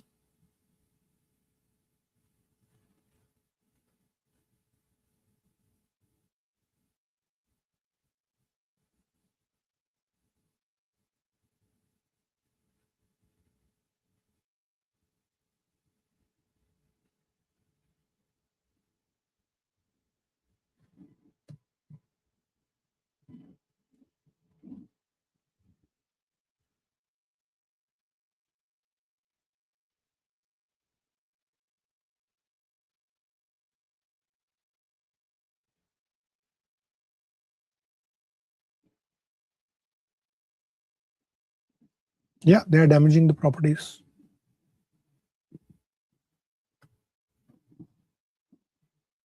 It's pretty sad.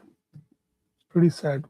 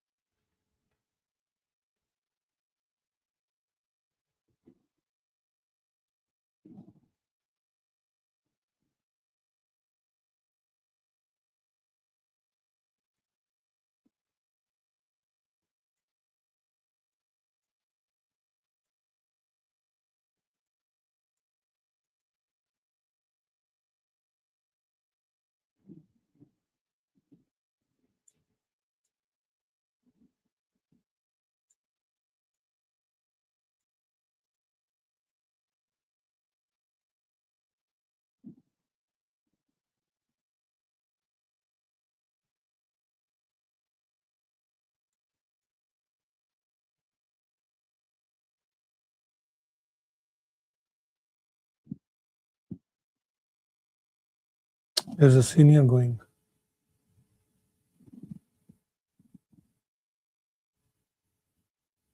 You can't do anything when these protesters they're going to take something.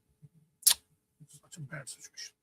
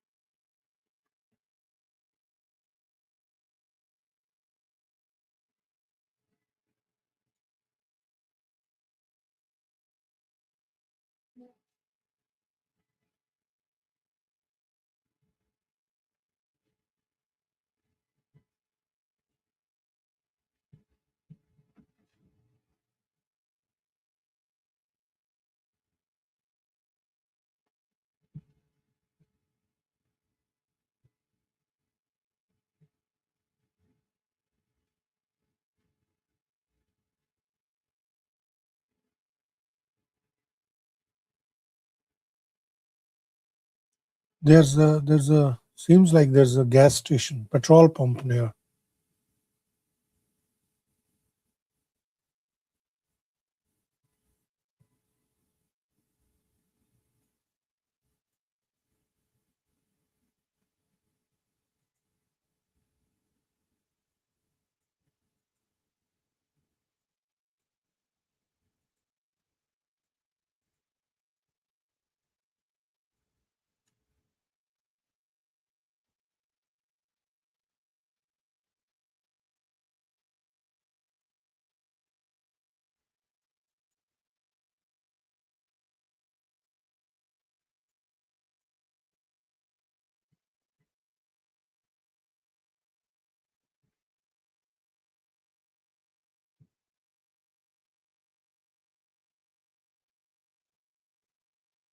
I'm feeling sorry for those homes.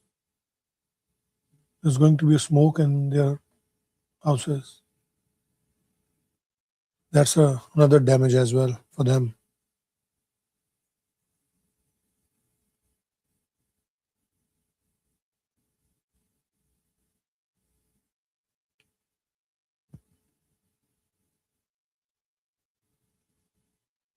But I don't understand why they chose to target this street. Why they're protesting in this street.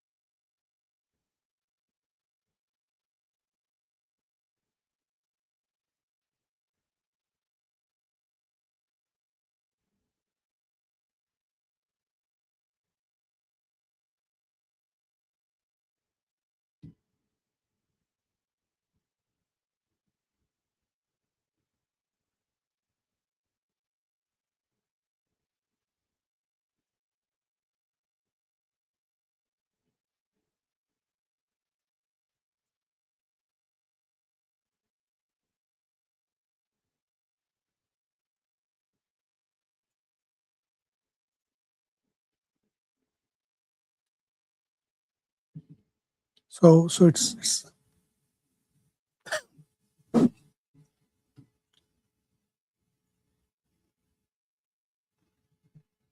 getting bad now. It's getting bad.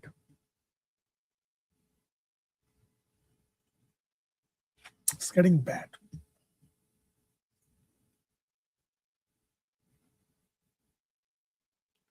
Because it's going dark as well. The sun is setting. What is the time right now? Current time.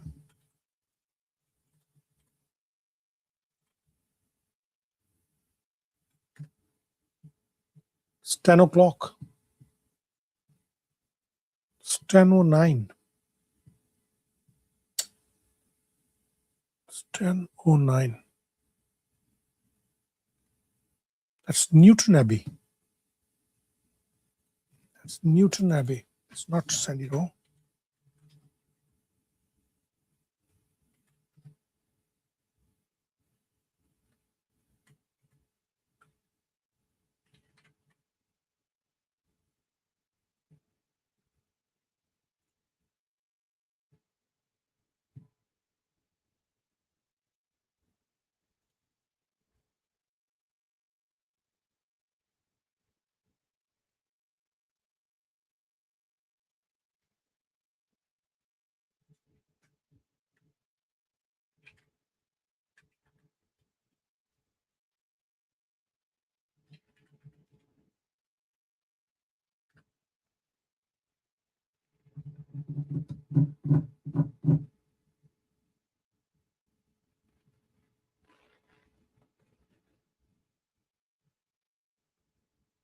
See, that guy is bringing something from other people's home. I don't know what.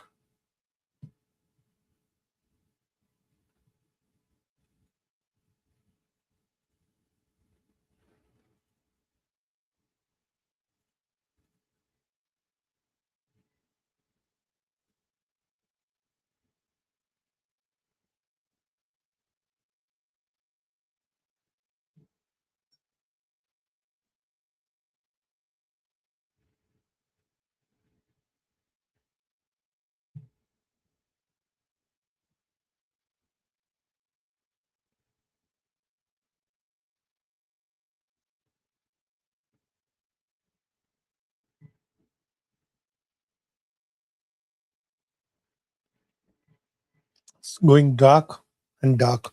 I think it's night this night. So Maxall. It's Maxall.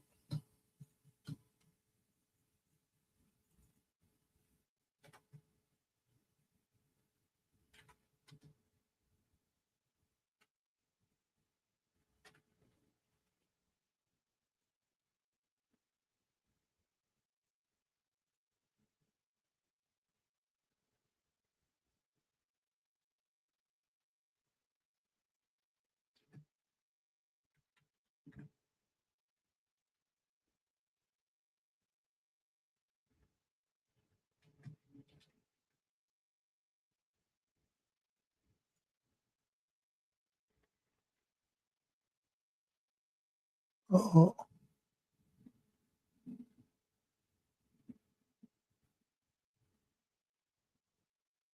what the heck? What are they doing?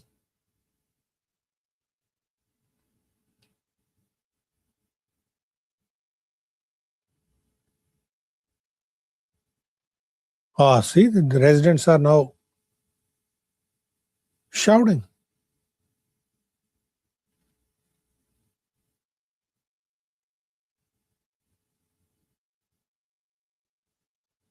Shit. That's becoming serious now.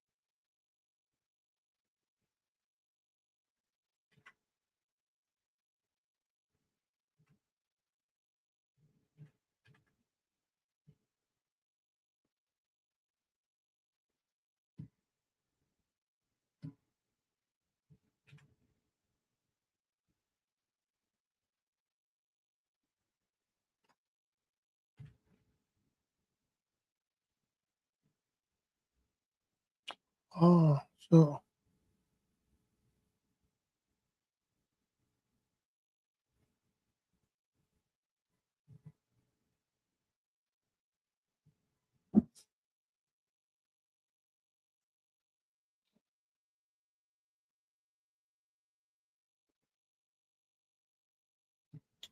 that's such a shame.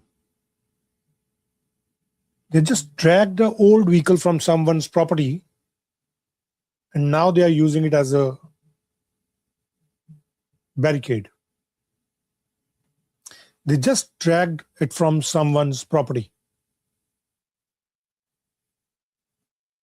So there is going to be most probably some arrests, if not, maybe charges.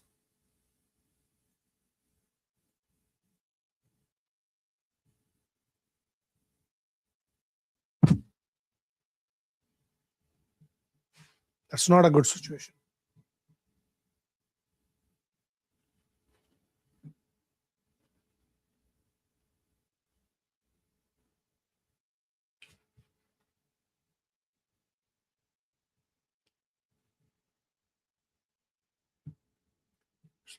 It's been more than 5 hours.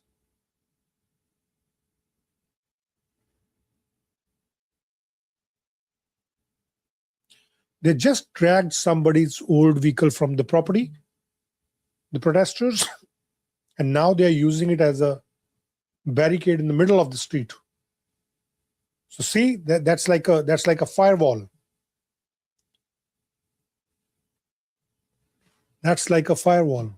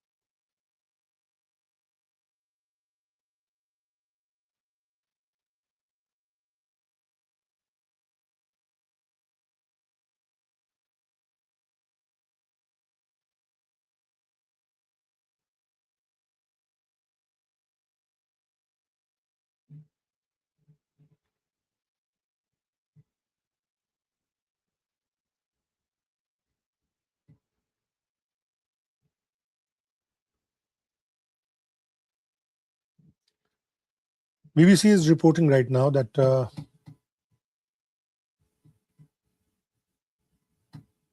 One sec. What BBC is reporting? BBC is reporting that minor trouble in Londonderry as items set on fire. Police are maintaining a presence near the Tully Alley estate in Londonderry. After some minor disorder in the area earlier this evening, a group of youth, some of them masked, set fire a number of items including wheelie bins and a salt box, with motorists advised to avoid.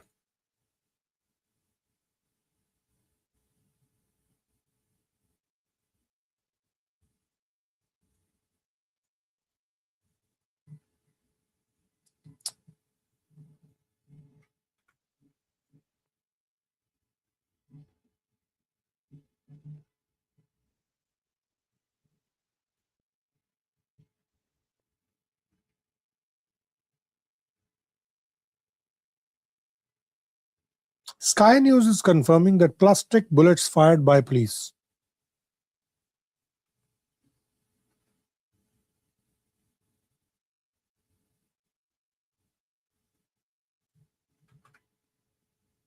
That's what Sky News is confirming.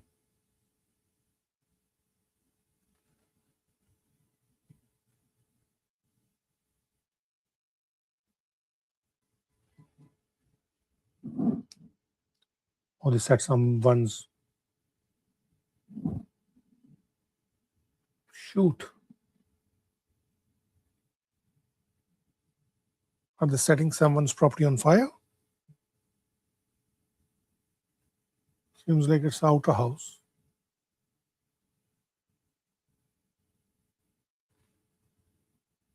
There's a gas station next to it. There's a petrol pump next to it.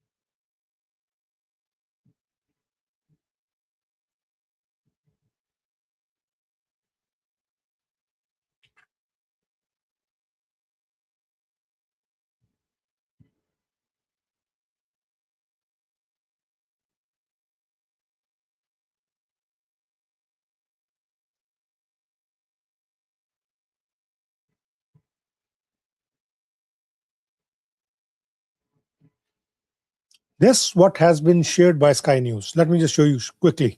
6 minutes ago. Plastic bullets fired by police during unrest.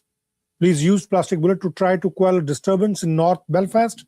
According to Sky's Tom Parmenter, he says, we saw the water cannon deployed for the first time this week, and we have seen the police use plastic bullets to fire towards the crowd. We are not sure if anyone was hit by those, but it was a situation that earlier this evening was very volatile. It has subsided in the least half an hour or so.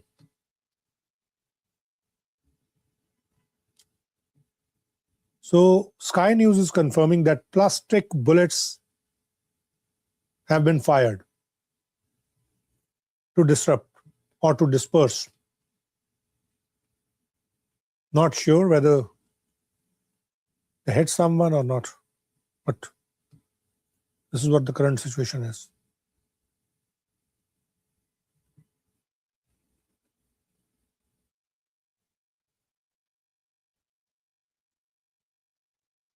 That old car that is set on fire now.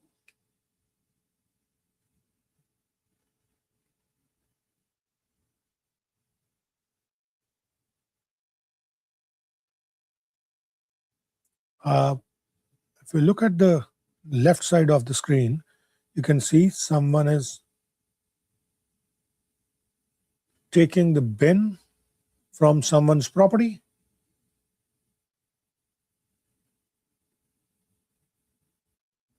Yeah.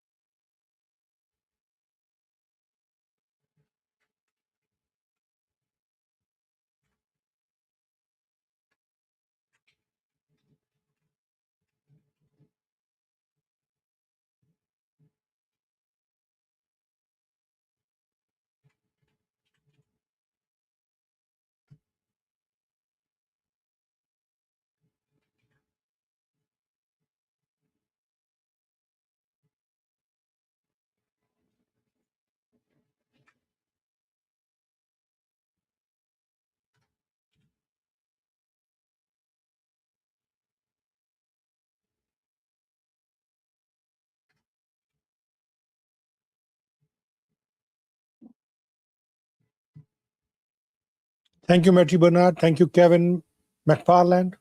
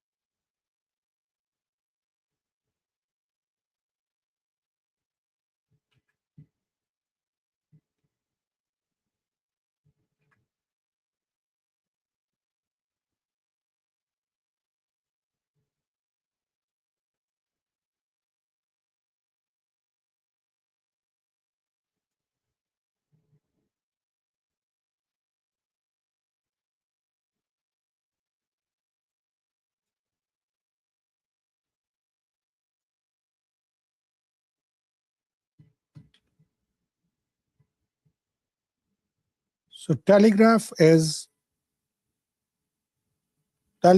reporting that rioters clash with police near migrant hotel. Let me show you.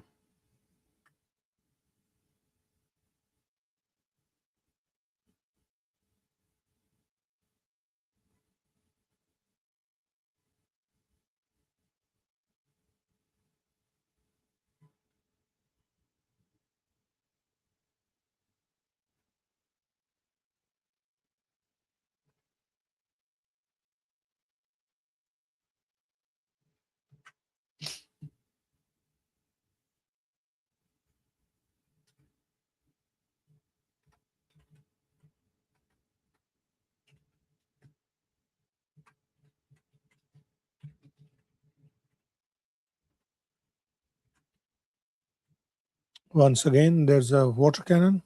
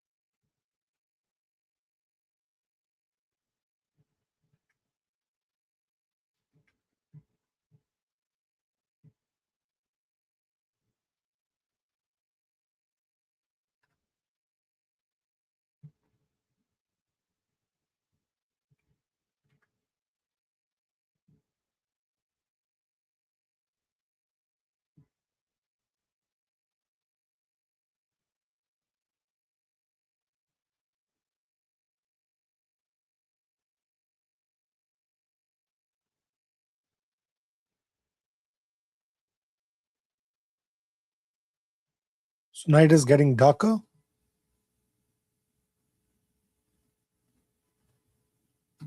Night is getting darker, and let's see if this chopper gonna take us somewhere else. And one sec. So there's a hotel in Chimney Corner Hotel. The Telegraph is reporting that the protesters are marching towards the Chimney Corner Hotel, where asylum seekers are being housed. That's what Telegraph is reporting right now. Let me just share with you from direct source. Let me just share. Just one sec.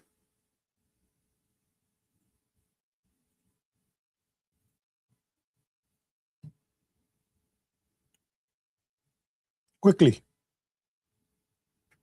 Let me just share it with you. 1 second, guys. Just 1 second. I'm just going to take you back 1 second. Quickly. That's Telegraph. That's Telegraph Live, Telegraph's website. And it says rioters clash with police near migrant hotel. The first is the protesters were marching towards the Chimney Corner Hotel, where asylum seekers are being housed, but were blocked by armored vehicles and water cannons on Wednesday night. The disorder comes despite calls for calm from the political parties and police chiefs. In a joint statement, Stormont ministers warned protesters that the eyes of the world are watching. The call for restraint followed widespread rioting on Tuesday night, which saw homes torched and a bus and a police car set on fire. Let me just take you back. Once again. to the live footage. Still, the chopper is in the sky. Chopper is still in the sky. Let me just check. Oops. 1 second, guys. Just 1 sec. 1 sec.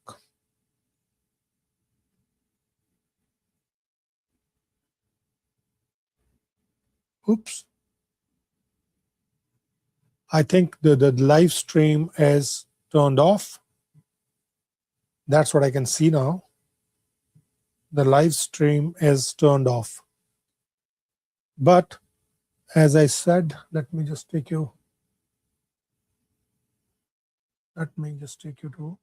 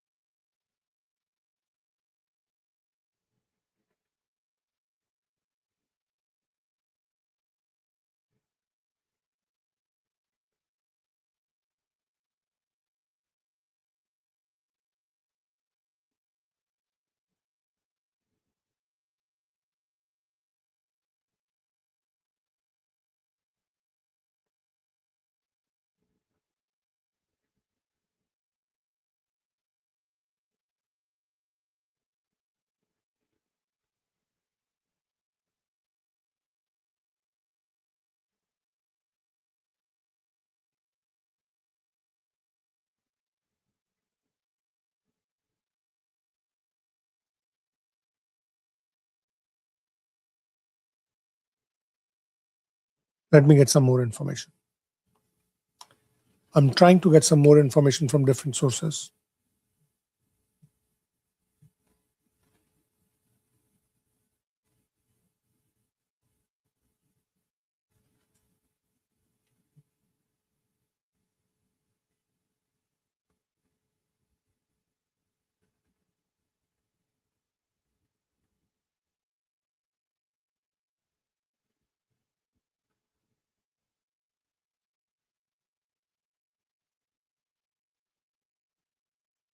The water tanker, which I told earlier, it was set on fire. I have the video footage of that now. I have the video footage of that now. 1 sec.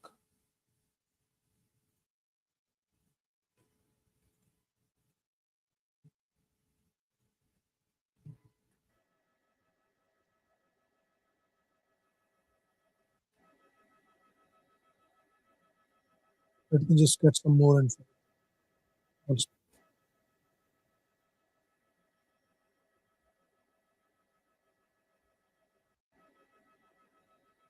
Let me get some more info. That's old footage, by the way. That's old footage. Let me get some more info. I can get more info.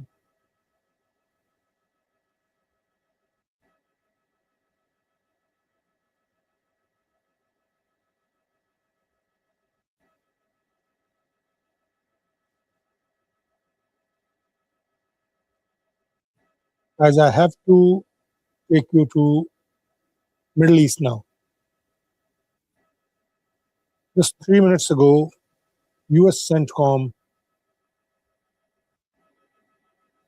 confirmed that there are US CENTCOM confirmed more strikes on Iran.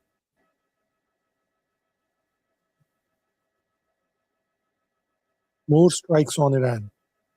1 sec.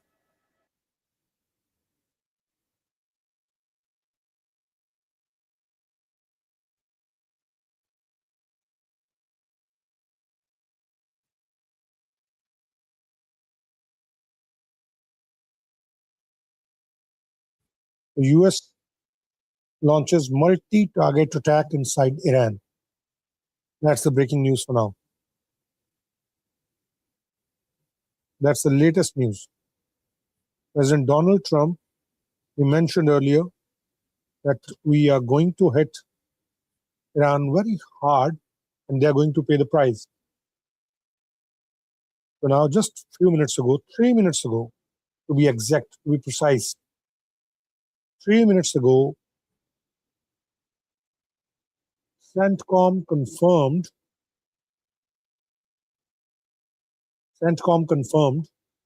5:15 Pacific Eastern Standard Time, Eastern Time. It's 2:41 Pacific Time. So you can say just like 30 minutes ago, less than 30 minutes ago, against US Central Command forces began launching additional self-defense strikes against multiple targets in Iran. At the commander-in-chief's direction, the strikes are in the response of Iran's unwarranted and continued aggression. So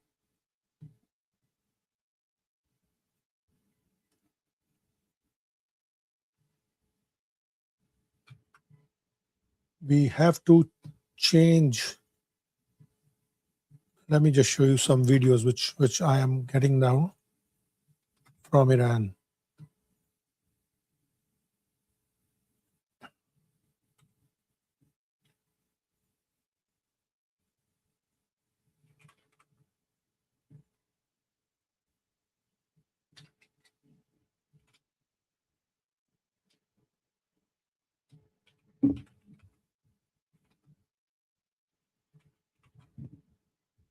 Let me just show you one second.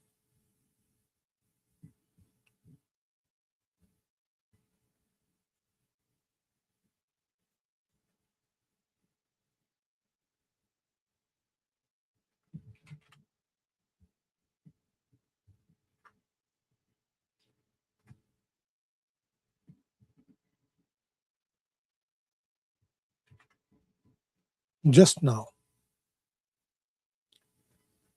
So that's what US Central Command, CENTCOM, has said, that they are targeting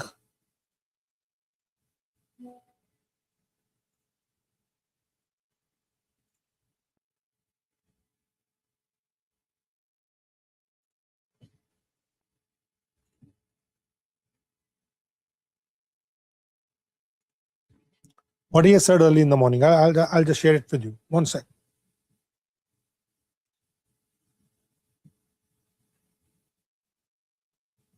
Two explosion now heard at Bandar Abbas. Two explosions. Let me just check Fars News.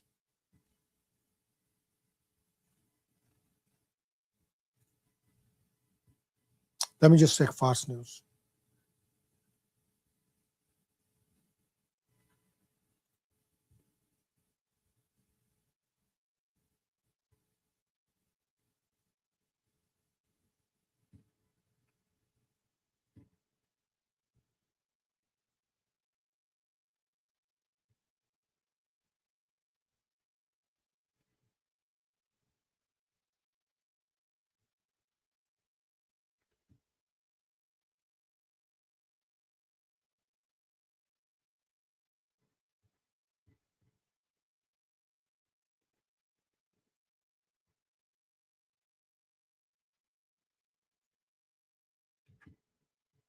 So the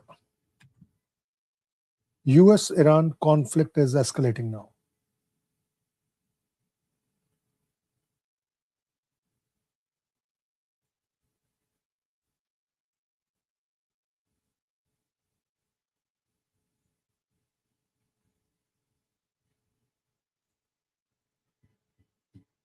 Let me just show you some videos. One sec.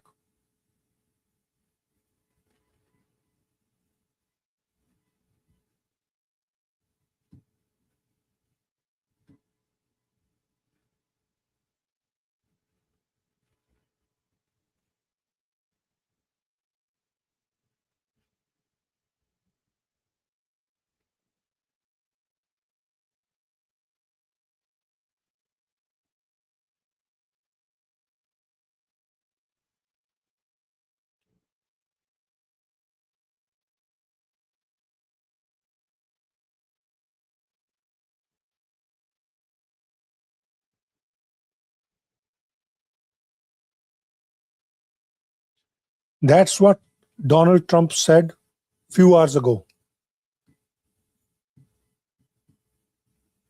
regarding Iran. That's what Donald Trump said few minutes ago. Working with Iran for a number of months, and they should sign their deal. It's a good deal. It doesn't give them the right to have a nuclear weapon. In fact, it totally prohibits them from ever having a nuclear weapon. And it was just tap, tap, tap. I don't know what they're doing. So they then shot at our helicopter, very expensive helicopter, by the way, but much more importantly, the two men, fortunately, they're okay. But an amazing rescue. If you ever get a clip, you won't believe the rescue, how cool it was. The equipment we have. Look, we have the strongest military in the world. And I gave them a break at the request of Pakistan, the Field Marshal and the Prime Minister of Pakistan are great. We stopped them from going to war with India. You would have had a nuclear war if it wasn't for me.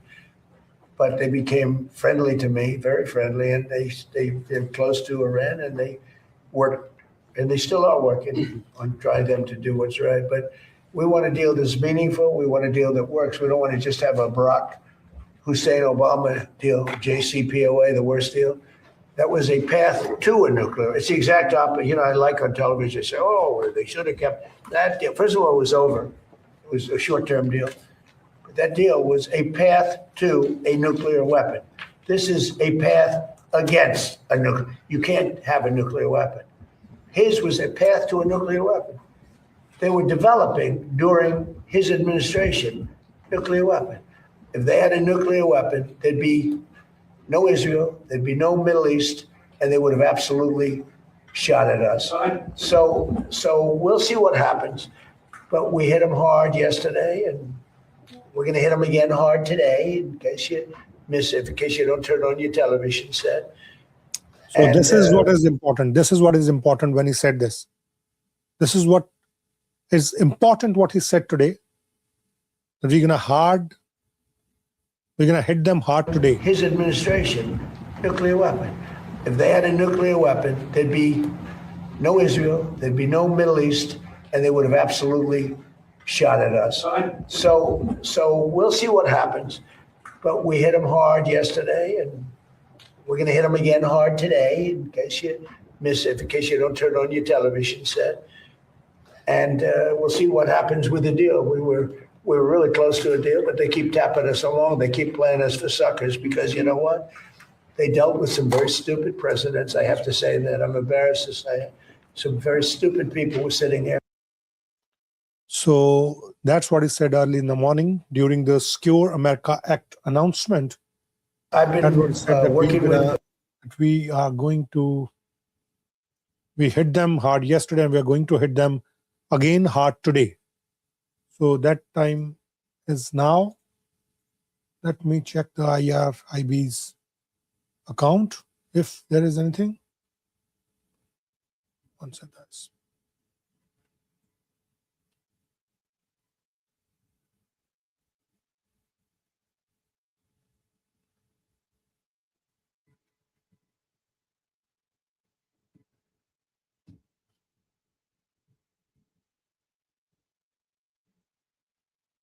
One sec.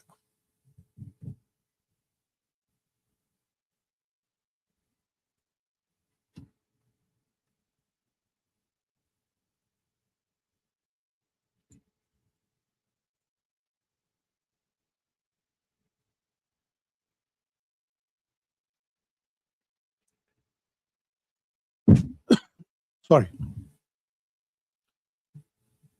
Al Jazeera is quoting IRNA, that's Iranian news outlet. Al Jazeera is claiming that Iranian outlet is reporting that explosions heard in Kashmir and Hangam area were caused by projectiles. Let me just check if I can pull some live footage of Middle East.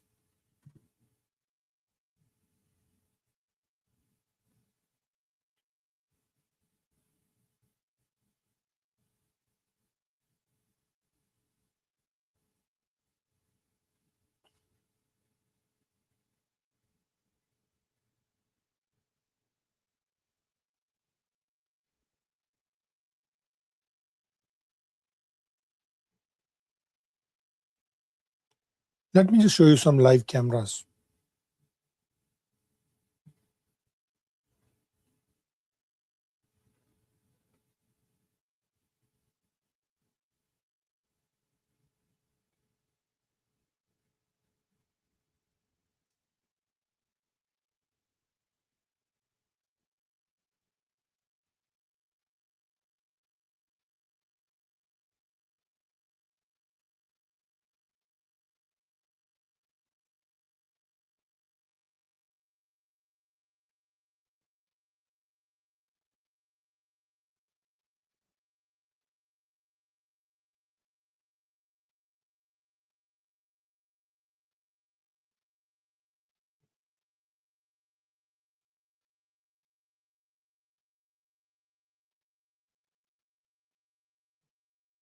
Just one sec.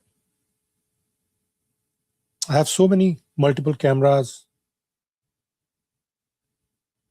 channels, but I want to share the authentic one.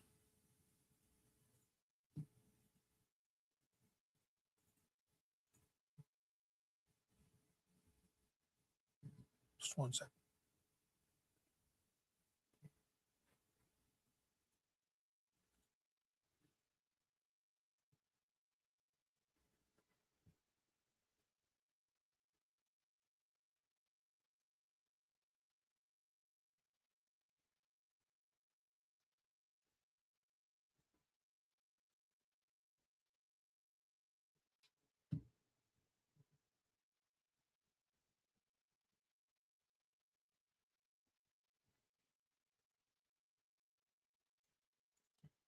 I'll show you from open source.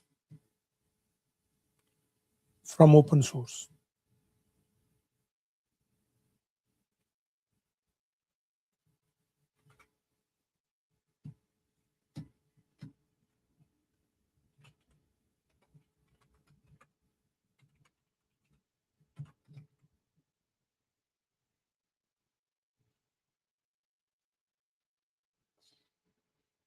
One sec.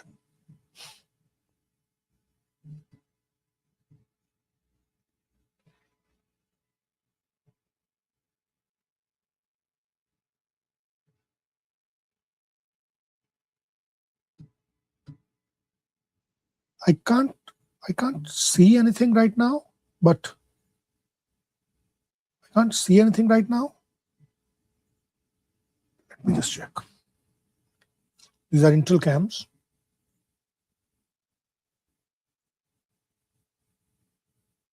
In case if I am getting something.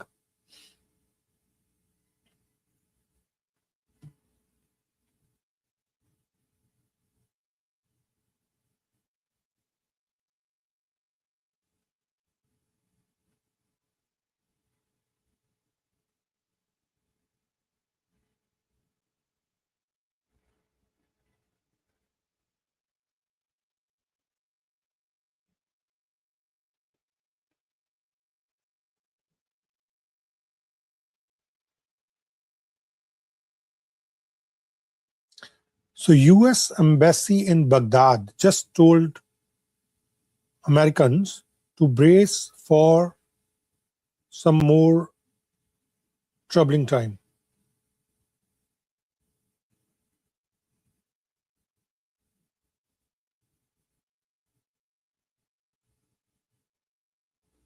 Just few minutes ago, just few hours ago, I should say, Secretary of War Pete Hegseth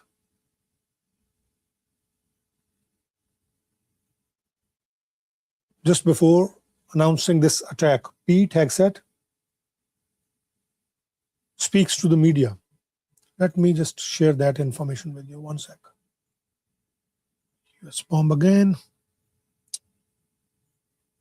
Pete Hegseth, Secretary of War, Secretary of Defense to be exactly, but President Donald Trump calls him Secretary of War.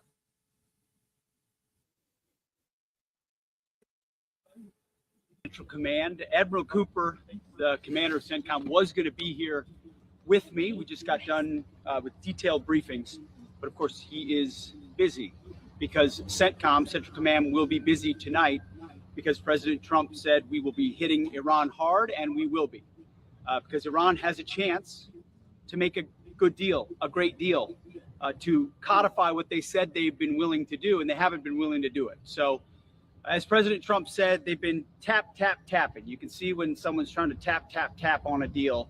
Instead, they're going to have tap bombs dropping on key facilities in Iran from the United States of America. And that's not because we want to restart anything we don't have to restart. It's because the War Department is prepared to set the terms to ensure that we get the kind of deal President Trump expects. And Admiral Cooper and the team here at CENTCOM has done a phenomenal job from the beginning on Epic Fury and through this blockade, ensuring that we have a chance to reach that end state, which is Iran will never have a nuclear weapon, which they say they don't want. And so since we're so close to that negotiated deal, if that's the case, they should step up and do it. There's another thing that was revealed today by the president that the press has not been aware of, but certainly this building, the U.S. Central Command, has known, is that Project Freedom, the idea of running ships through the Strait of Hormuz, it never stopped. It just went underground. And so there's some things the public knows and some things the public doesn't know. But ultimately, we've been protecting commercial shipping going through the Strait of Hormuz, as the president announced, to the tune of over 100 million barrels that have moved through and more in the middle of the night, protected by the United States in a way that Iran can't stop. Now, they can't see it and they can't stop it. So answer me this. If our blockade is ironclad, which it is, we just disabled another tanker attempting to leave just yesterday. Our blockade has stopped almost 140 ships attempting to navigate in or out to Iranian ports. So if our blockade is ironclad, which it is, and we're able to move commercial shipping in and out of the Strait of Hormuz, who controls the Strait of Hormuz? And President Trump said it, and he's right. The United States of America controls the Strait of Hormuz. We're able to bring oil in and out and other things with partners, and have done so now for weeks and weeks in ways the Iranians don't want to acknowledge. That's a powerful reality on the ground. Add that to what the United States military, what Central Command did to their Navy, to their Air Force, to their air defenses, to their power projection capabilities. And we know exactly on this ledger who's on the strong end and who is not, who's had decisive effects and who can't defend. And so from the beginning, we've shown overwhelmingly the kind of capabilities the War Department can bring. This building continues to plan. And so those strikes that'll happen tonight will be strong. They will be clear. If they happen to happen tomorrow night, they will be strong and they will be clear. And throughout, Iran has an opportunity to make a deal. That's the point. President Trump is a deal maker, the best in the world.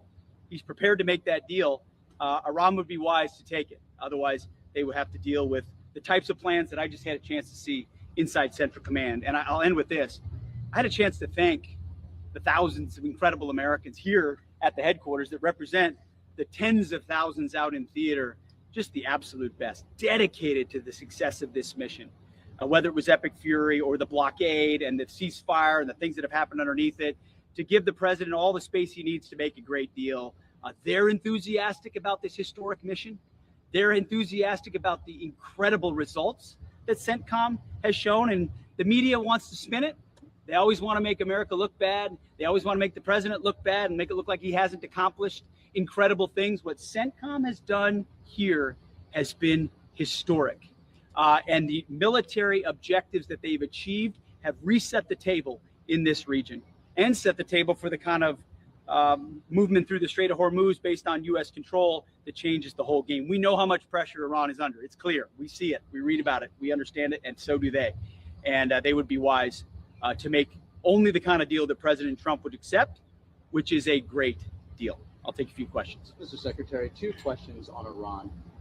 With this latest response from Iran last night, have they not clearly violated the ceasefire? Have you underestimated Iran's military resolve? Like, why do you keep going back to trying to hit the same targets? And furthermore, you just mentioned— Who said we were going back to hit the same target? Haven't you been targeting— Most of their shots, by the way, missed and were shot down by us. So their efficacy and their ability to actually strike is incredibly diminished. And thankfully so, our air defenders are incredible and the capabilities we have are incredible. No one said anything about restriking, and we're hitting additional targets. You resurface them when you have to, but ultimately we know exactly what we're hitting and why, and they can't stop us in that capacity, which means they're going to be less able to see and sense the things they want to be aware of. And So then furthermore, you just mentioned you're going to plan to hit them and strike them hard tonight.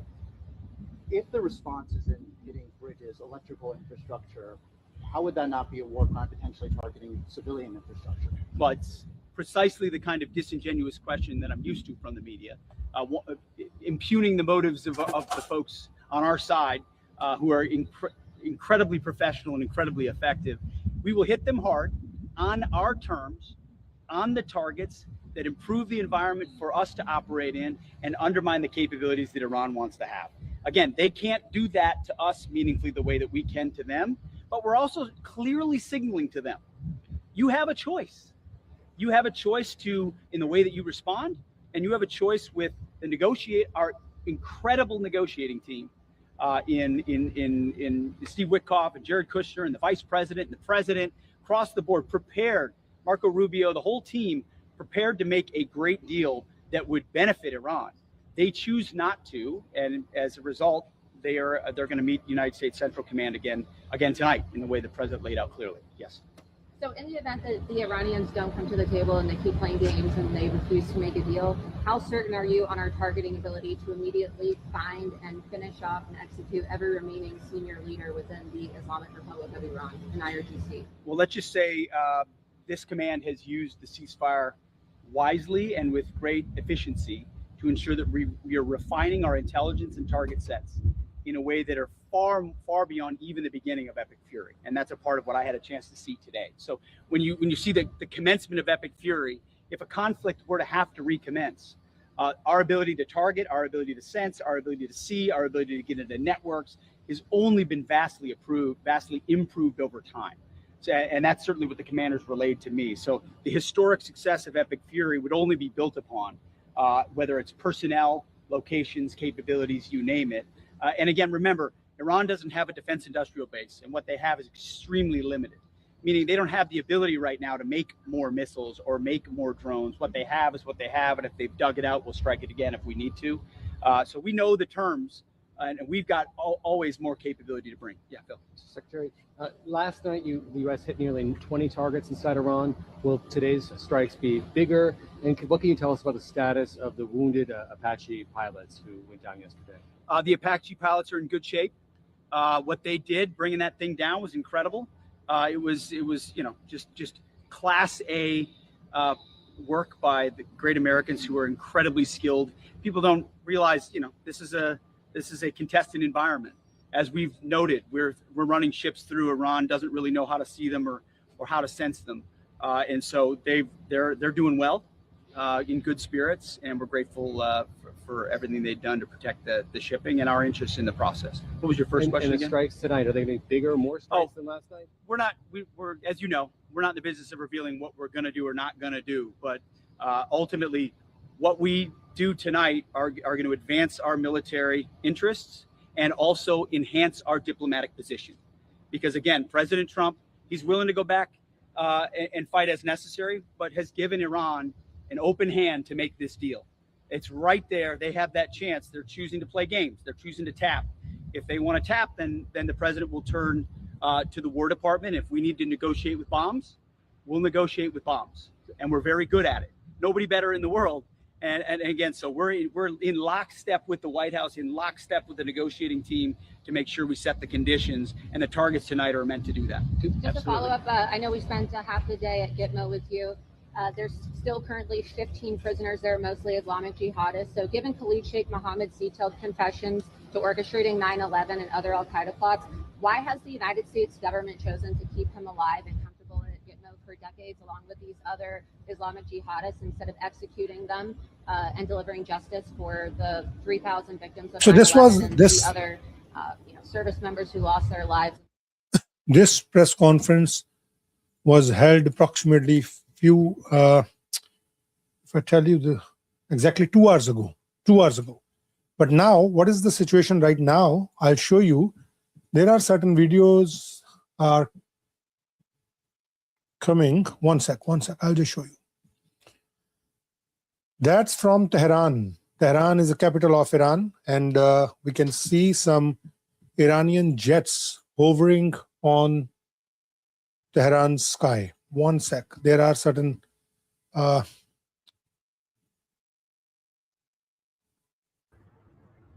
See this one. That's Tehran sky right now.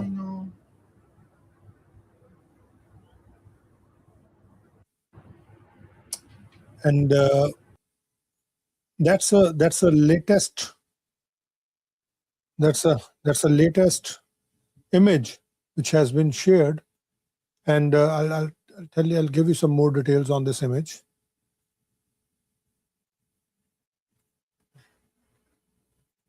This image is this came from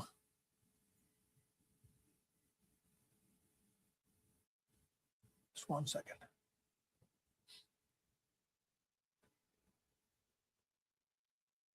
Came from Iran, and one of the sources is saying, 1 sec. Here is that. That's the image, and that's the information. That's the information. Fars News is reporting a few. They're saying 11 minutes ago, hearing of explosion sounds in Sirik and Kash. Moments ago, the sound of explosion was heard in Kashim and Sirik. At the same time, air defense in Kashim has been operating. Then they said a few minutes ago, the sound of several explosions were heard from the west of Bandar Abbas. Bandar Abbas is the coast next to the Strait of Hormuz. I'm just going to show you as well. People in Kargan, Minab have also heard the sound of several explosions. The exact location of these explosions is still unknown. A few minutes ago, a senior American official, Zionist media, that attacks on several points in Iran are underway. So Access Media just informed this thing that there's going to be more and more attacks, and now, 1 sec, there's another information on the way.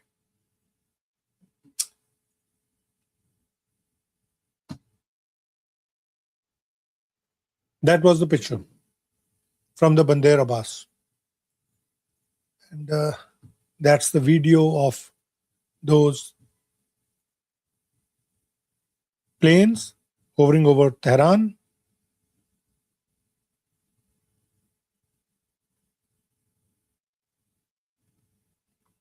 Some reports are indicating that retaliatory Iranian strikes are already underway.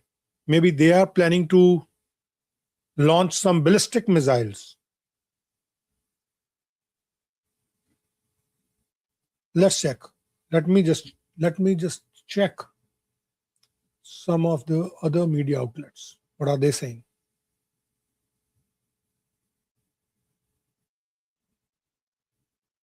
So there are 4 locations according to Mehr News Agency.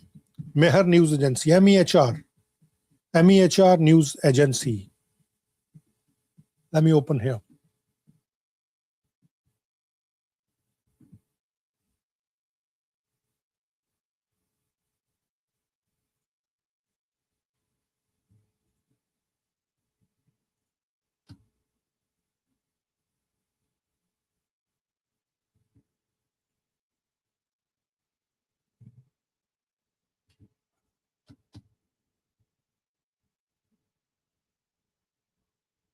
Mehr, MEHR News Agency.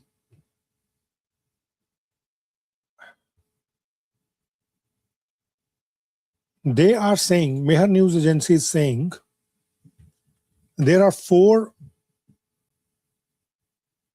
locations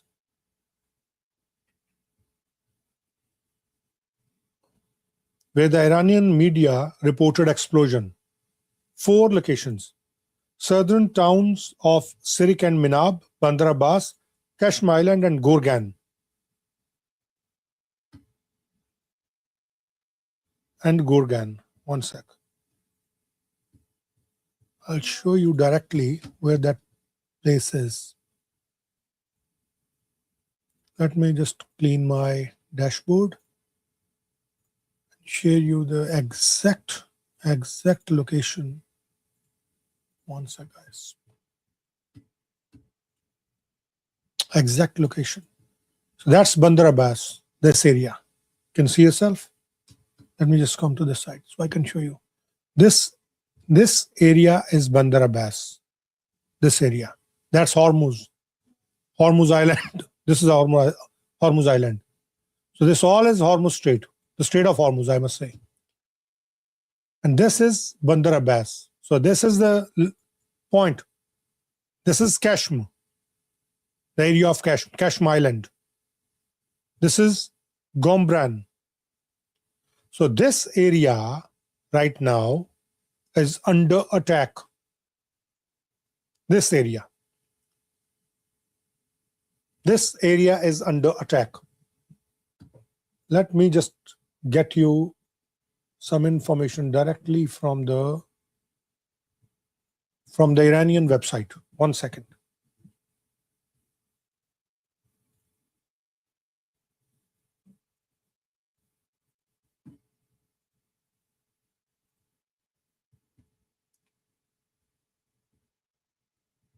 Just 4 locations have been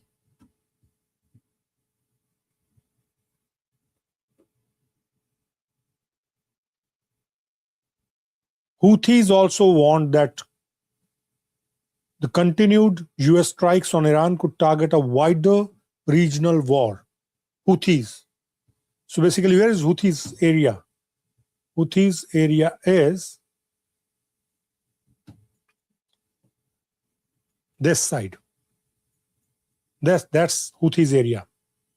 Red Sea area. This area is controlled by Houthis. Not exactly controlled by Houthis, but yes, they have their presence here. They have their presence here. This side.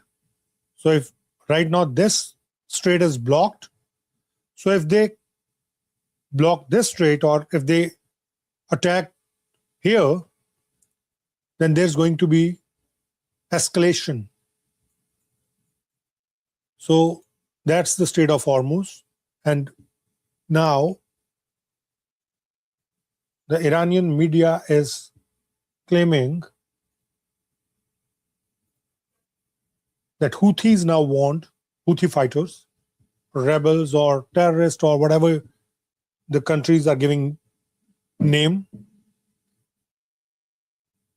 that the continued US strikes on Iran could trigger a wider regional war. And most probably they're gonna, the strait which I showed you, just below the,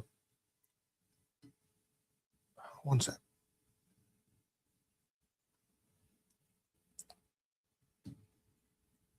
Just below the Yemen, this strait, this is Bab el-Mandeb Strait. Bab el-Mandeb. Bab el-Mandeb. Or Bab el-Mandab. I mean, different pronunciations you can say. This strait. They're going to disrupt this one. There's going to be a big impact on the global supply chain, for sure, if they shut down this strait.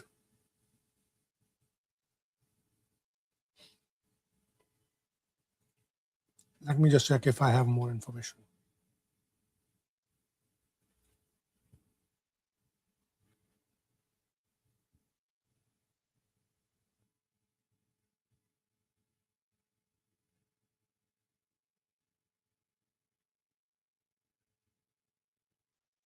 So Iranian media,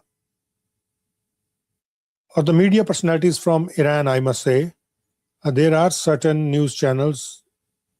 I'll share with you one report by Al Jazeera. 1 second, guys. Just 1 second. Al Jazeera, they have their correspondents in Iran. Al Jazeera's Muhammad Wall. Muhammad Wall from V, not from W. Muhammad Wall. He is in Tehran. So he is reporting for Al Jazeera.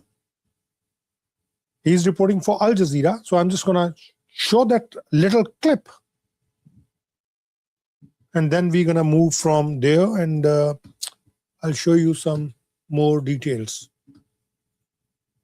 That's Muhammad Val, VALL of Al Jazeera, reporting live from Tehran. Reports on the local media about hearing air defenses being activated west of the capital, Tehran. We still don't have details about what's really happening there, but there is something, according to these reports. Apparently, there is an activity of air defenses in that area, and also explosions were heard from afar on the island of Kish. Again, no details yet about. So that island of Kish is that area where I showed you the Kish Island and the Hormuz Island, the Strait of Hormuz, that passage, that is the main artery of that strait, the Strait of Hormuz, Kish Island and Hormuz Island. And that's the entry point of Iran. That, and also there were an activity also of air defenses in Mohr. So we have 3 locations across the Iranian map. They're saying 3. Right now Mehr that News have said 4. air defense activities and sounds of explosions, at least in one of those places, and that's on Kish Island.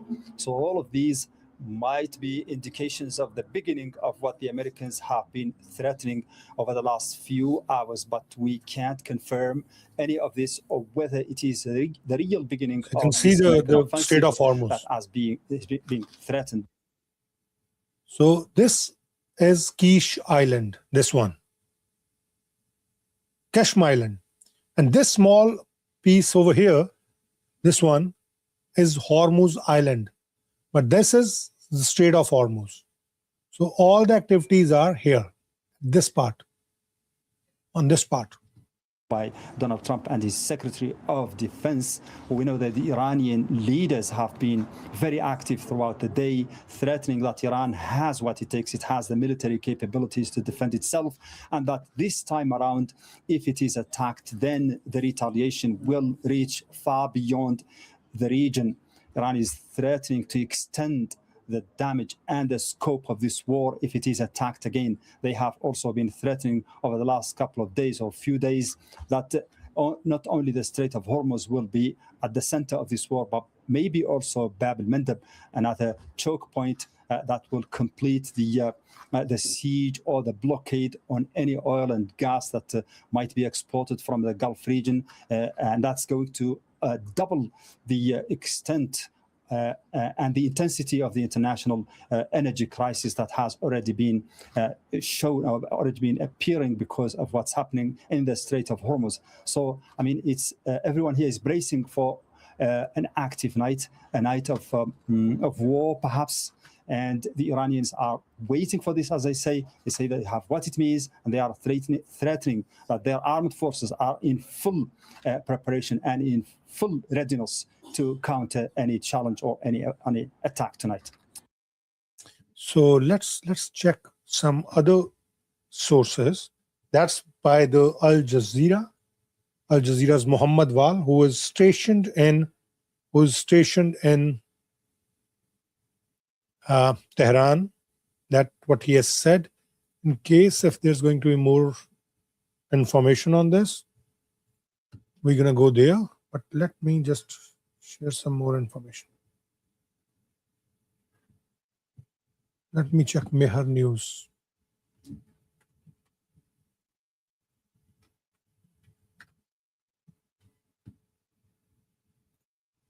What is Mehr News showing?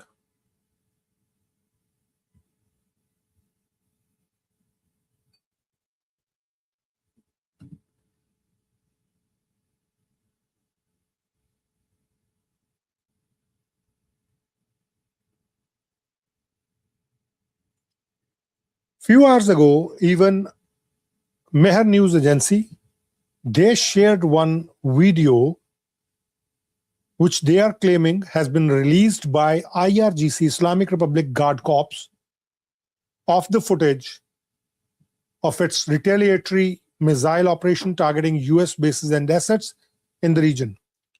That is an old video that I can confirm, but I'm not very much sure whether it is from yesterday. Let me just play that video for you. Mehr News Agency, the MEHR, that's the Iranian news agency, they are claiming that IRGC released a video footage of its retaliatory missile attack targeting the US bases in Middle Eastern region. One sec. I'll share that video.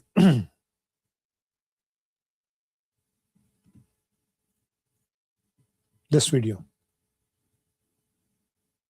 Not sure whether there is any sound or not. این مشت‌های آهنی تا There نابودی is. تک تک شما و اخراج شما از منطقه به حول و قوه الهی به سوی شما نواخته می شود.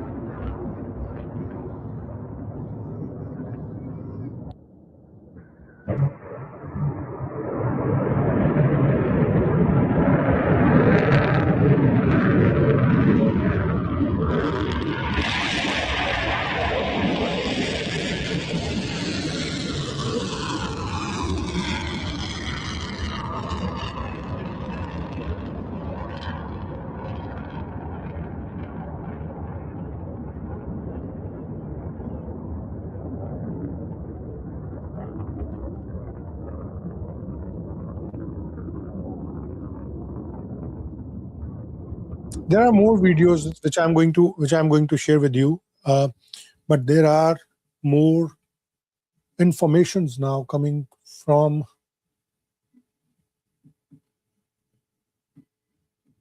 IRIB. IRIB is Islamic Revolutionary Information Broadcasting. Islamic Republic of Iran Broadcasting. I'm sorry. IRIB. Now they are giving the information on their Telegram channel, not on any other channel. On Telegram channel. They are giving all the information on their Telegram channel. Let me just show you. What are they saying? IRIB. It's going to share directly from their Telegram account.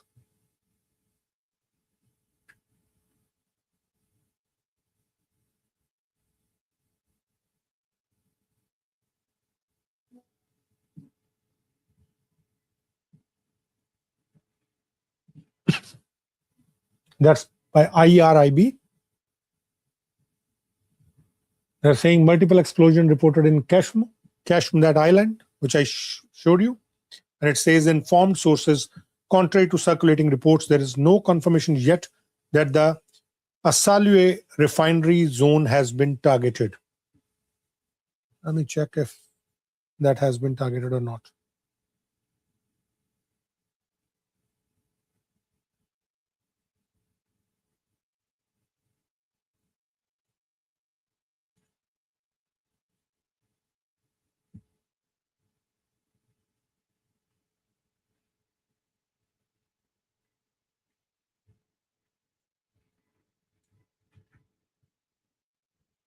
What is Irani media reporting right now? Let me check.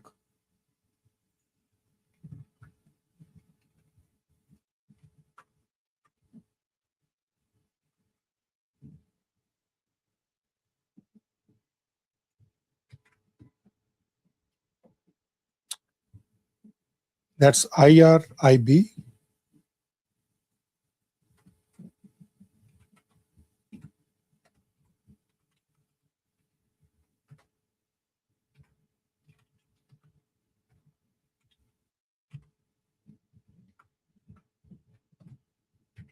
It's an unsaid war. It seems like you can say it's conflict, or you can say it as a war. It's unsaid war.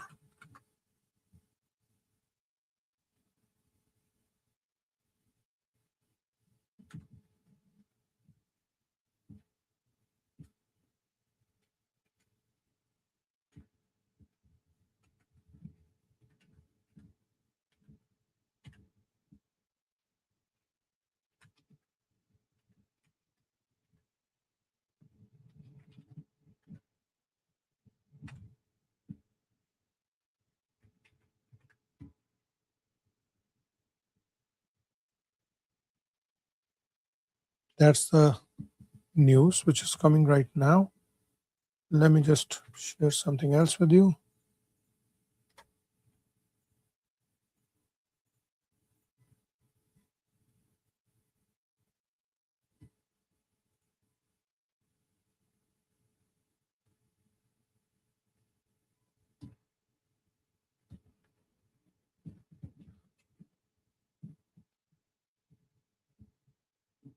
So Iraqi sources report that the US Al-Harir base in Erbil, northern Iraq, was targeted by missiles from Iran. Additionally, Iraq's Al-Maluma website claims that Iran destroyed a US radar system in Iraqi Kurdistan. That's Iraqi website which claims Al-Maluma website. Let me check Al-Maluma website. I can open Al-Maluma website.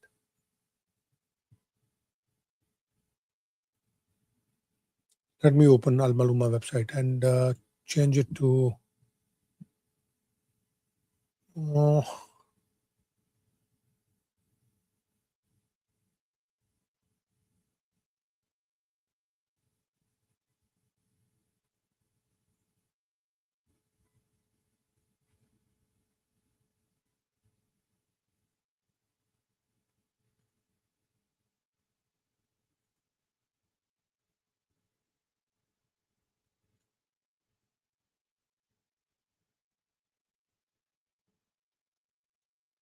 what they are claiming is Al-Maluma website.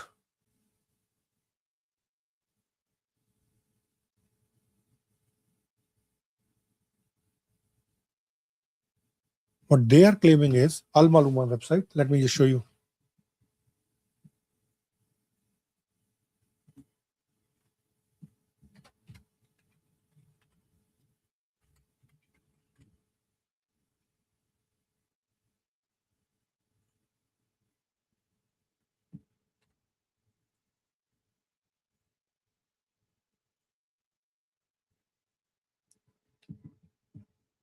They shared an article.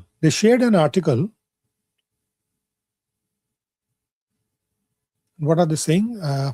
One sec.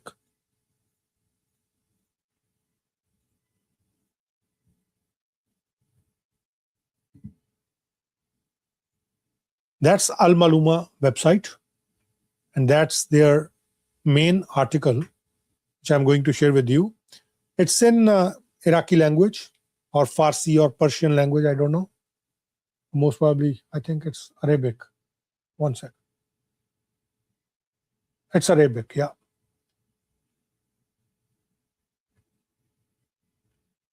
One sec.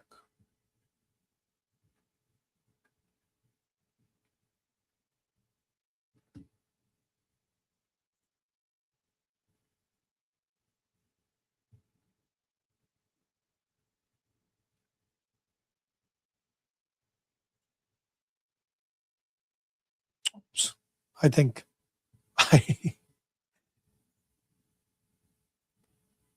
I was pretty excited.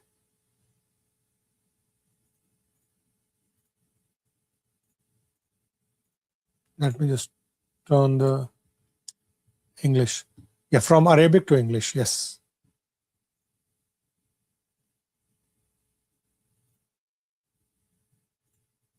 So yes, let's go back to the same article. So this was the article. It says Iran surprised Trump with an advanced air defense system that shot down the latest American aircraft. Soleimania is the person, I think, who wrote this. On Wednesday, Mohammad al-Dhari, a leader in the ASM alliance, revealed that Iran surprised the Trump administration with a new defensive tactic after developing an advanced air defense system that succeeded in its first test by shooting down the latest American warplane and turning into wreckage. Al-Dhari told Al-Maluma news agency a new development has occurred in the war on Iran after the introduction of the new air defense system that was deployed for the first time and was able to shoot down an Apache helicopter. Shot down an Apache helicopter, which is one of the most prominent weapons of the American Air Force. This is what Al-Maluma website is claiming. Courtesy Al-Maluma website. That's what the story is. Al-Maluma website. That's Iraqi website.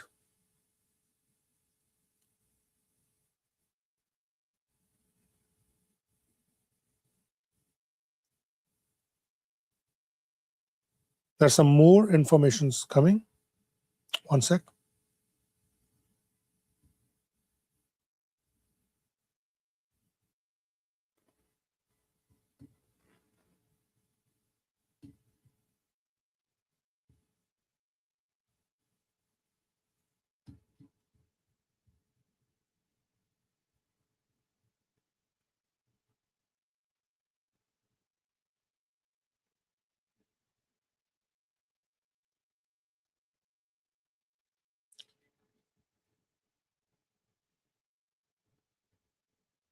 There's a news right now, but I just need let me confirm it from some other sources as well.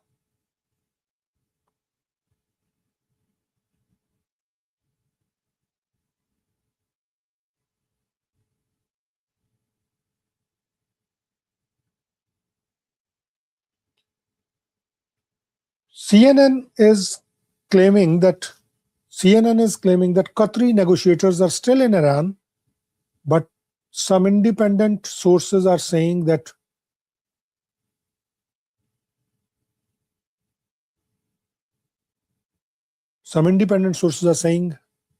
that delegation has already been left.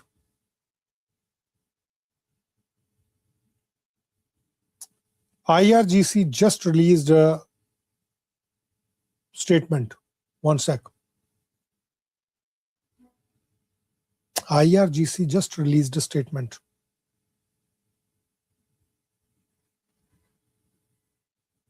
One second.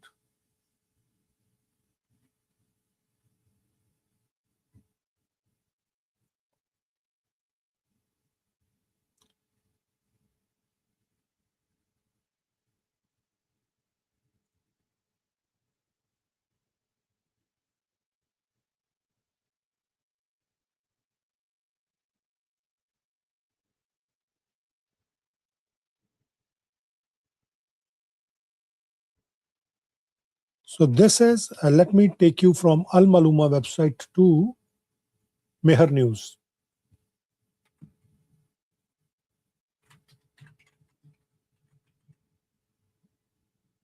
Just 1 second, guys. And this is very important. That's what the actual news is.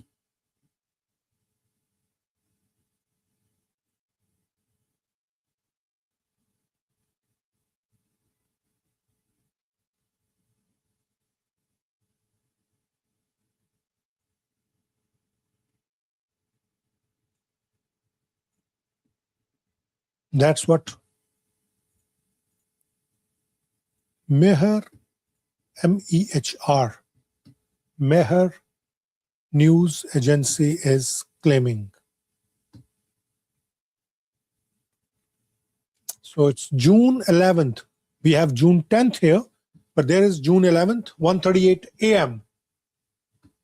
What is the time in Tehran? It's 1:57 in Tehran.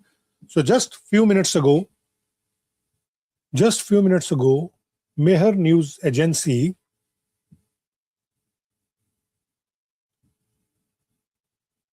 they shared this info. One sec. Where is that? Here. Explosion reported in South Iran, local sources to Meher. And that's from Bandar Abbas, June 11th. MNA is the Meher News Agency. Local people in the southern HORMUZ province told Meher correspondent in early hours of Thursday, today is Wednesday in Canada, where from I am reporting right now. It's Thursday, past midnight, early hours, in Middle East, Asia, definitely in Japan. In early hours of Thursday, they had heard explosions in Bandar Abbas, Kashmir, Minab, Sirik, and Hangam Island, and some other areas. According to Meher reporter in Bandar Abbas in the HORMUZ province on Persian Gulf on Thursday morning, explosions were reported in the cities of Bandar Abbas, Kashmir, Minab, Sirik, and Hangam Island by local sources and residents of surrounding villages. None of the official military and law enforcement apparatus have yet commented on the cause of these sounds by the time this news was being covered by Meher. Clashes have also occurred at sea between American and Iranian forces. That's the big news. That's really big news.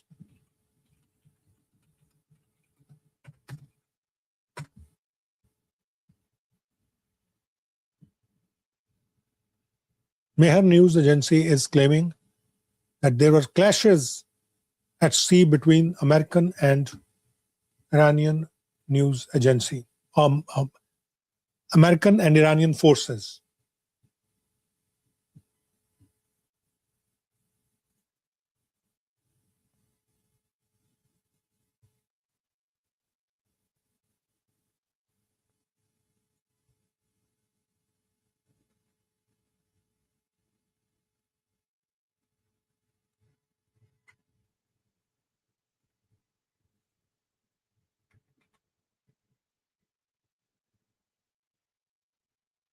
Let me just get you some more information.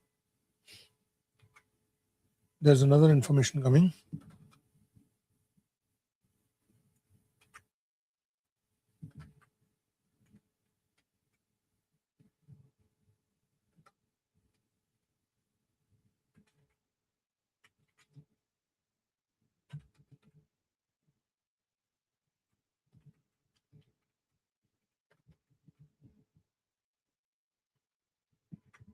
That's the latest situation in Middle East.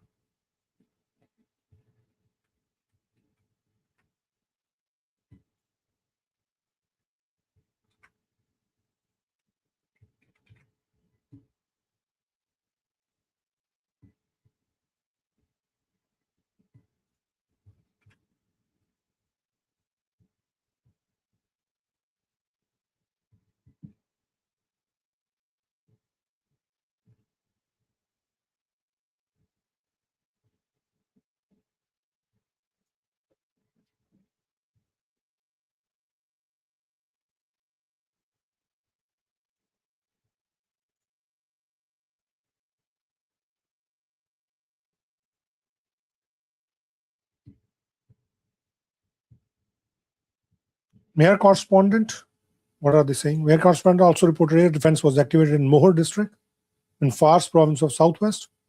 Last night attack was US Army on Iranian position in the south of the country. Harsh Iran's missile response. I think there is some typo mistake. So this is the latest news from Meher News Agency. Latest. Let me just check some more news from different sources.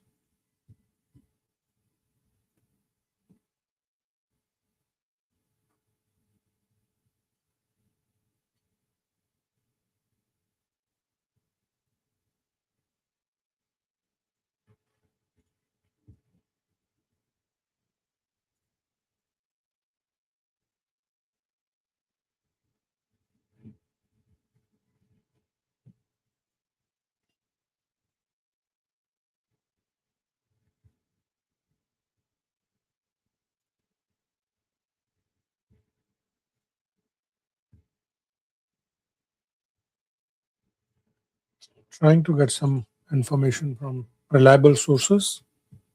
There is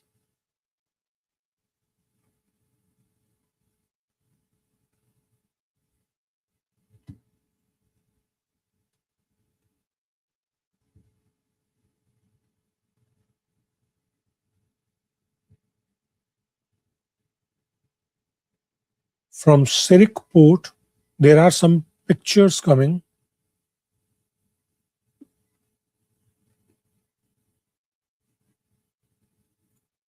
Israeli authorities confirmed one of their news channel, Can News. Can News, one of the reporters of Can News confirmed that Israelis are not part of this operation.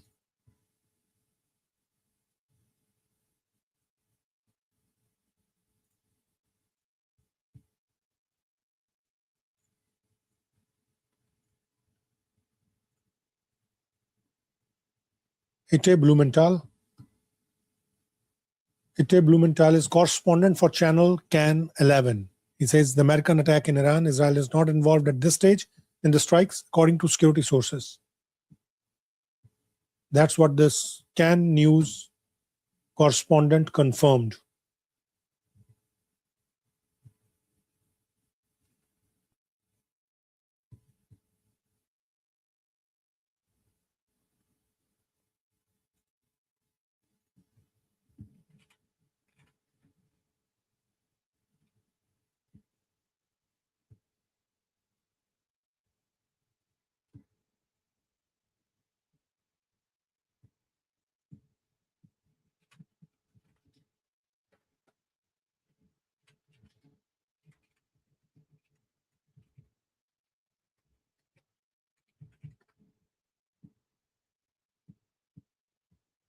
What is IRGC saying?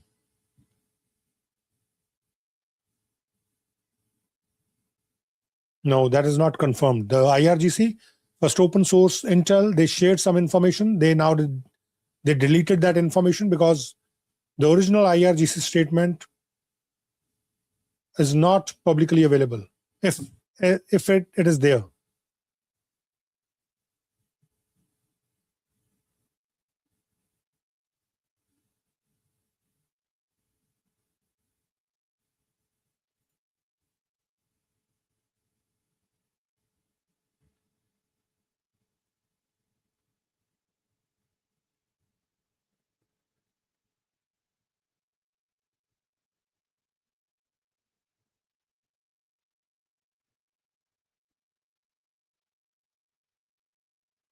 Tehran Times. Tehran Times is having approximately more than 300,000 followers. They just shared a news. One sec.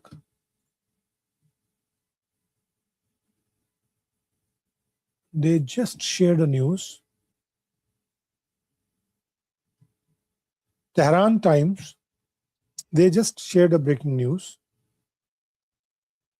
They are saying IRGC public relations following an F-16 fighter jets violation of Persian Gulf airspace and the IRGC's air defense firing, the invading fighter jet fled just 9 minutes ago.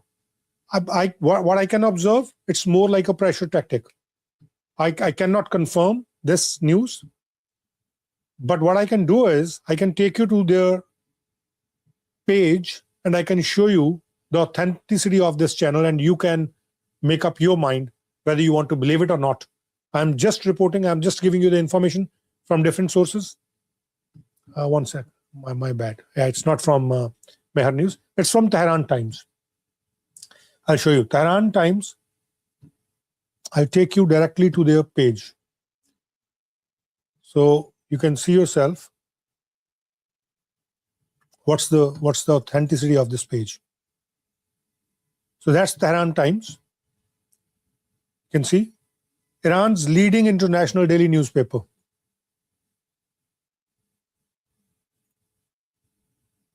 Based in Iran. So it's based in Iran, Irani newspaper.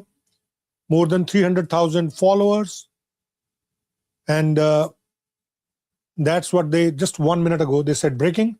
From this moment on, due to insecurity in the region, the Strait of Hormuz is declared closed to the passage of any type of ships, vessel, including oil tankers and commercial vessels, and any traffic will be targeted. The US claimed that the ship passed through the aforementioned strait is denied. So the Strait of Hormuz is declared closed.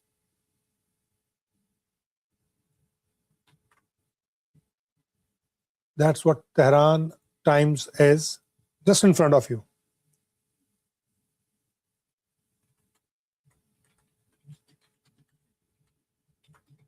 I'm just going to take a bit of time because I have to post as well.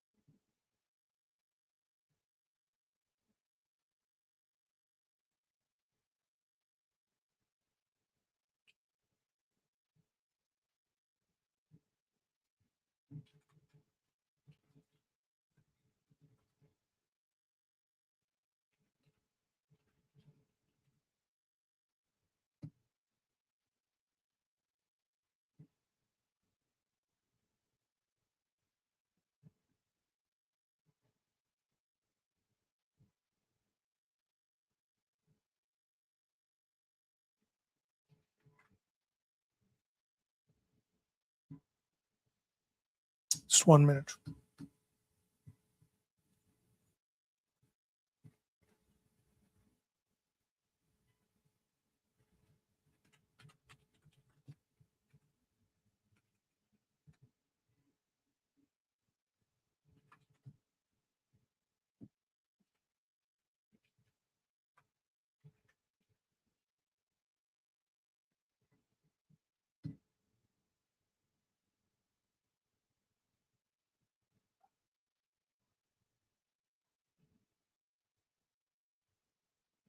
Just 1 minute ago, Tehran Times.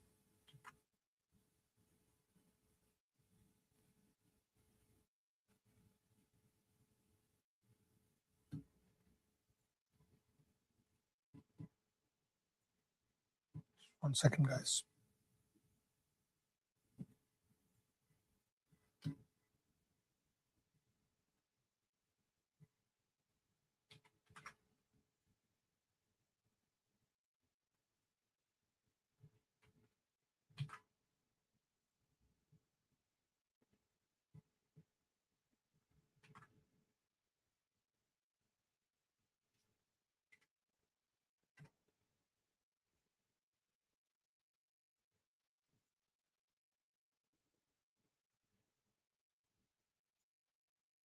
That's what Tehran Times is.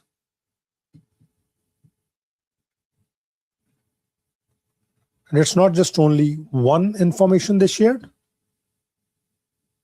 They shared multiple informations. So this was just 1 minute ago. Tehran Times, daily newspaper of Tehran, and has declared close. So now this is a big news. Now this is the big news. Strait of Hormuz is declared closed. That's what Tehran Times is saying. And just a few minutes ago, they said the Israeli radio and television organization claims, citing security sources, Israel has no role in the current attacks on Iran. We have already mentioned that. Then they said Handala. A significant portion of the first and second wave of the US army attacks have been disrupted so far thanks to operation of the group's electronic warfare unit. That's a hackers unit, Handala. That is also mentioned in the Mehr News Agency as well. In Mehr News Agency, they mentioned this as well. I'll show you. I'll show you from the Mehr News Agency's portal as well. Let me take you to the Mehr News Agency, where they mentioned the Handala. See this. Handala warns US Army of harsh response to aggression. In a message, the group stated that missiles are all ready to launch and warned that any move by the United States or its allies would be met with a strong and decisive reaction. So this is Mehr News Agency is reporting this, as well as Tehran Times. So once again, what I feel, it is more likely, more or less, it's a psychological war as well. It's psychological war going on as well. It's not just only the physical war in the Strait.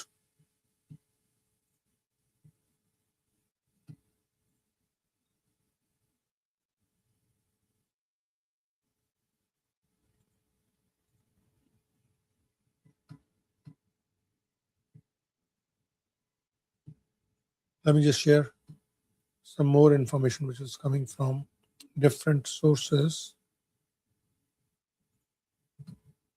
So no one can confirm the IRGC statement.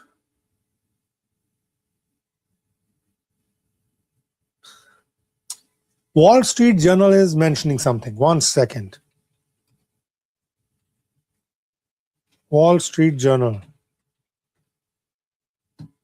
Let me open. Oops.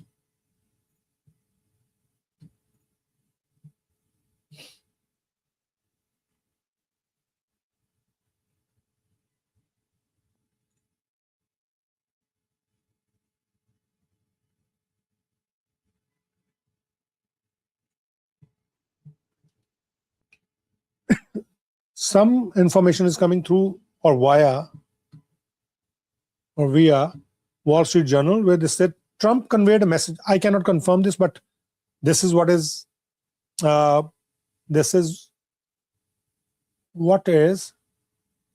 in the media right now, that Wall Street Journal is claiming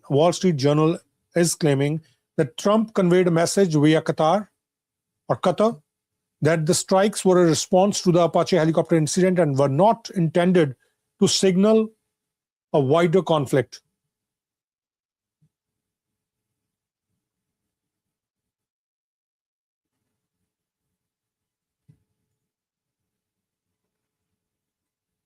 Let me check some of.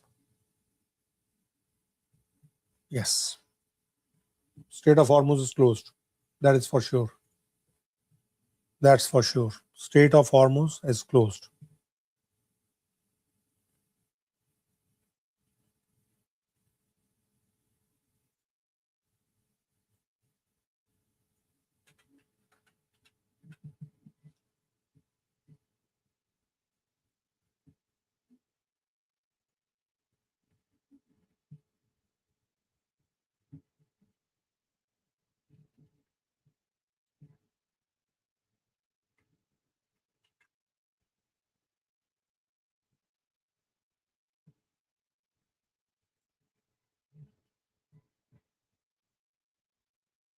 That's confirmed now from different sources, even by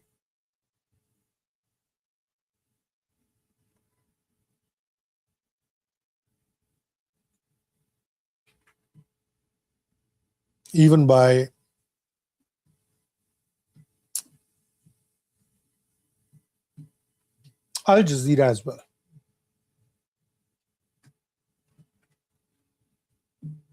Strait of Hormuz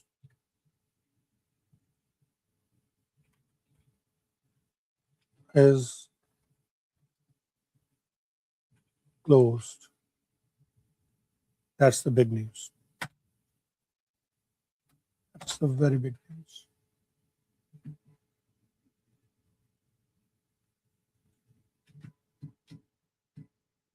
That's confirmed.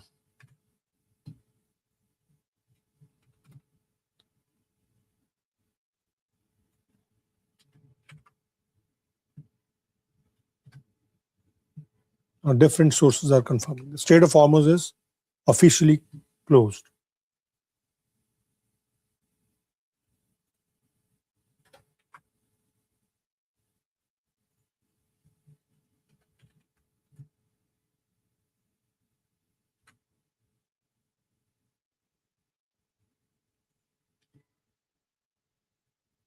That's confirmed.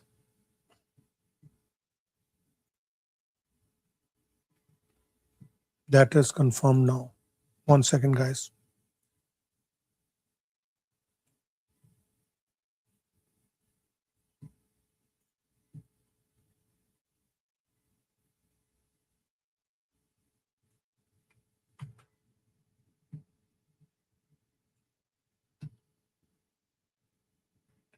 Strait of Hormuz is closed.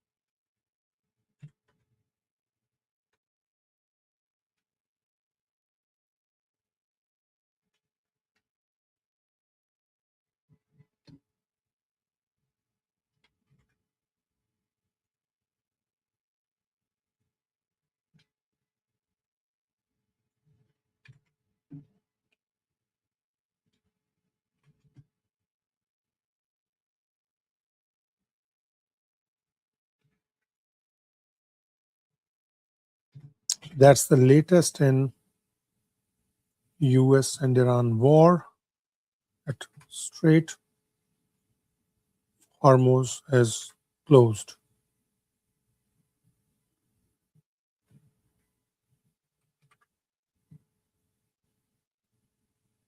That's what making it as a big breaking news.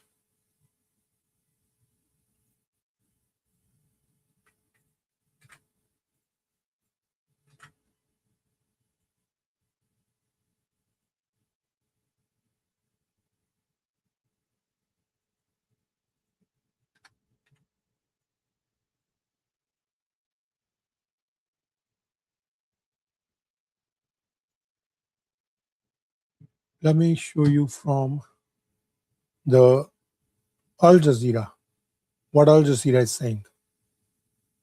The same information which we have given, they given it as well 8 minutes ago, a similar time when we gave this information.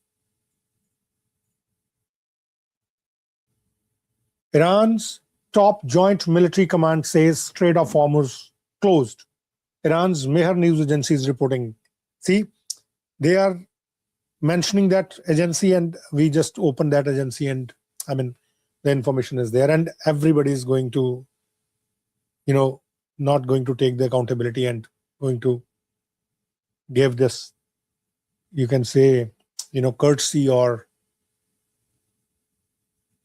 opportunity to others that this is their news.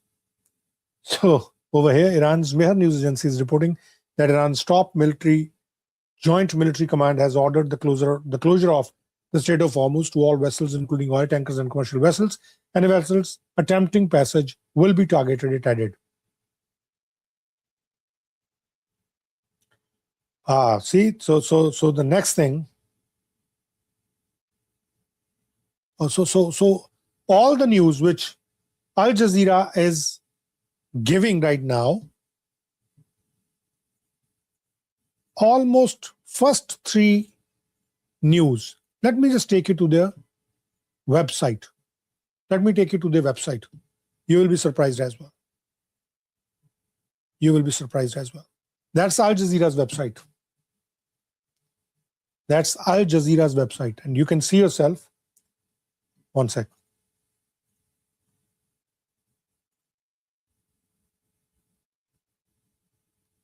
This news, they are claiming, reported by Mehr News Agency.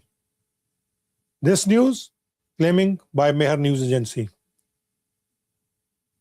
This news, claiming by Mehr News Agency. So first three news, Al Jazeera, the Qatari news channel, is even the fourth news, Mehr News Agency. Out of first five, the four news has been reported by Mehr News Agency. What is Mehr News Agency saying?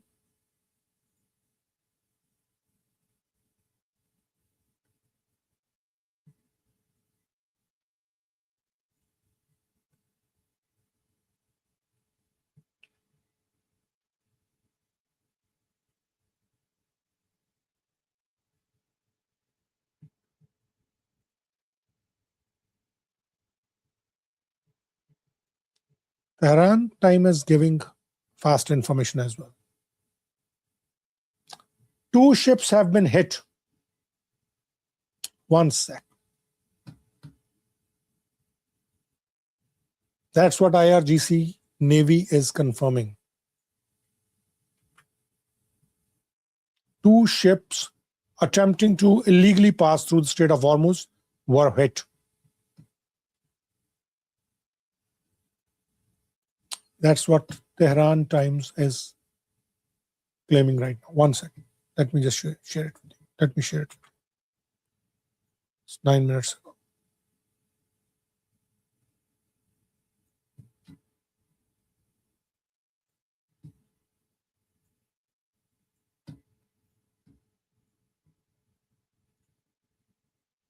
Two ships attempting to illegally pass through the Strait of Hormuz were hit.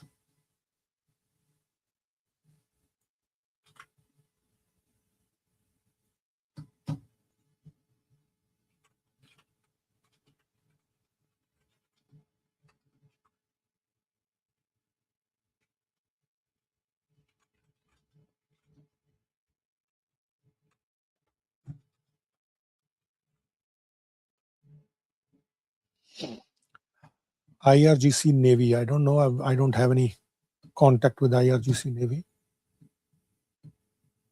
But what IRIB? IRIB gave some information. Yes. Yes, IRIB confirming as well. IRIB confirming as well. And they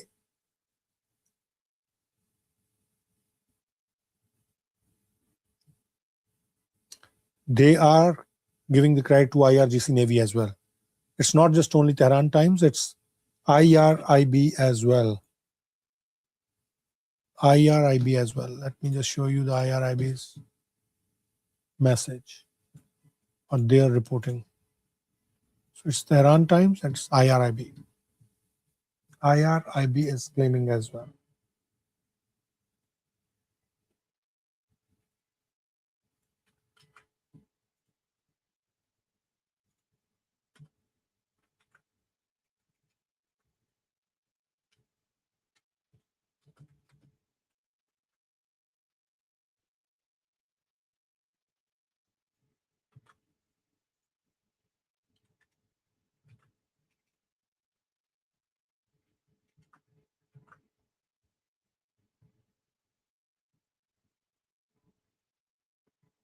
So now the war or this conflict is escalating.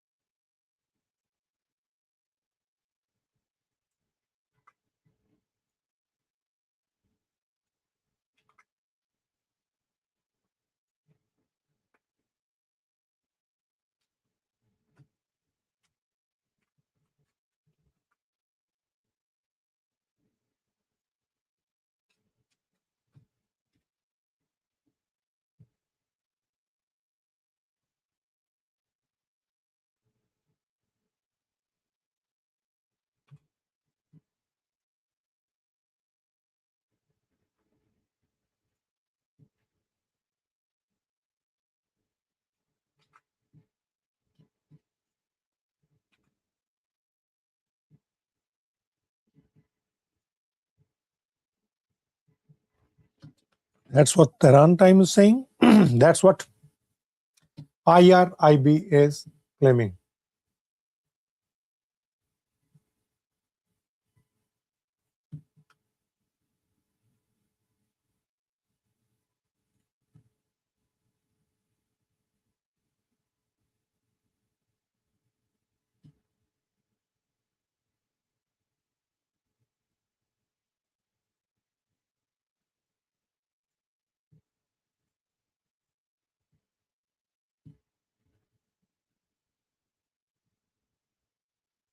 Let me just check more information.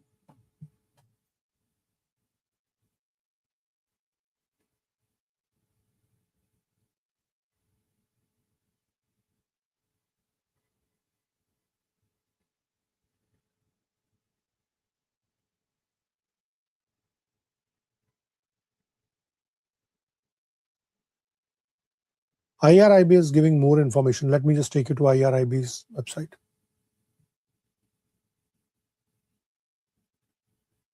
Islamic Republic Information Broadcasting.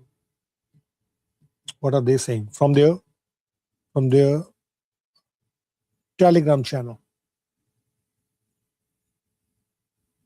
So they are claiming as well that 2 ships attempting to illegally pass through the Strait of Hormuz were hit.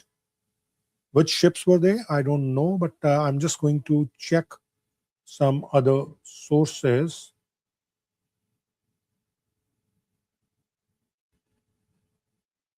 I'm going to check some other sources.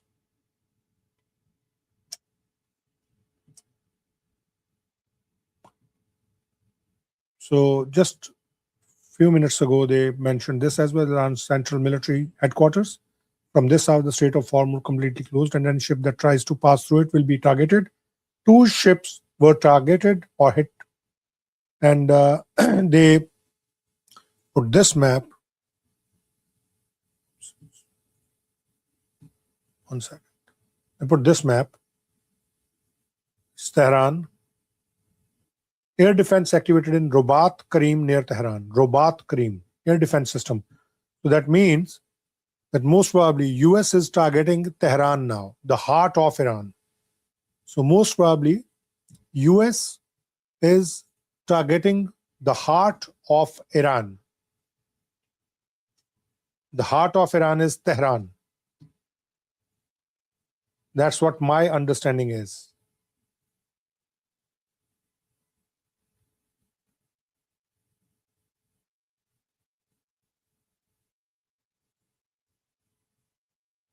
Let me check some more information.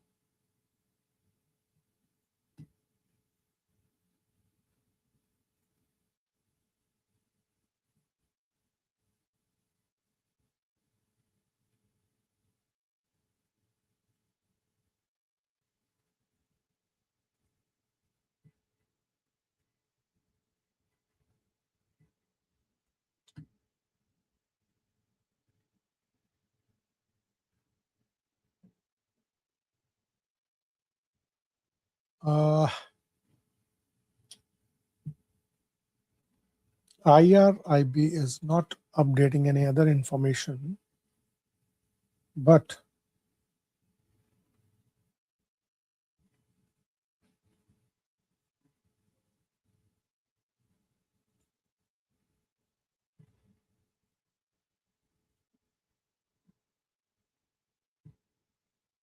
I'm surprised with the Fars News Agency. Fars News Agency is not giving the information as well.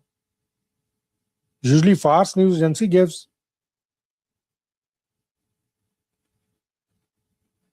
So Fars News Agency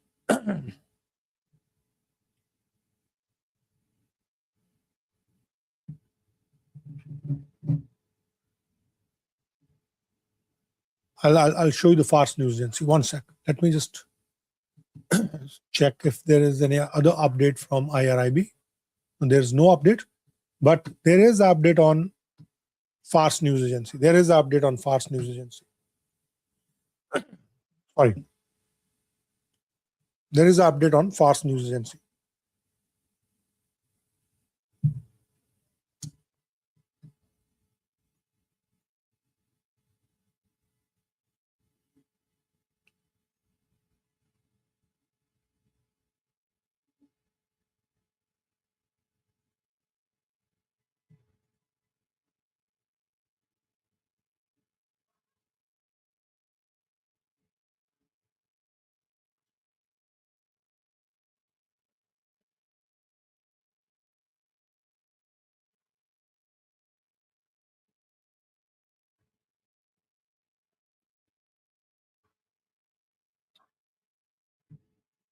Where is Fars News Agency? That's Fars News Agency. So what is Fars News Agency is claiming?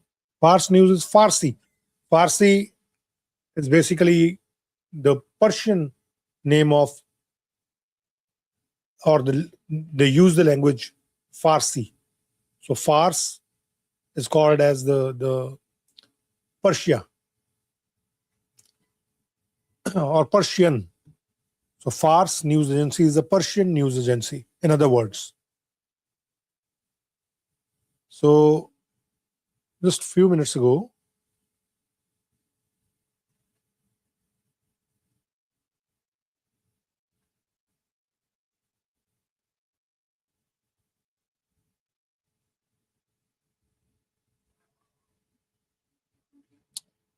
Fars News Agency claimed, one sec, I'll show you. 30 minutes ago, American fighter jet fleet under fire from IRGC air defense.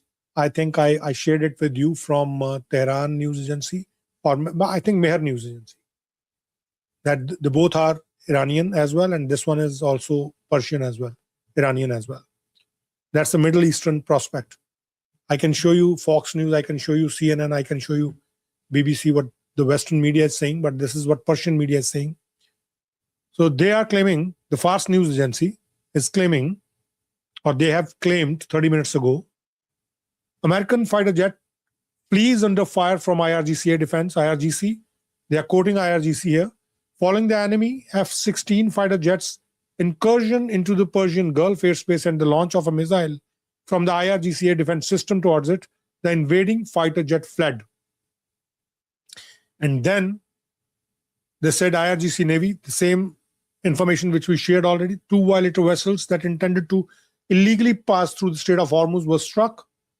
Then they shared this 23 minutes ago. Navigation through the Strait of Hormuz is prohibited. Headquarters of Hazrat Khatm al-Anbiya, PBUH, I don't know what its PBUH is, but Hazrat Khatm al-Anbiya, from their headquarters, it is quoted that from this moment, due to the insecurity in the region, the Strait of Hormuz declared closed to the passage of any vessel, including tankers or commercial ships. That's what the latest from Fars News Agency, and they are claiming that IRGC targeted an F-16.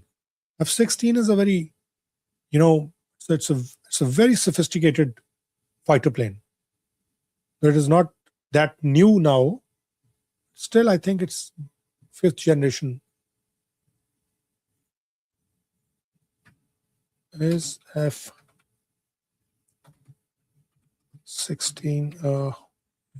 5th gen fighter? Let me check.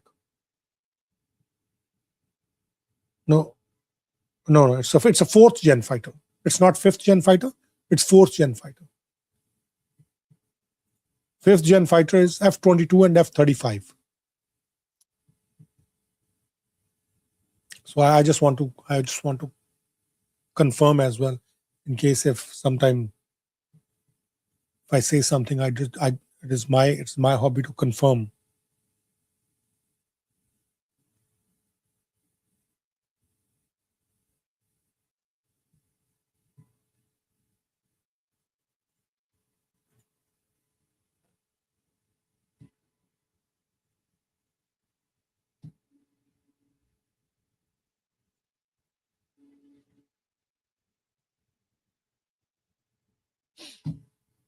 These news agencies are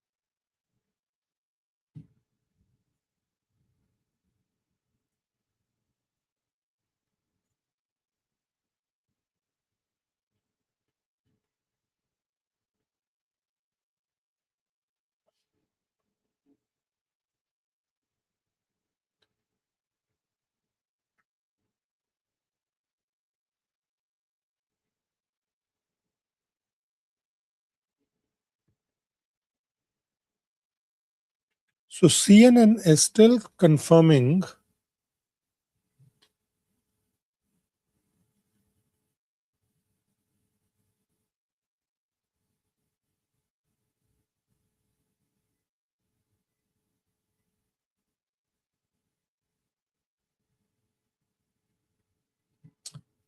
USS is still confirming that the Qatari negotiators are still in Iran.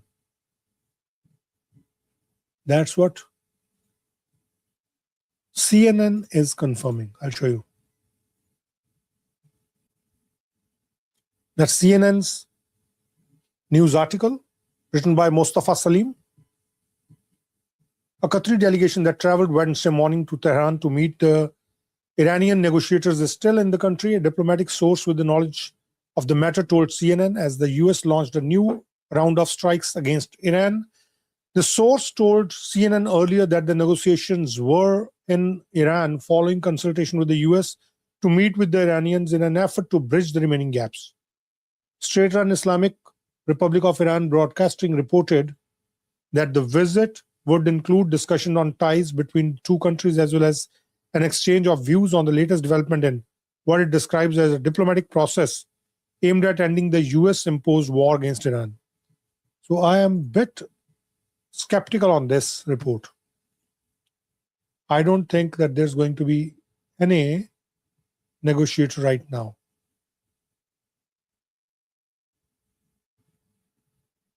That's what I believe.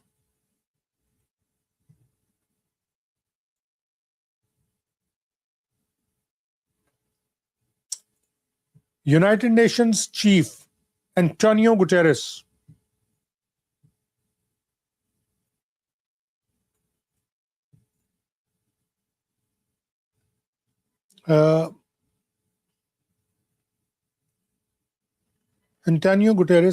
has released a small statement regarding Gaza. Let me check whether just 16 minutes ago. It did not mention anything about the US-Iran war. It just mentioned about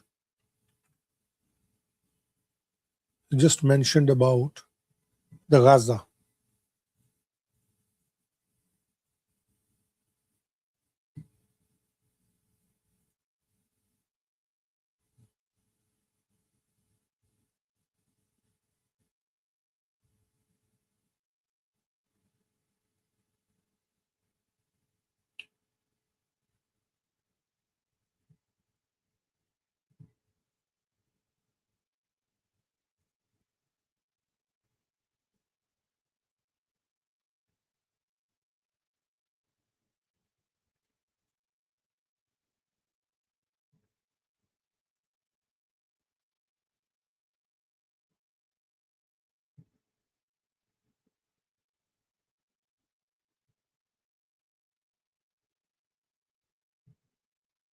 There's no new information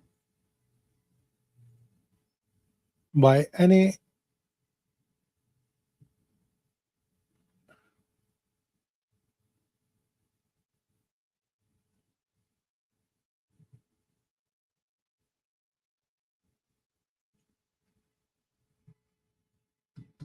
Iranian official.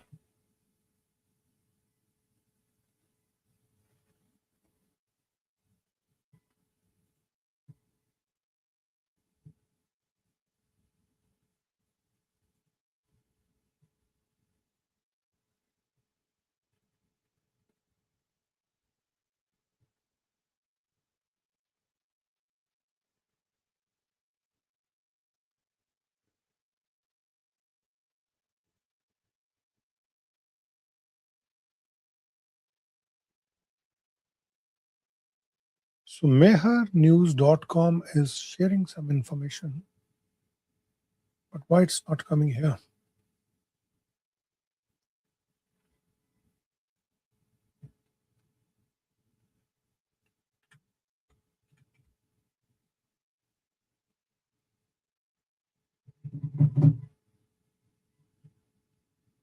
Go to there.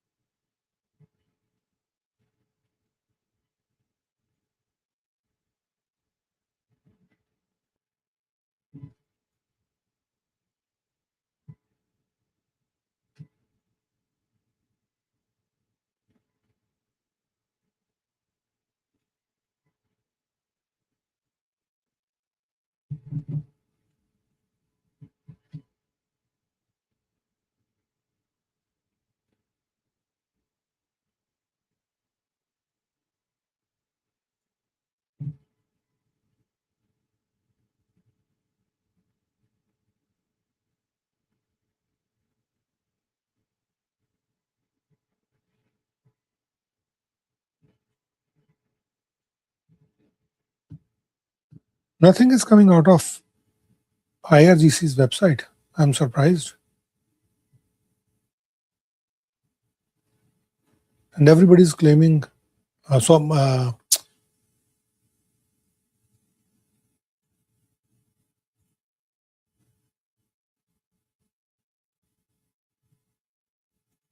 not sure how they are claiming. There is no, I'm pretty sure there's not going to be any open source for sure, but that does not mean that you cannot. Let me check which 2 ships have been targeted. I think there's going to be some news. I think there's going to be some news.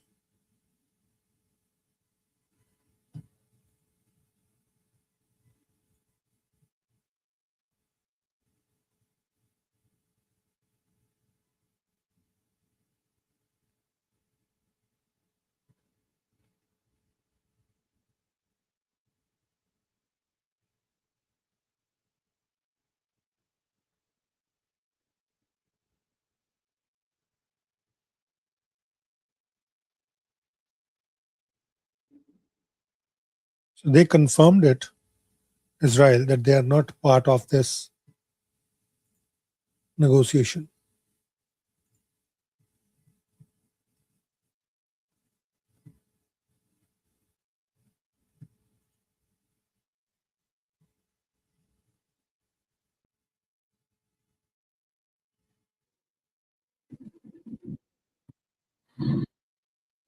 There are some videos circulating.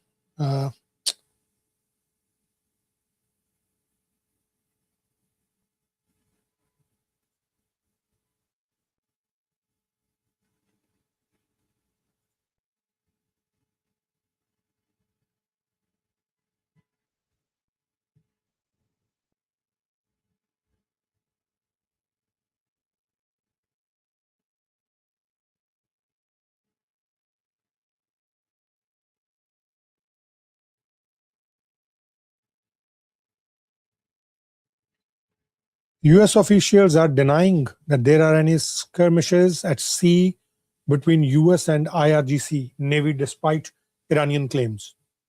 So US officials are denying this report.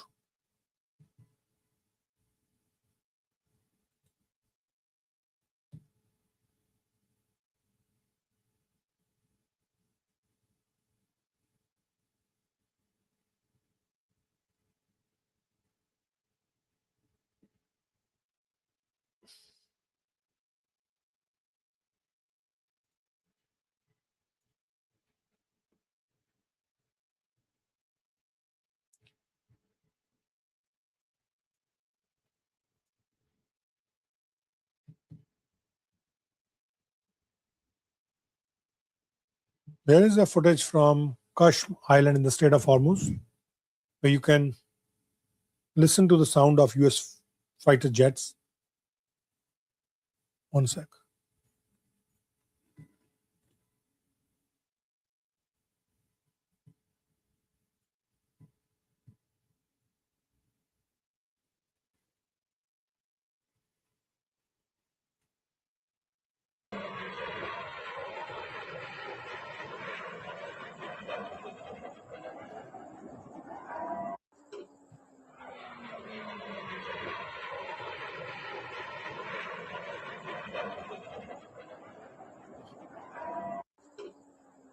This is the sound of American fighter planes from Kashm Island.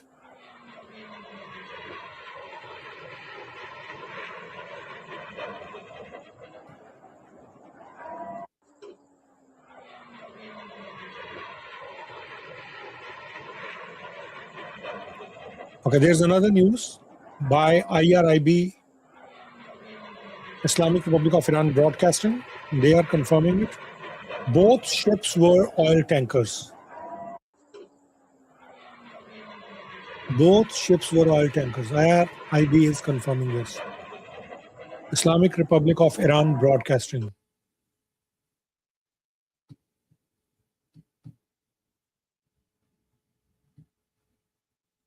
I'm going to get some more information, I will definitely share it with you. But this is the latest information. Both ships were oil tankers.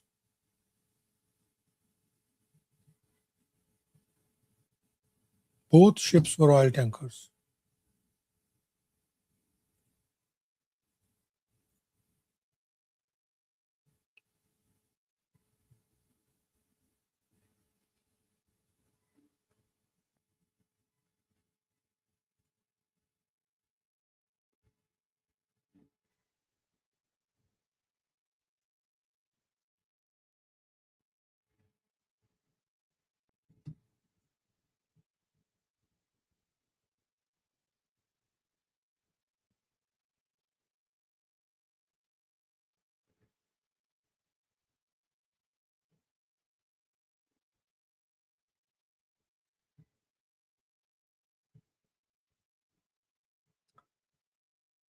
Let me just check this.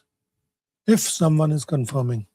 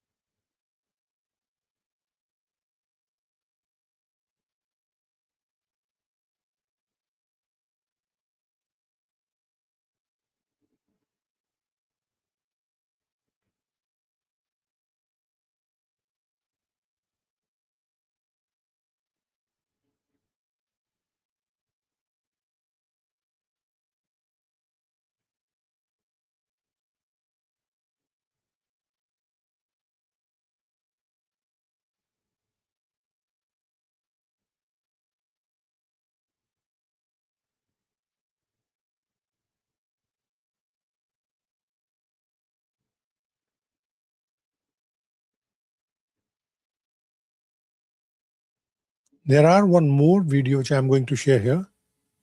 It says American fighter jets are hovering over Iranian airspace.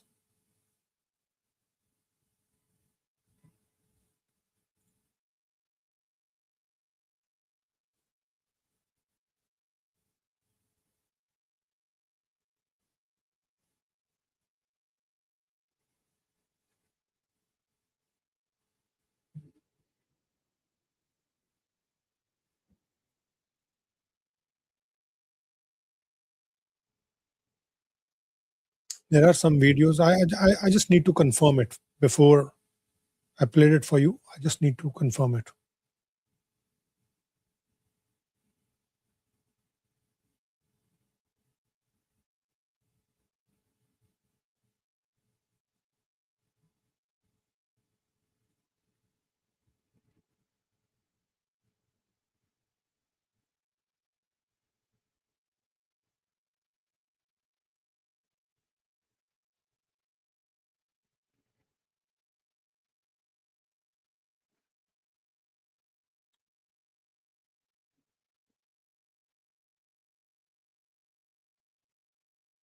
I am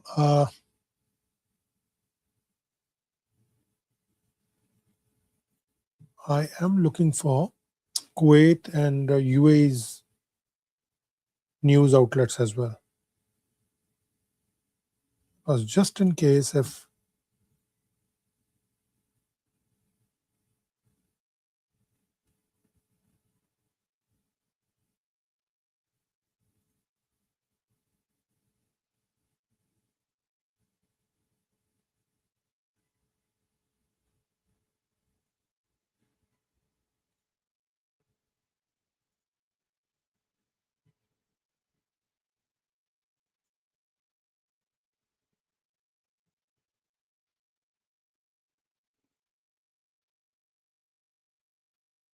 Just a few minutes ago, Defense Minister of Israel, his name is Israel Katz, he gave a statement. One sec. He gave a statement against Iran where he was saying that IDF is prepared to strike Iran with great force.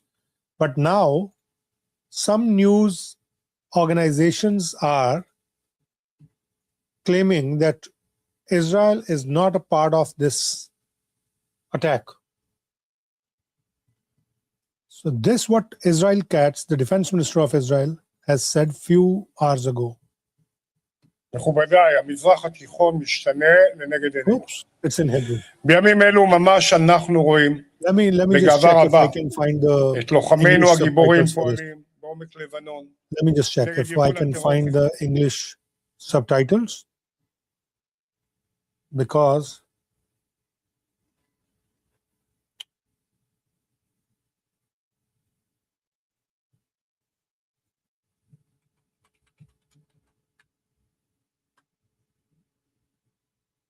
let me check.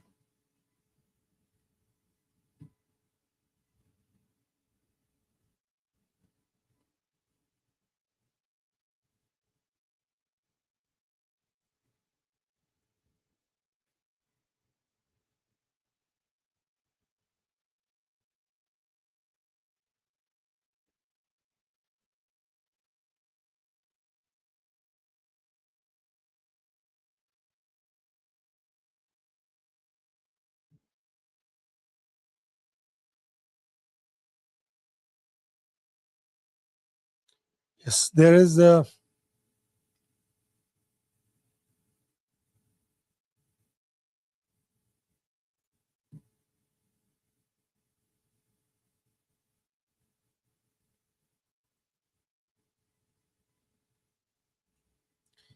a news organization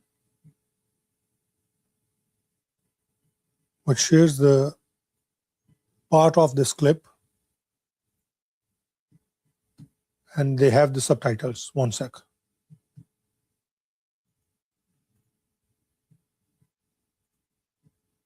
You can see yourself.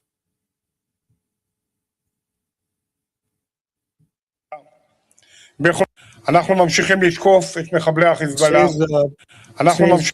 We continue to strike Hezbollah. We continue to strike Hezbollah terrorists wherever they are. בכל מקום, to ensure the לטובת security of ביטחון northern יישובי Israeli הצפון communities ומדינת and state of ישראל, Israel. ודוחים על הסף את איומי איראן וניסיונה לקשור בין הזירות. אסור לנו לחשוב שהמלאכה תמה, המערכה מול איראן רחוקה מלהסתיים. אם איראן תתקוף את ישראל, היא תספוג מהלומה קשה, כפי שעשינו לפני מספר ימים. צה"ל ערוך לתקוף בעוצמה רבה באיראן. So IDF, that's what he's saying. The IDF is ready. IDF is prepared to strike Iran with the great force. IDF is prepared to strike with great force in Iran.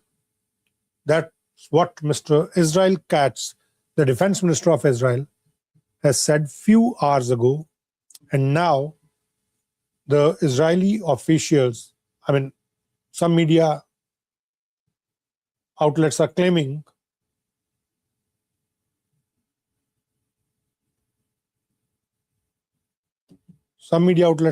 that Israel is not part of this investigation, this operation. Let me show you. There are certain other videos.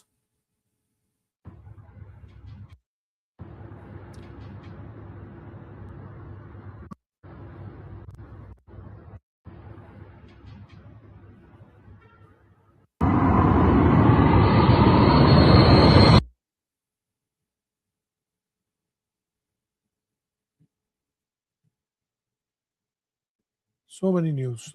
I mean, it's very hard to confirm the authenticity of the news.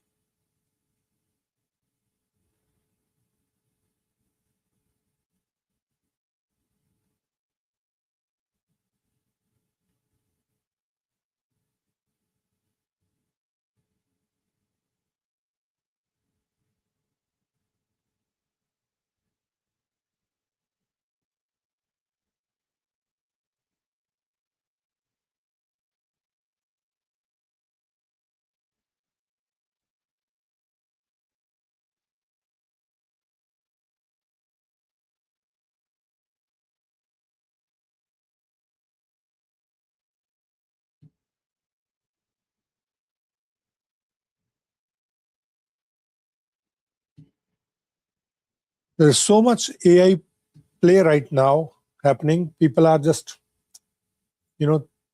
dropping different videos which are AI generated. So it's very hard to figure out which one is AI generated and which one is the real news.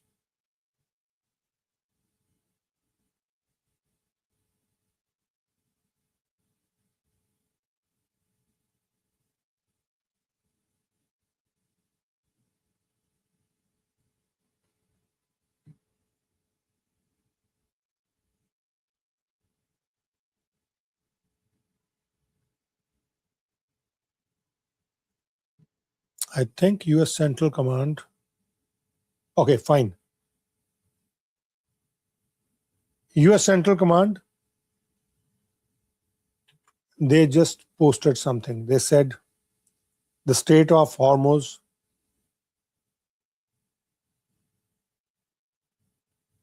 the claim that Strait of Hormuz is closed is false. Amazing. Amazing. That's what US Central Command is saying. Commercial ships are continuing to transit in and out of Strait of Hormuz tonight.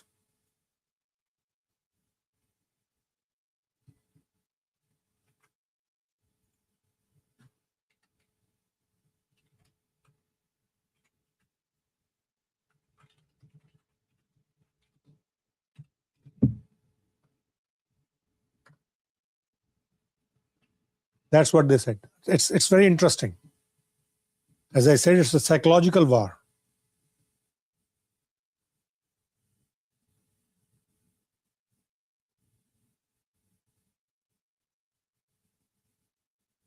So it's commercial ships. It says commercial ships.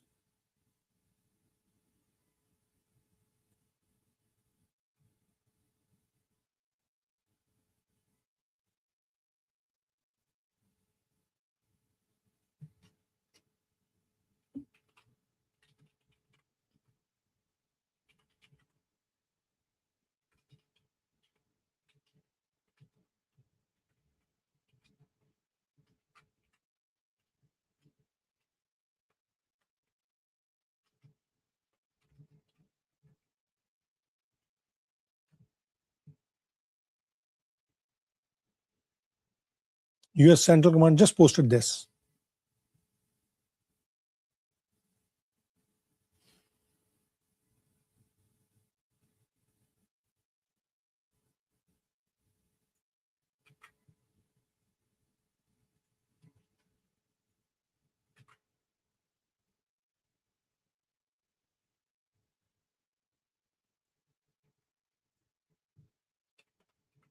Then the question is, which two vessels has been targeted, which IRIB and Tehran Times is reporting?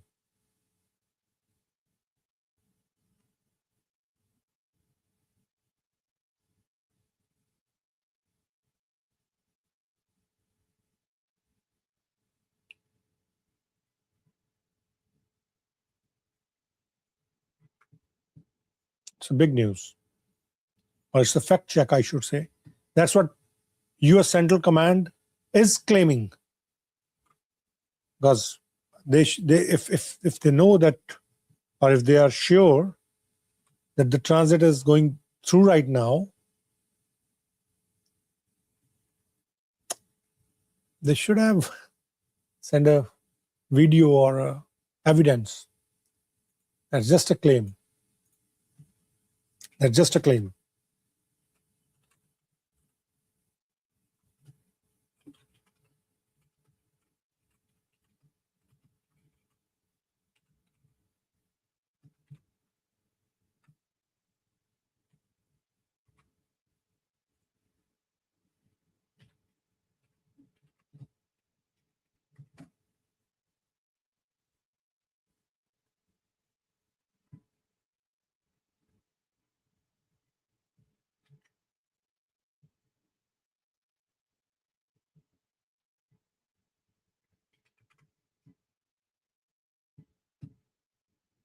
So it's interesting now that both sides are. Let me just check. There must be a reply from the Iranian side as well. From Iranian side, more than the officials or the politicians, it's the media which is playing, as a party.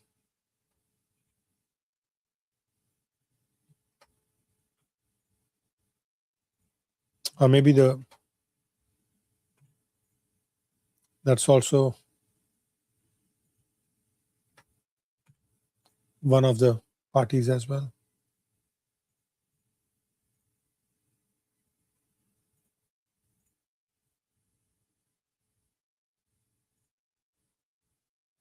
So US Central Command now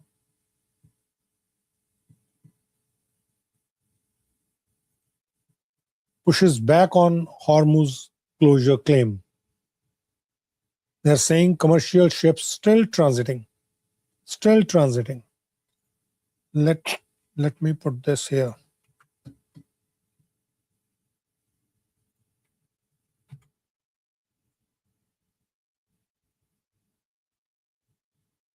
Let me put this here. Commercial ships still transiting. That's what CENTCOM said.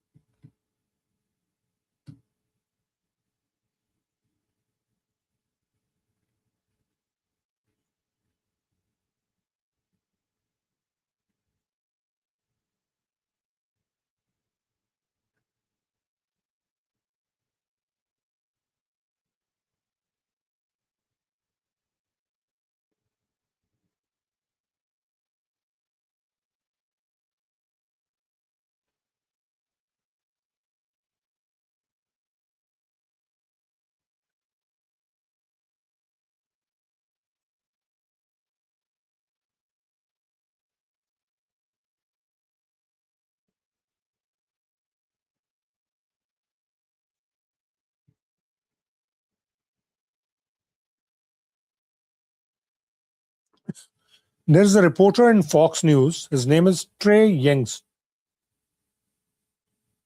30 minutes ago, he posted this. Exactly 30 minutes ago.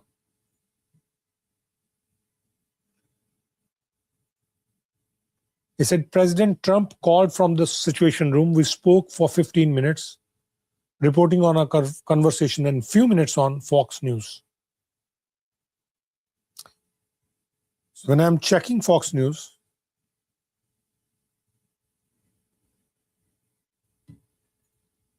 there is no information updated yet.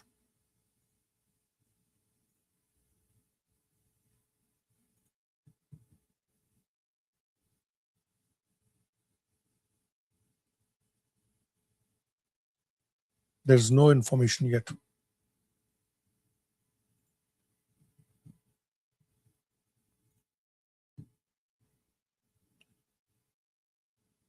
So basically, US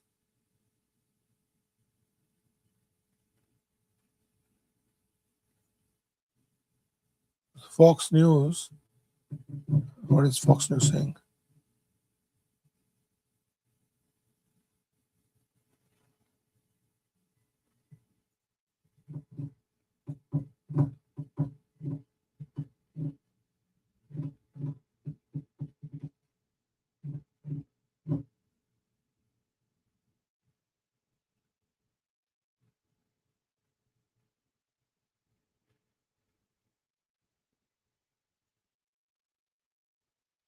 So what did he told Trey Yingst, the chief foreign correspondent?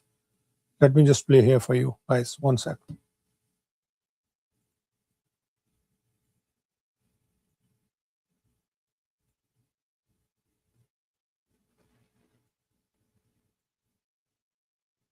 One sec.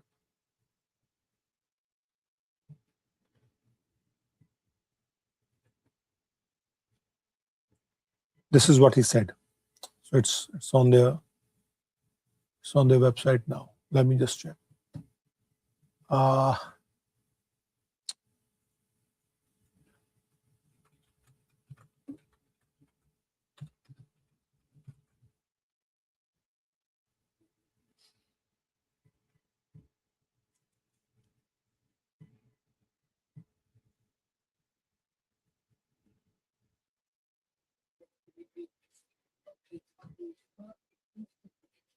President J.D. Vance, along with Special Envoys Kushner and Witkoff, the president giving new insight into what is taking place as we speak. There is an ongoing bombing campaign against the Iranian regime. The president tells Fox News that 49 Tomahawk missiles were used to hit targets inside of Iran, some of them as close as 40 miles from the Iranian capital of Tehran. The president said that U.S. fighter jets are also operating over the skies of Iran, taking out radar systems and air defense systems in the southwestern part of the country, close to the Persian Gulf. This is all taking place as the Iranians are trying to get the United States to stop the bombing campaign. President Trump told me that Iran called him tonight.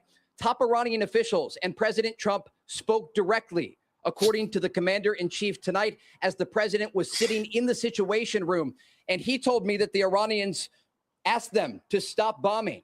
And the president said to me, the bombing will stop shortly. I asked him what will happen if the Iranians do not sign an agreement that was put forward by American negotiators. President Trump said, quote, we'll bomb the S out of them tomorrow night. And so the president is leaving the military option on the table if the Iranians are unwilling to sign this good faith deal that would ultimately open the Strait of Hormuz and ensure that they cannot advance a nuclear program toward a nuclear bomb. That is the bottom line here that President Trump has reiterated over and over again. The reason Operation Epic Fury began was Trump says bombing will stop shortly.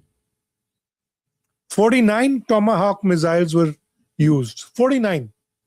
Bombing will stop shortly. That's what Trump is claiming via Fox News.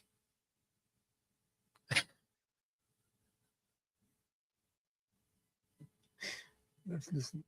To prevent the Iranian regime from obtaining a nuclear weapon. I asked the president if the ceasefire is over. He told me this was the most violated ceasefire in the history of the world. He also spoke about the broader situation, and Vice President J.D. Vance also spoke momentarily. The phone at one point was on speaker, and the vice president talked about how this negotiating team has dealt with the Iranians, understanding that they have to deal with both moderates and more extreme voices inside of Iran, ultimately to get a deal done.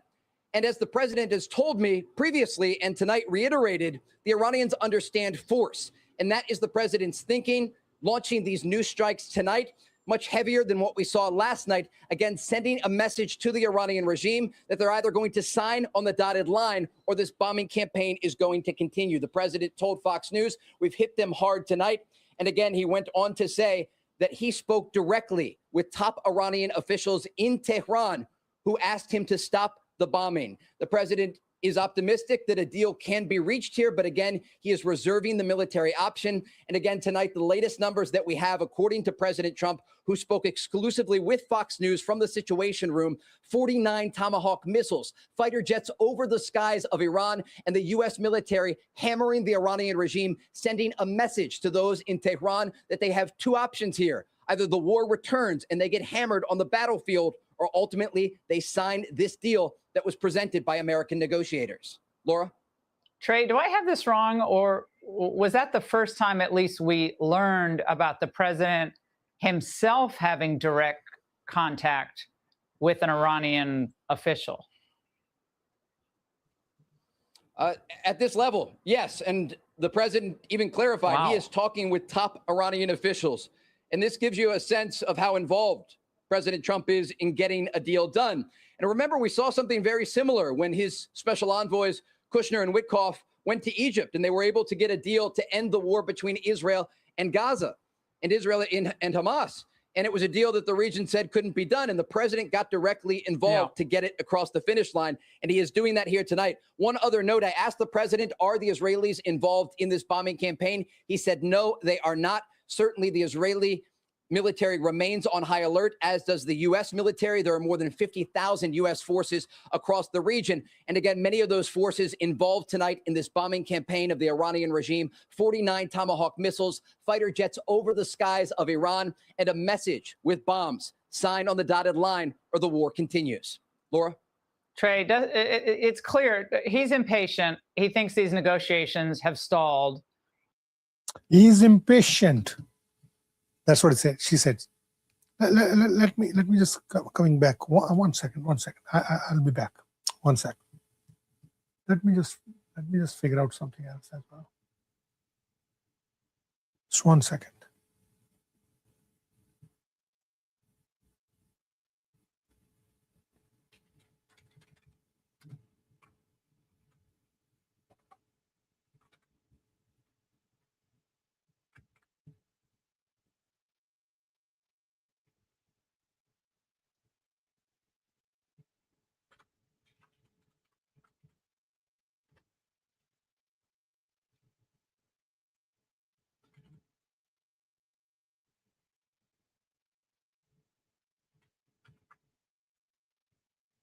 That's a big information. I mean, if we believe on this,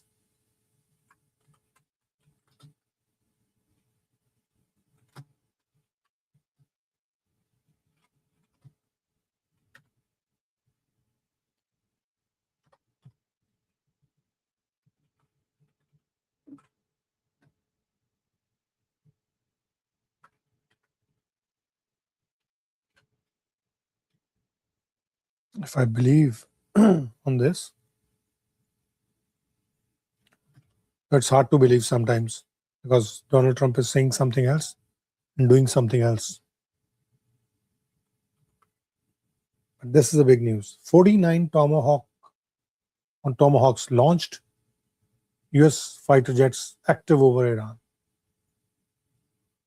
That's really a big news. Otherwise, I mean,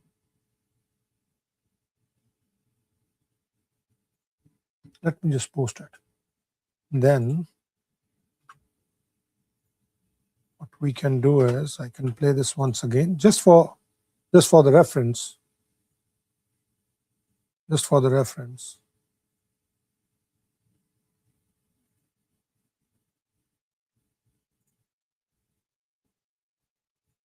What I believe is I want to check the oil market as well.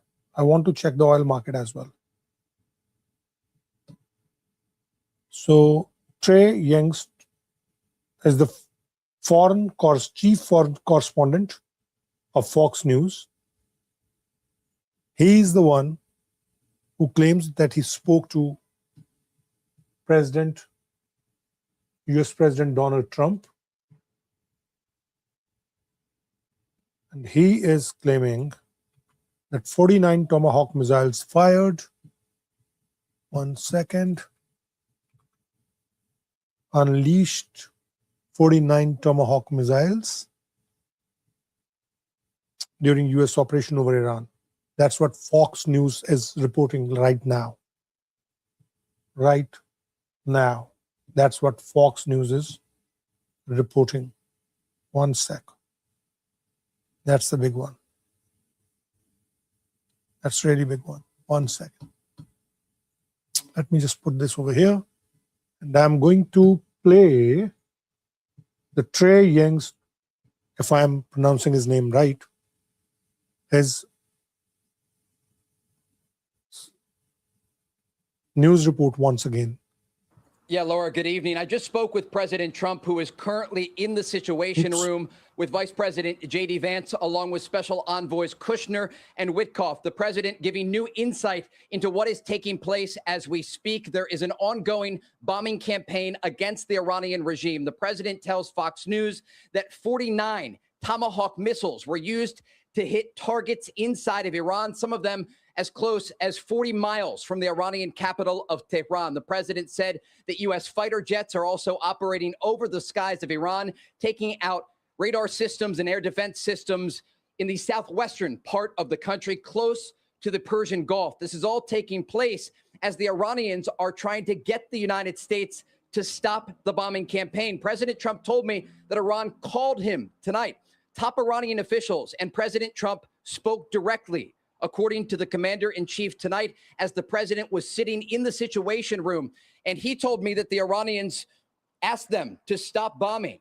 And the president said to me, the bombing will stop shortly. I asked him what will happen if the Iranians do not sign an agreement that was put forward by American negotiators. President Trump said, quote, we'll bomb the S out of them tomorrow night. And so the president is leaving the military option on the table if the Iranians are unwilling to sign this good faith deal that would ultimately open the Strait of Hormuz and ensure that they cannot advance a nuclear program toward a nuclear bomb. That is the bottom line here that President Trump has reiterated over and over again. The reason Operation Epic Fury began was to prevent the Iranian regime from obtaining a nuclear weapon. I asked the president if the ceasefire is over. He told me this was the most violated ceasefire in the history of the world. He also spoke about the broader situation, and Vice President J.D. Vance also spoke momentarily. The phone at one point was on speaker, and the vice president talked about how this negotiating team has dealt with the Iranians, understanding that they have to deal with both moderates and more extreme voices inside of Iran, ultimately to get a deal done. And as the president has told me previously and tonight reiterated, the Iranians understand force. And that is the president's thinking, launching these new strikes tonight, much heavier than what we saw last night, again, sending a message to the Iranian regime that they're either going to sign on the dotted line or this bombing campaign is going to continue. The president told Fox News, we've hit them hard tonight. And again, he went on to say that he spoke directly with top Iranian officials in Tehran who asked him to stop the bombing. The president is optimistic that a deal can be reached here, but again, he is reserving the military option. And again, tonight, the latest numbers that we have, according to President Trump, who spoke exclusively with Fox News from the Situation Room, 49 Tomahawk missiles, fighter jets over the skies of Iran, and the U.S. military hammering the Iranian regime, sending a message to those in Tehran that they have two options here. Either the war returns and they get hammered on the battlefield, or ultimately they sign this deal that was presented by American negotiators. Laura? Trey, do I have this wrong, or was that the first time at least we learned about the president himself having direct contact with an Iranian official? At this level, yes. And the president even clarified he is talking with top Iranian officials. And this gives you a sense of how involved President Trump is in getting a deal done. And remember, we saw something very similar when his special envoys, Kushner and Witkoff, went to Egypt, and they were able to get a deal to end the war between Israel and Gaza, and Israel and Hamas. And it was a deal that the region said couldn't be done, and the president got directly involved to get it across the finish line, and he is doing that here tonight. One other note, I asked the president, are the Israelis involved in this bombing campaign? He said, no, they are not. Certainly the Israeli military remains on high alert, as does the U.S. military. There are more than 50,000 U.S. forces across the region. And again, many of those forces involved tonight in this bombing campaign of the Iranian regime, 49 Tomahawk missiles, fighter jets over the skies of Iran, and a message with bombs, sign on the dotted line or the war continues. Laura? Trey, it's clear he's impatient. He thinks these negotiations have stalled. He doesn't like to be jerked around on this stuff. And he's like, I'm going to get it done. That's just the way he is with everything, to your point. He's like, I'm done here. I'll do it. I know how to do it. Let me take over. Seems like that's what the president is doing here. Yeah, absolutely. And I've talked with the president a number of times since Operation Epic Fury began. And he has extended an olive branch to the Iranian regime time and time again. And they've not taken it. Remember, when we rewind here to before Operation Epic Fury began, this is very important, a very important point here. The opening position of the Iranian regime to U.S. Special Envoy Steve Witkoff is that they had enough highly enriched uranium at 60% purity, just a step away from weapons grade, to create 11 nuclear bombs. And so the president took them at their word and ultimately launched this operation that followed up on the bombing campaign last summer during Operation Midnight Hammer that destroyed Iranian nuclear facilities. Because remember the process here in terms of getting that uranium ore turned into this highly enriched material that can be used for weapons. It's a process that was taking place inside of Iran, turning that yellow cake into hexafluoride gas, spinning that gas in centrifuges, these advanced centrifuges that the Iranians had many of, and then creating a higher and higher form of highly enriched uranium, this pure uranium that can be used in a nuclear weapon. And the Iranians were burying these programs deep underground and then telling the world that they were not pursuing a nuclear bomb. And the question that the American negotiators had for the regime, why do you have to bury these programs deep underground if you're using them for civilian purposes? And remember, the Americans gave them every opportunity in terms of the fuel and the opportunities at the negotiating table to make a good faith deal time and time again. And ultimately, it's led to this moment right now where the president is using the U.S. military as leverage. And another important point here, he has economic leverage on the Iranian regime. Right now, as we speak, the Iranians are not only taking Tomahawk missile fire and fighter jets over the skies of their country, the U.S. naval blockade of Iranian ports continues. U.S. Central Command says more than 137 vessels have been turned around since this blockade went into effect. And let's break down the numbers here. We're talking about a decrease of 90% of Iranian exports. They're currently extracting crude oil at about 50%. This IRIB is Islamic Republic of Iran Broadcasting. They just shared a small information in few words. This one, exclusive. IRIB citing a senior official, Trump's claim that Iranian officials contacted him is a complete lie. Is a complete lie. That's what IRIB is citing right now, quoting right now a senior official.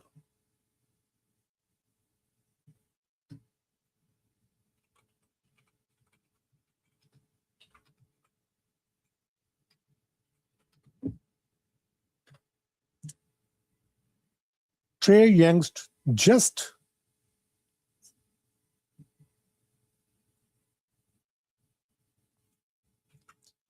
mentioned that Donald Trump told him that he has a word with senior officials in Iran, and now IRIB is clearly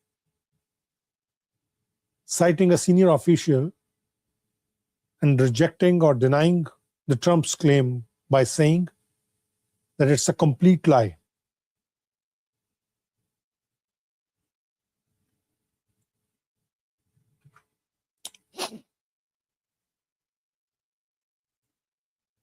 I'm surprised.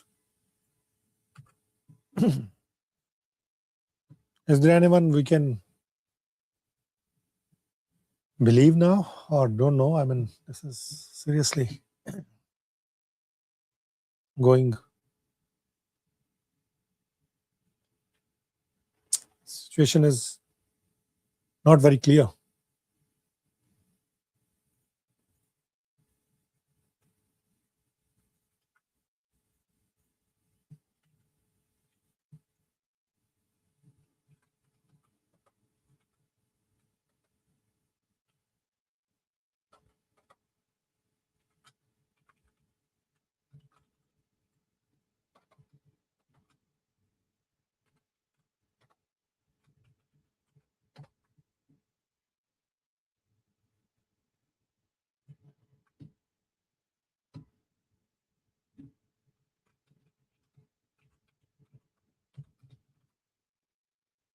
Just one sec.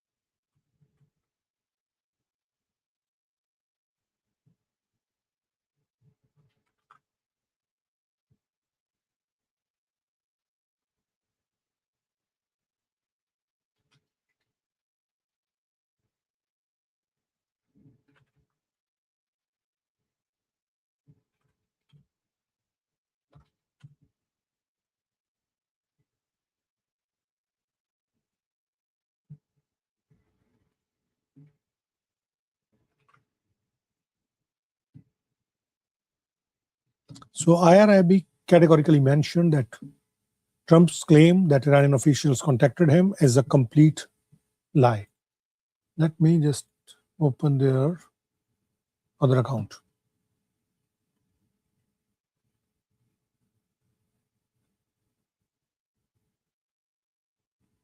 Okay. There's another page, Iran in English. That's what they are saying. So as I said, it can be a propaganda. I mean, we can believe this.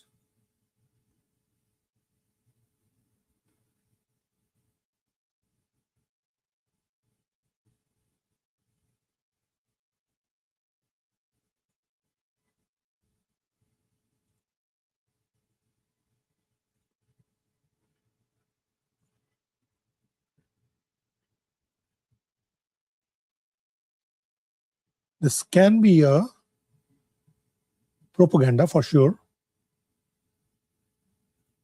This one.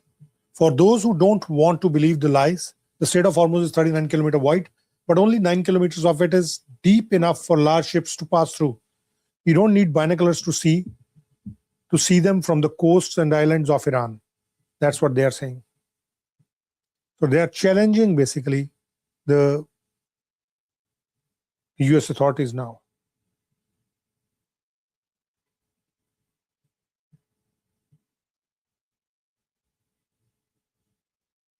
Everybody's fact checking. Everyone is fact checking now.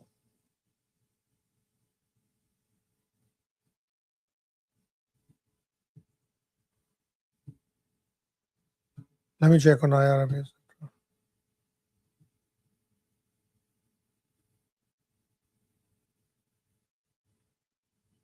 So IRIB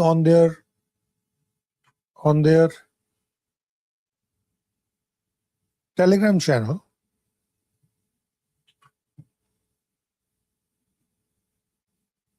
what they are saying is, on their Telegram channel,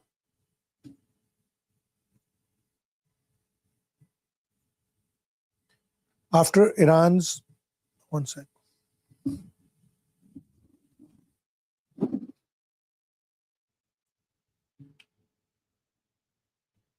After Iran's armed forces forced a US fighter jet to retreat and the Strait of Hormuz was closed again, Trump backed down once more. Trump to Fox News, the bombing of Iran will stop soon. Israelis had no role in the attack. That's what they are claiming. This is that's a propaganda war, for sure. I mean, I can believe this. That's a propaganda war. But I want to be cautious enough to give you all the information from most of the sources which I can research. That's what is happening. I mean, if you look at the American media, the Western media, and if you look at the Middle Eastern media, there is a gap in the reporting, there's a gap in the claims, there's a pushback in the claims.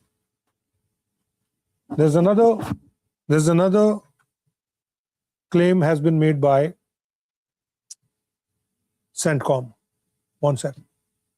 First, CENTCOM shared this, that Iran's Islamic Revolutionary Guard Corps claims that the Strait of Hormuz is closed, but the truth is commercial ships are continuing to transit in and out of the Strait of Hormuz tonight.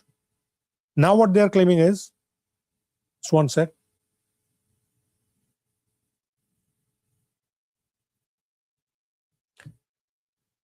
They just posted a new information, which is this.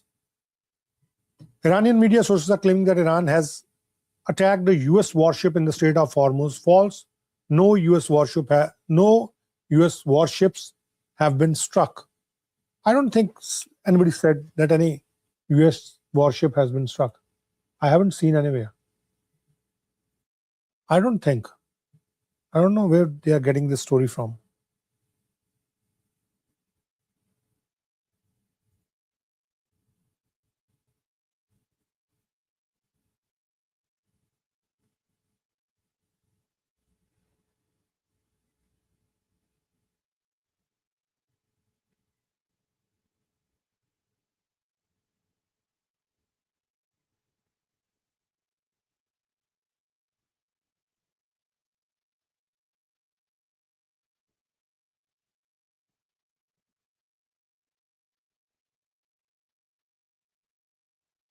I don't know if somebody made any claim of hitting a warship. What did they say? I mean, let me just check once again. 2 ships attempting to illegally pass through the Strait of Hormuz were hit. That's what the Iranian Navy said. 2 ships attempting to, and after a few times they said they were oil tankers. So I don't think anybody made any kind of claim of hitting a US warship. I'm not sure. Maybe I am missing something, but I haven't heard this. I haven't reported this as well. That's what US Central Command is saying. That's what IRIB is saying.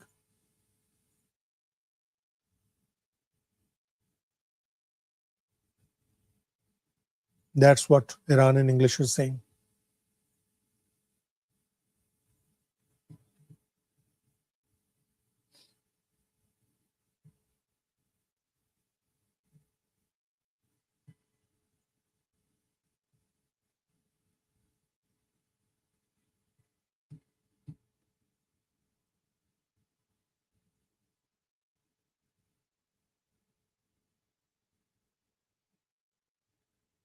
Tasneem News is reporting that multiple explosions heard at American bases in Kuwait and Bahrain. I can't confirm until unless I have the confirmation from Bahrain or Kuwait. Let me check.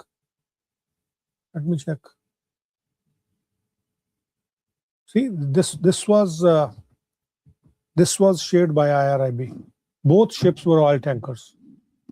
Iranian Navy, when they claimed 2 ships attempting to illegally pass through the Strait of Hormuz were hit. Both ships were oil tankers. So now they are claiming that Iranian media sources are claiming that Iran has attacked the US warship in the Strait of Hormuz. False. Propaganda war. It's more than a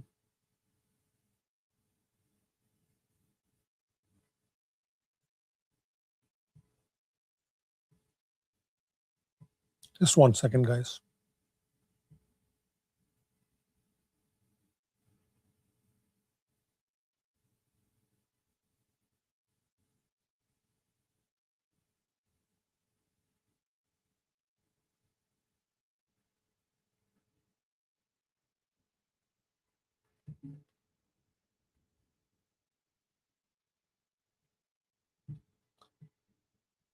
There's another information I'm getting. 1 second.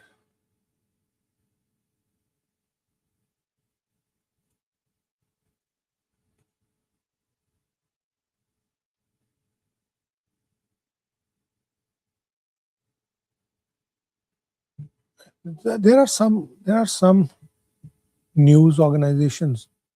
Those are claiming that Iran attacked Kuwait. But I let me check.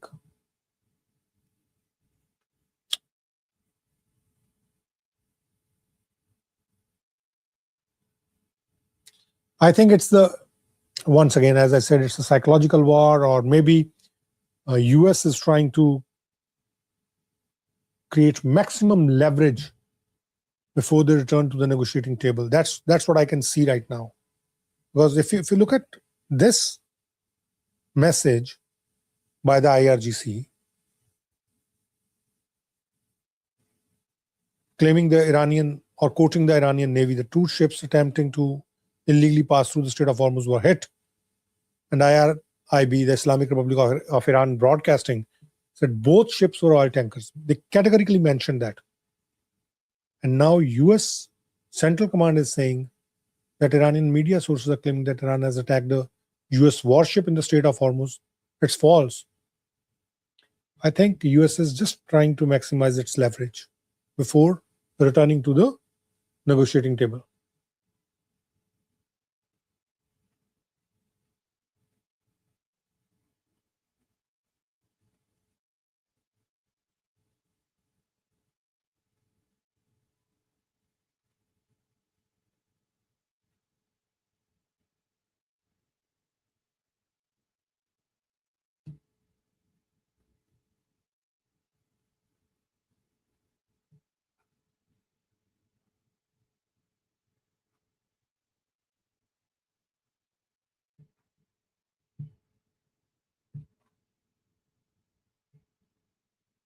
So 49 Tomahawk missiles, that's what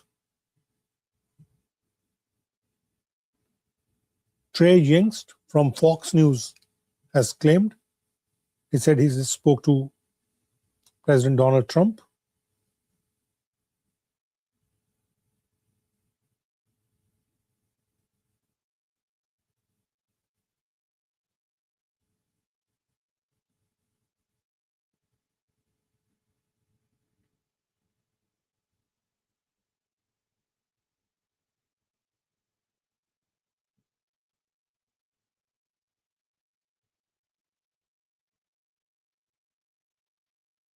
Some are saying Iran launched a hypersonic missile, but I can't see.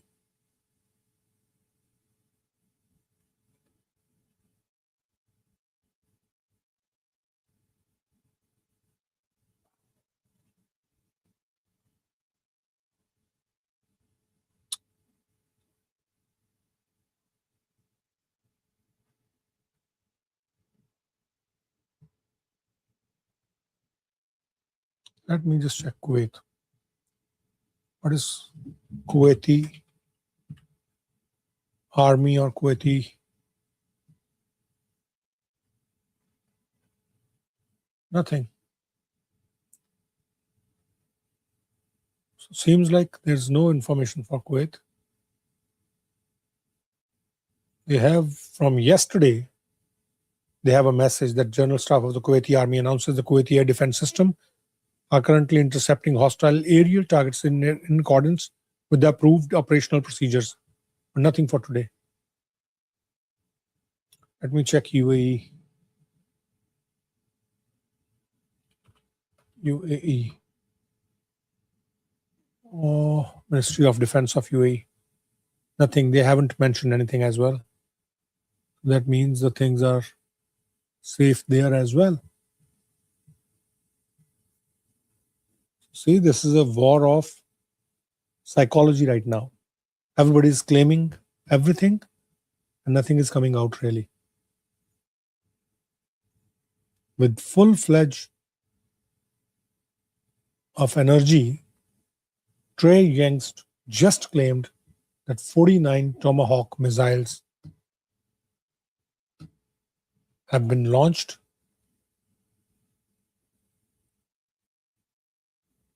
Let me bring that gentleman back and listen to his statement once again.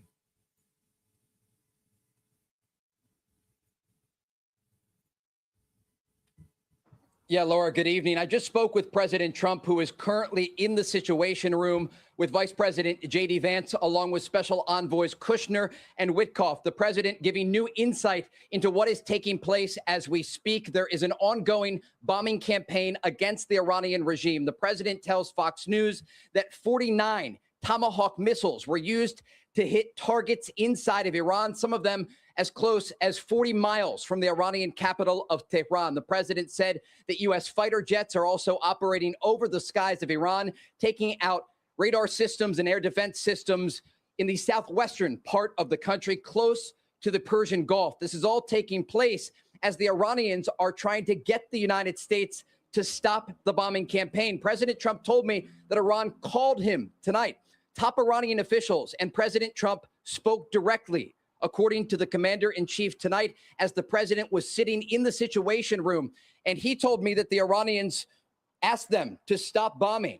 And the president said to me, the bombing will stop shortly. I asked him what will happen if the Iranians do not sign an agreement that was put forward by American negotiators. President Trump said, quote, we'll bomb the S out of them. We bombed the S out of them Tomorrow night. And so the president is leaving the military option on the table if the Iranians are unwilling to sign this good faith deal that would ultimately open the Strait of Hormuz and ensure that they cannot advance a nuclear program toward a nuclear bomb. That is the bottom line here that President Trump has reiterated over and over again. So this is what Fox News is claiming. This is what Fox News is claiming. Now let me just take you to one sec, guys. Sorry.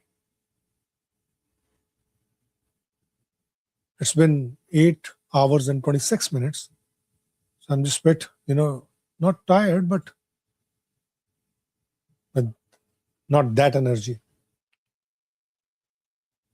So Al Jazeera News, what they are claiming. Let me just show you.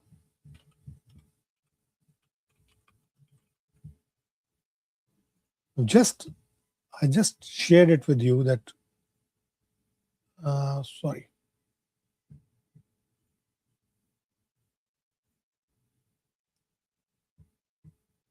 They say Iran's Islamic Revolutionary Guard Corps claims that the Strait of Hormuz is closed, but commercial ships are continuing to transit in and out of the Strait of Hormuz tonight. But let me just show you what Al Jazeera is saying. So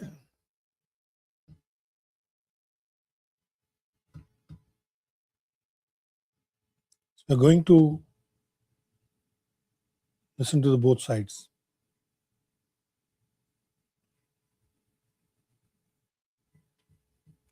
This is what Al Jazeera is saying. Iran's military central command has announced the full closure of the Strait of Hormuz. In a statement, it said the following: from this moment, due to insecurity in the region, the Strait of Hormuz is declared closed for the passage of all types of vessels, including oil tankers and commercial ships, and any passage will be targeted. America's claim of ships passing through the said strait is denied. Iran's military central command has announced the full closure of the Strait of Hormuz. So most of the big news agencies are claiming this.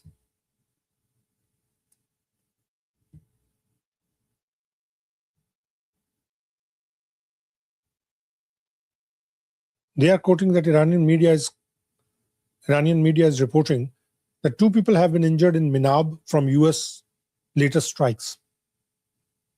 2 people from the village of Kourgan in the city of Minab were injured by shrapnel from US munitions.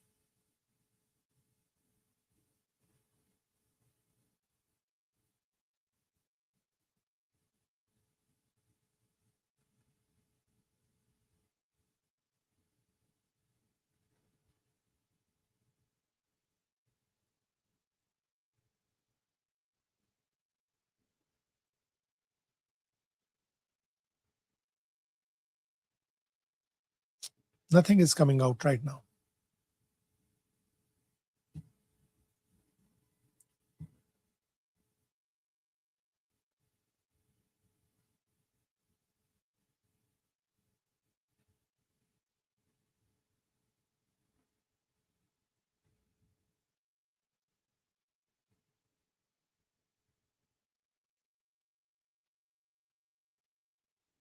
There are reports, TV reports coming out from Iran, but they are in Persian language. I don't know Persian language.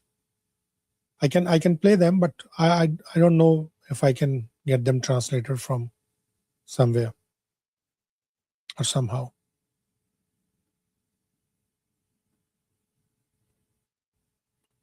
So Fars News Agency is claiming this now. It's 4 minutes ago. Just 4 minutes ago, they're claiming this. They're claiming this. Drone attack by the army on the US 5th Fleet in Bahrain following the terrorist American army's aggression against the south of the country. The 5th Fleet of this country in Bahrain came under drone attack by the army. And then they said IRGC 18 key targets belong to the evil army of America was struck in 2 operational waves. 18 key targets belonging to the evil army of America at Ali Al Salem Air Base and Ahmad Al Jaber Air Base, as well as Sheikh Isa Air Base, were struck and destroyed. 18 key targets.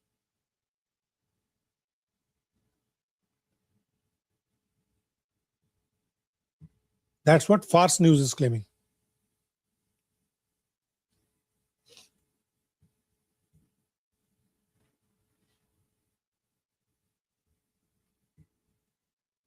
But I don't think Iran has made any kind of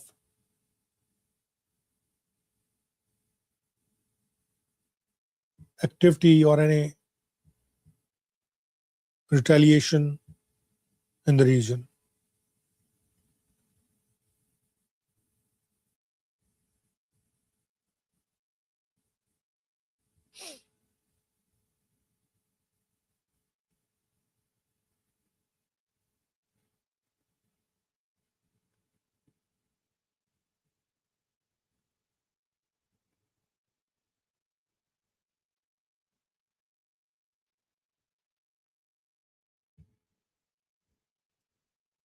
Some reports are coming that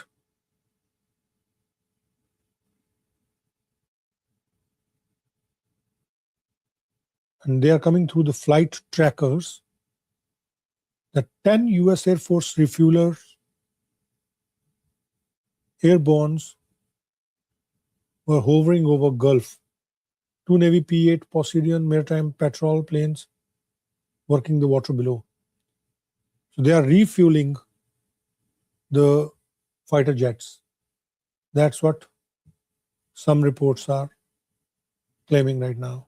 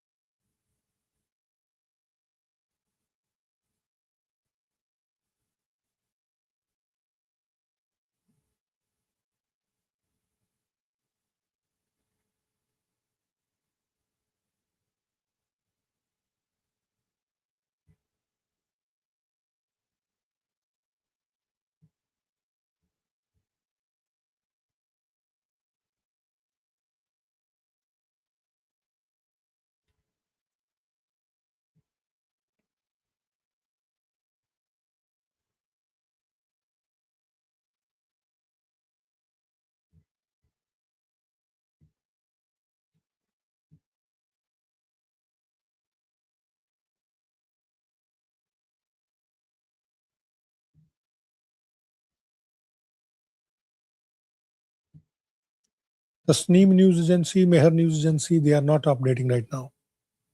There's no new information.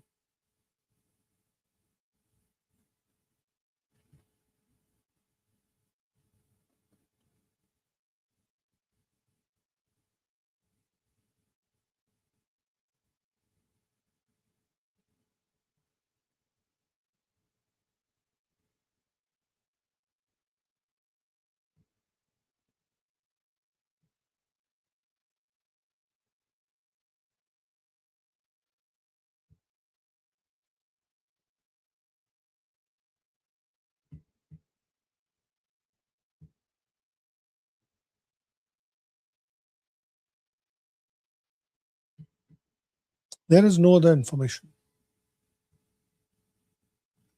There is no other new information, I must say.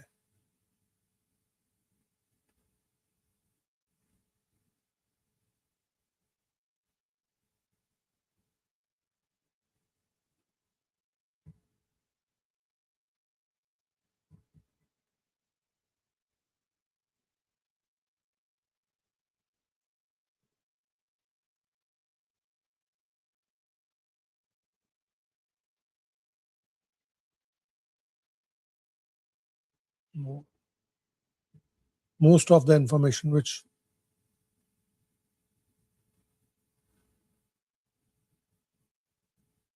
right now on social media, there are so many videos are AI generated.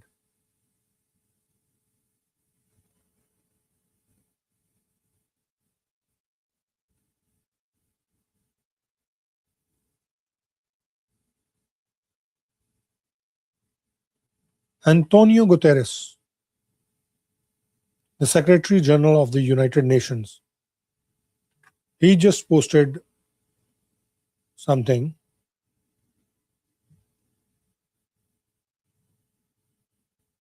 Some media, some independent reporters are claiming that US air bases in Kuwait and Bahrain have been under attack. But I don't have any information. And I will not post any information without confirming at least from 2 to 3 sources. This is what Antonio Guterres said, the Secretary General of United Nations. The Middle East is being pulled deeper into crisis, and the consequences reach far beyond the region. This week has brought wider attacks and further deterioration, where the ceasefire is more like a lesser fire. We should not minimize the risk of lesser fire becoming full fire. All parties must work towards a diplomatic settlement. No more attacks, no more excuses. It's more like a word play. Ceasefire, lesser fire, full fire. United Nations Secretary General.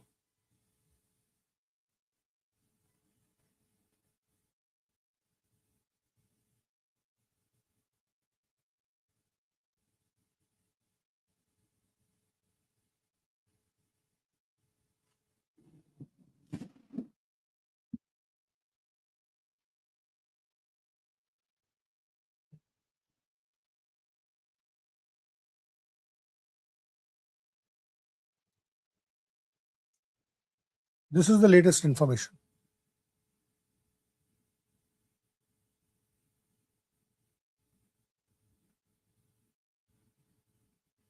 Let me check Bahrain. There is anything from Bahrain. Okay. Yes, in Bahrain,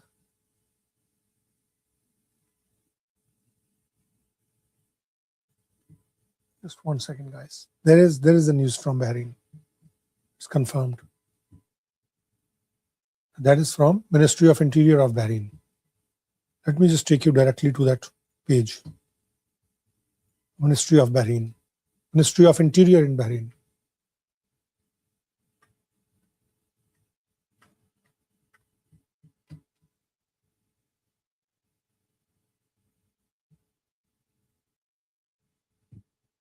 Ministry of Interior, the official account of the Ministry of Interior of the Kingdom of Bahrain. What are they claiming? 9 minutes ago, it said the alarm sirens has been activated. Citizens and residents are requested to remain calm, head to the nearest safe location, and follow updates through official channels. The siren has been sounded. Citizens and residents are urged to remain calm and head to the nearest safe places. So this what they have posted 9 minutes ago.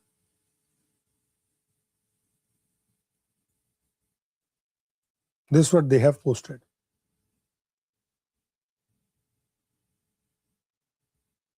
No other information.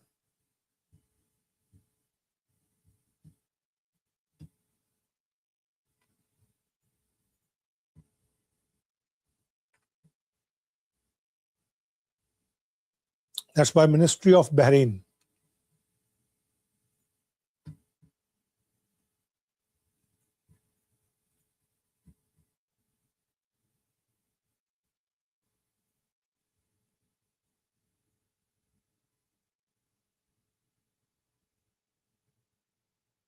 Ministry of Interior, Kingdom of Bahrain.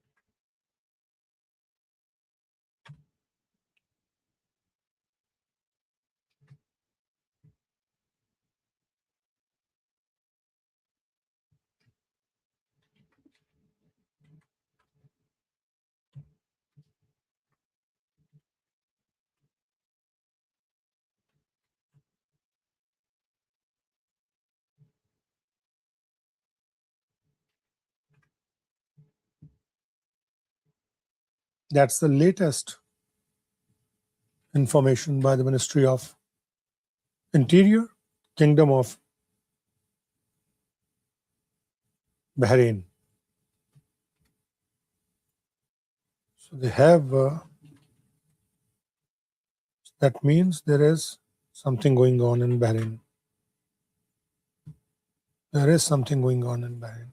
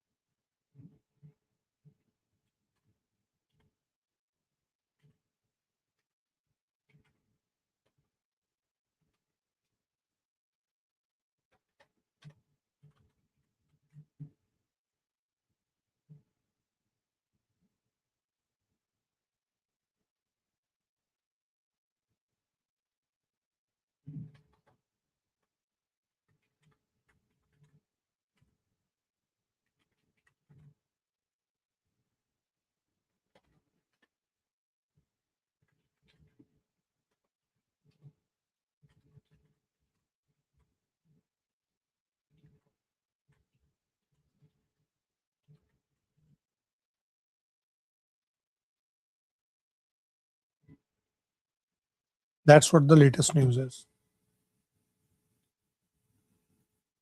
But I haven't heard anything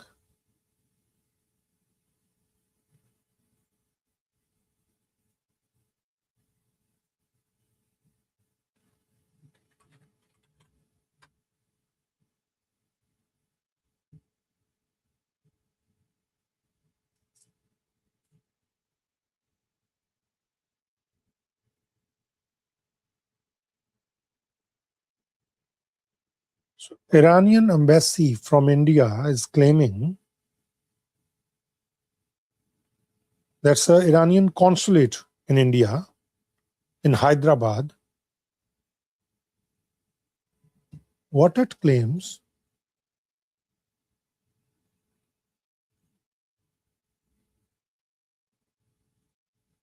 I'll show you. That's the official. That's the official page of Iranian consulate, the Consulate General of Islamic Republic of Iran in Hyderabad, India. They posted this. Iranian army drone attack against the US 5th Fleet in Bahrain following the invasion of the US terrorist army to the south of the country. The country's 5th Fleet in Bahrain were targeted by army drone attacks. In this wave of army drone attacks, the communication antennas and radar installations of the Patriot system of the 5th Fleet were targeted. The Iranian army announced that alongside other armed forces, it is ready to confront the enemy to the death and will not stop until the aggressor regime is punished.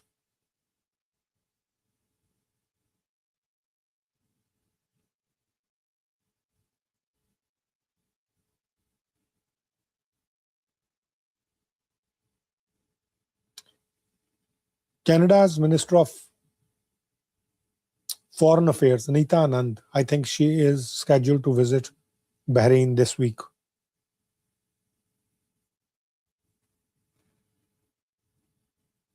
So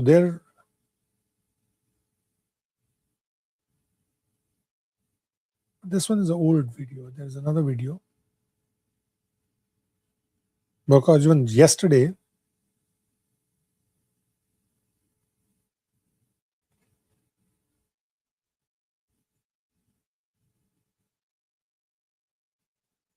because even yesterday they claimed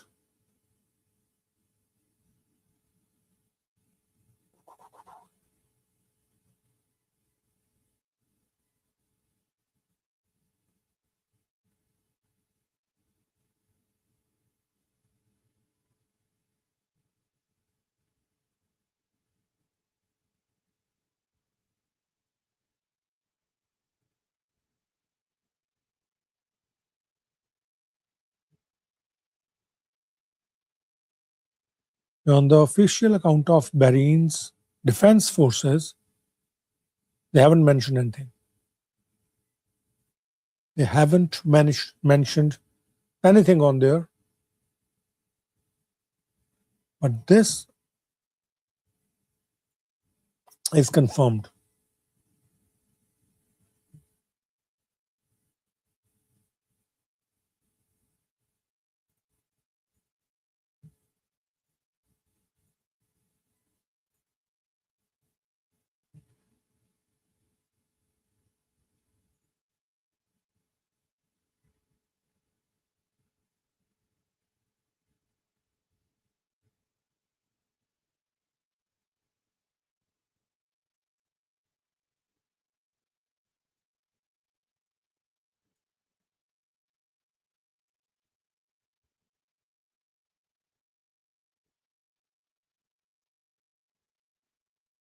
Okay, so Al Jazeera is quoting Tasneem news agency in their report, and they're saying that, let me post it here.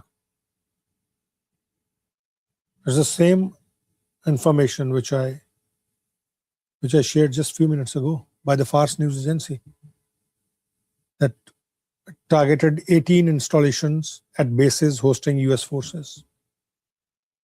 I think I have shared this information via Fars news.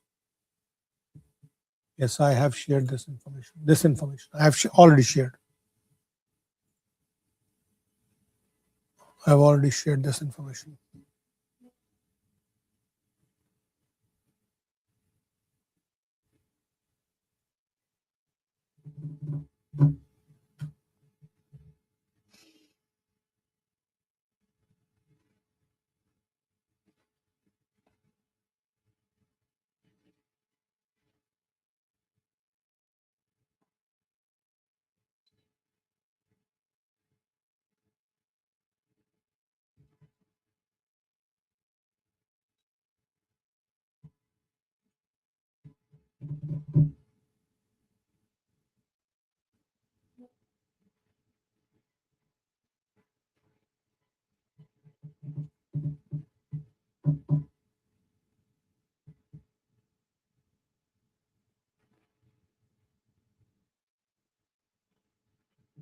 Yeah, I already shared with you the Fars news agency, IRGC. 18 key targets belonging to the evil army of America was struck. The same has been reported by the Al Jazeera by quoting the Iran's IRGC and Tasneem news agency. Iran's IRGC says that its aerospace forces and navy have carried out a two-wave operational strike against US forces in the region. The Tasneem news agency reports the attack launched in retaliation for earlier US strikes on Iran targeted 18 key installations at bases hosting US forces.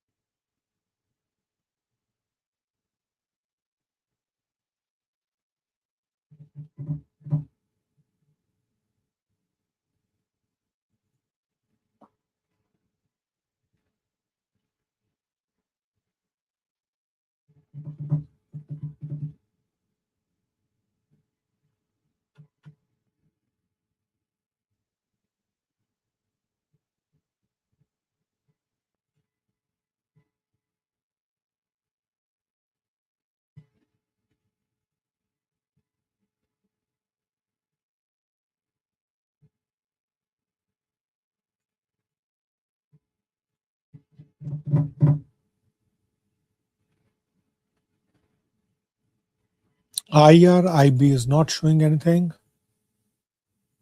What is happening in the Middle East?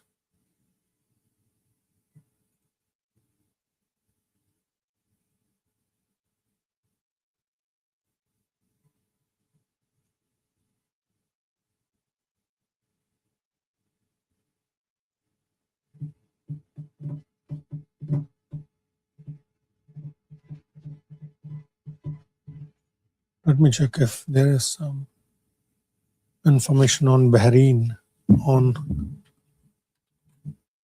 Telegram or some other channels.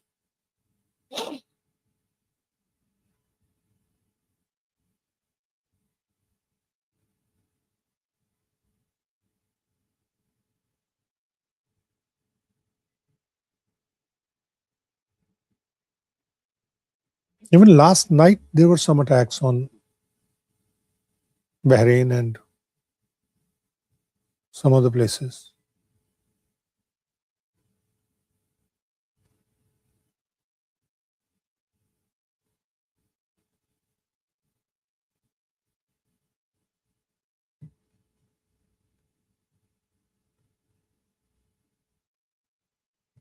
Let me check.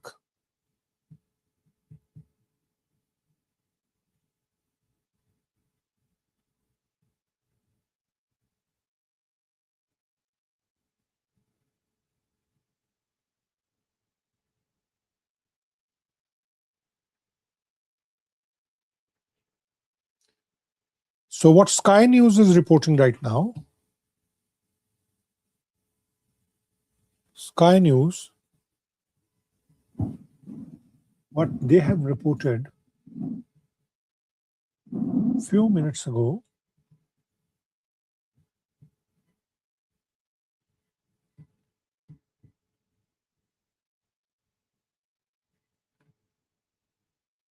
the Iranian military has for the second night in a row targeted the US Navy's 5th Fleet in Bahrain. It was attacked using drone in response to tonight's strike by US in the southern Iran, including in the Sirik and Bandar Abbas areas. Air raid sirens have been sounded in Bahrain. The country's interior ministry has announced it is looking like we could well be in for something of a rerun of Tuesday's night tit-for-tat strikes, which saw US military bases across Middle East targeted. The map below shows where it all unfolded. So it's showing UAE, Bahrain, Kuwait, Iraq, Jordan. These are the areas, if I believe the reporting of Sky News. That's what Sky News is saying.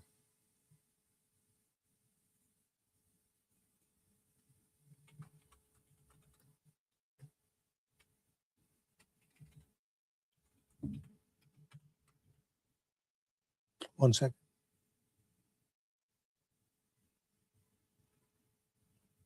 That's Sky News. That's their article.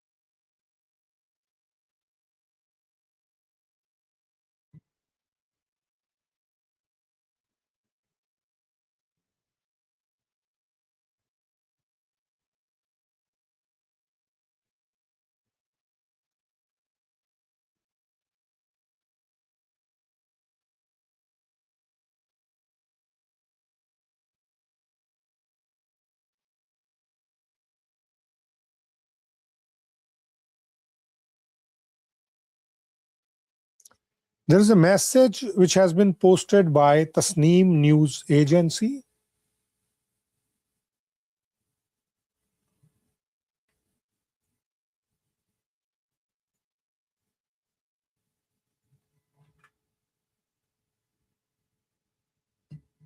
Just 1 second. That's very important.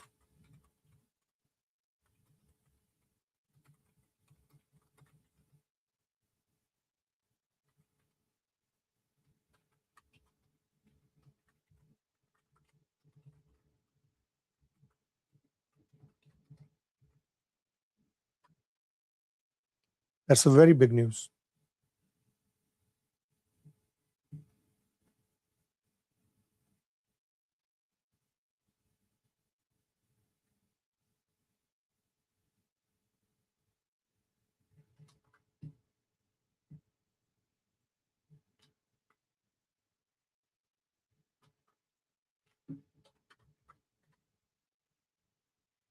So it's I mean, if I look at this, it's a big news. It's a big news. For sure, it's a big news.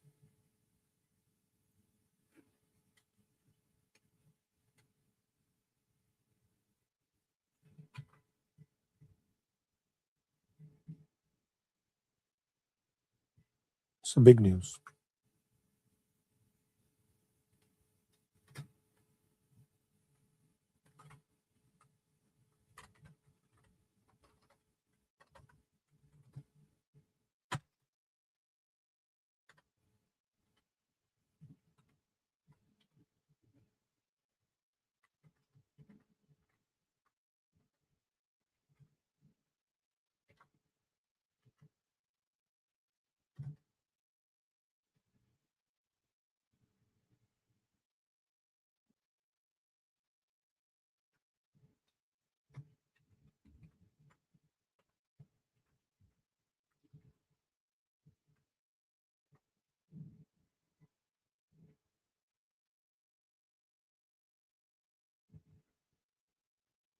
Let me just share it with you. I mean, just only 1 minute.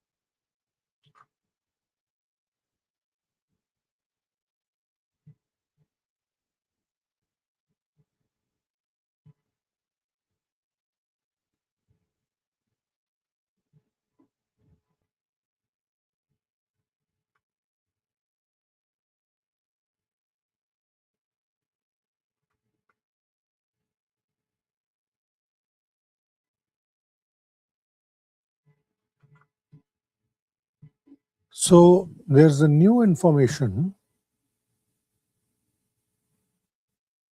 There is a new information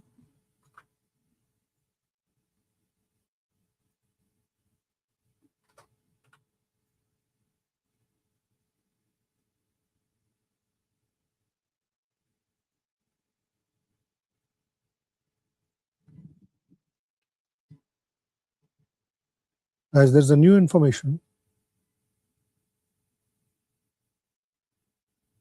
This came from, one sec, it's not from the sky.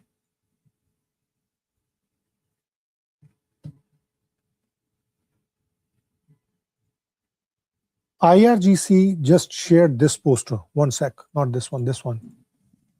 IRGC just shared this poster, War Message Center, from War Message Center. This poster, Iranian IRGC. And what this poster is saying, let me show you.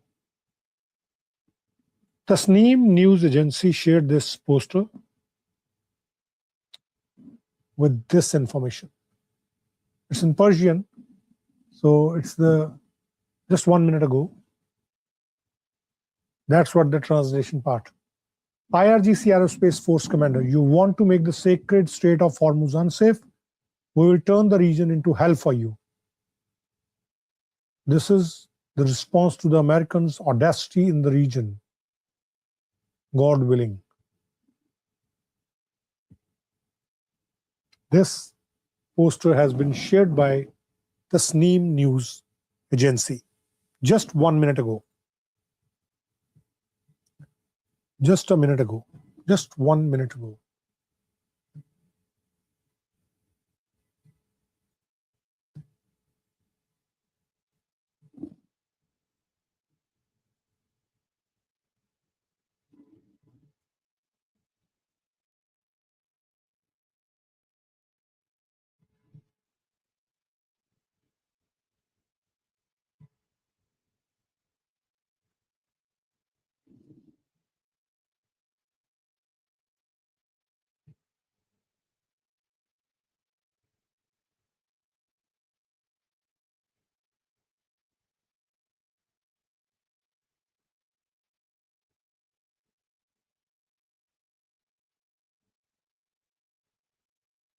This poster has also been shared by IRIB.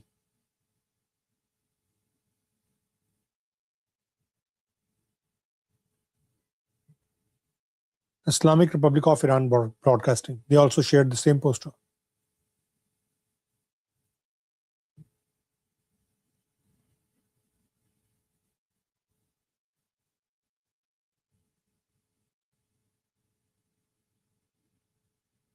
Both sides, both the parties are claiming different stories. One is saying north, one is saying south. It's totally different to believe. It's totally different to believe. That's why I'm saying you have to make sure whatever information you are conceiving should be from an authenticated source with some evidence. There are some videos coming right now. Those are just very small video, 1 second video. I don't think, as I said, I can't even confirm the authenticity of those reports.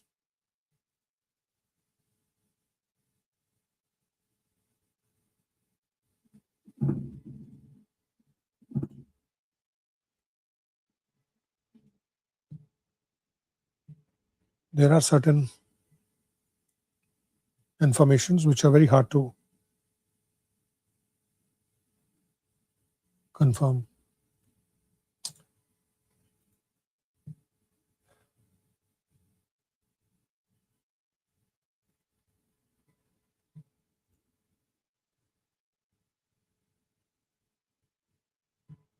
So there's another breaking news.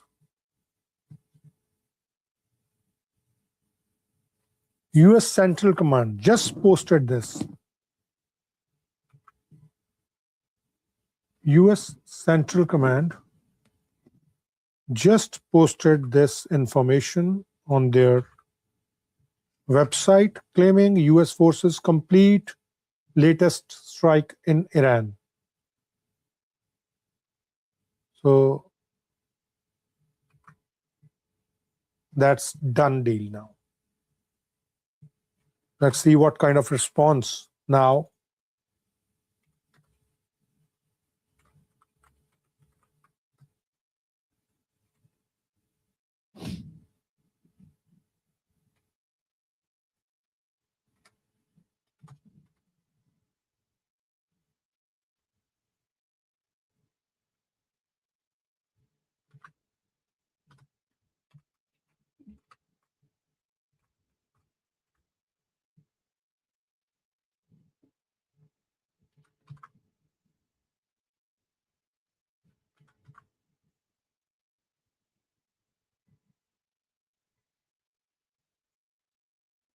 So I have to share it with you. Just give me 1 second. 1 second, guys. I just have to post it on my media. That's breaking news for now. It's a breaking news, and let me share it with you directly from their page.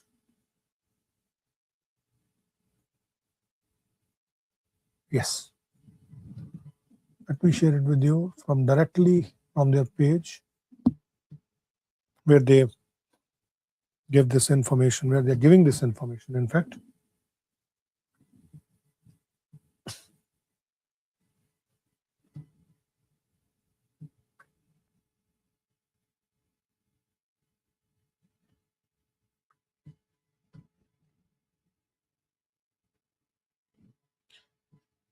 So US Central Command just announced that US forces complete latest strikes in Iran.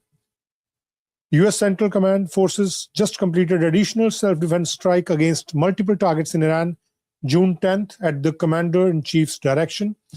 CENTCOM forces launched strikes on Iranian military surveillance capabilities, communication systems, and air defense sites across Iran. US Marine Corps, Air Force, and Navy assets fired precision munitions on Iranian targets that posed a threat to US forces and international commercial ships transiting regional waters. The strikes are in response to Iran's unwarranted and continued aggression. US forces remain vigilant, lethal, and ready. They also showed 24-second video, which is from USS Michael Murphy DDG-112 launches Tomahawk cruise missile in support of self-defense strike against Iran today. It's a US Navy's video.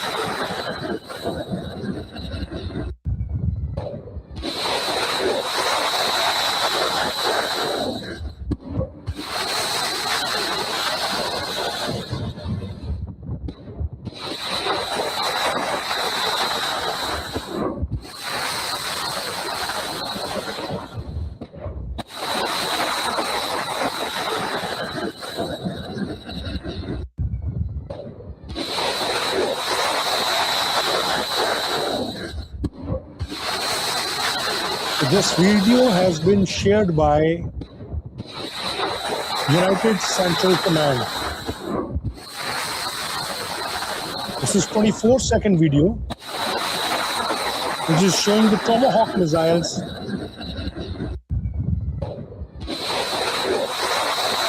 deployed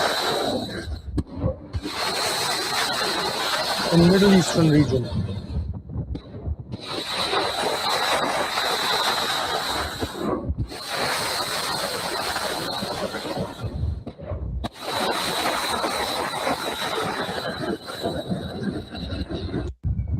So US military basically completed their second wave. That's the same, I think, loop of one of the Tomahawk missile which was being fired towards Iran.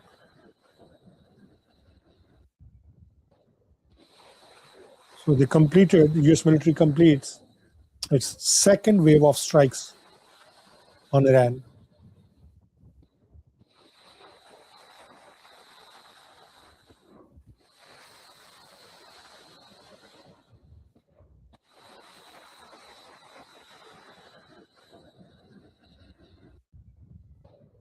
Seems like there's going to be another start of another conflict soon between Turkey and Israel. Between Turkey and Israel. Mark my words. There's going to be a new conflict.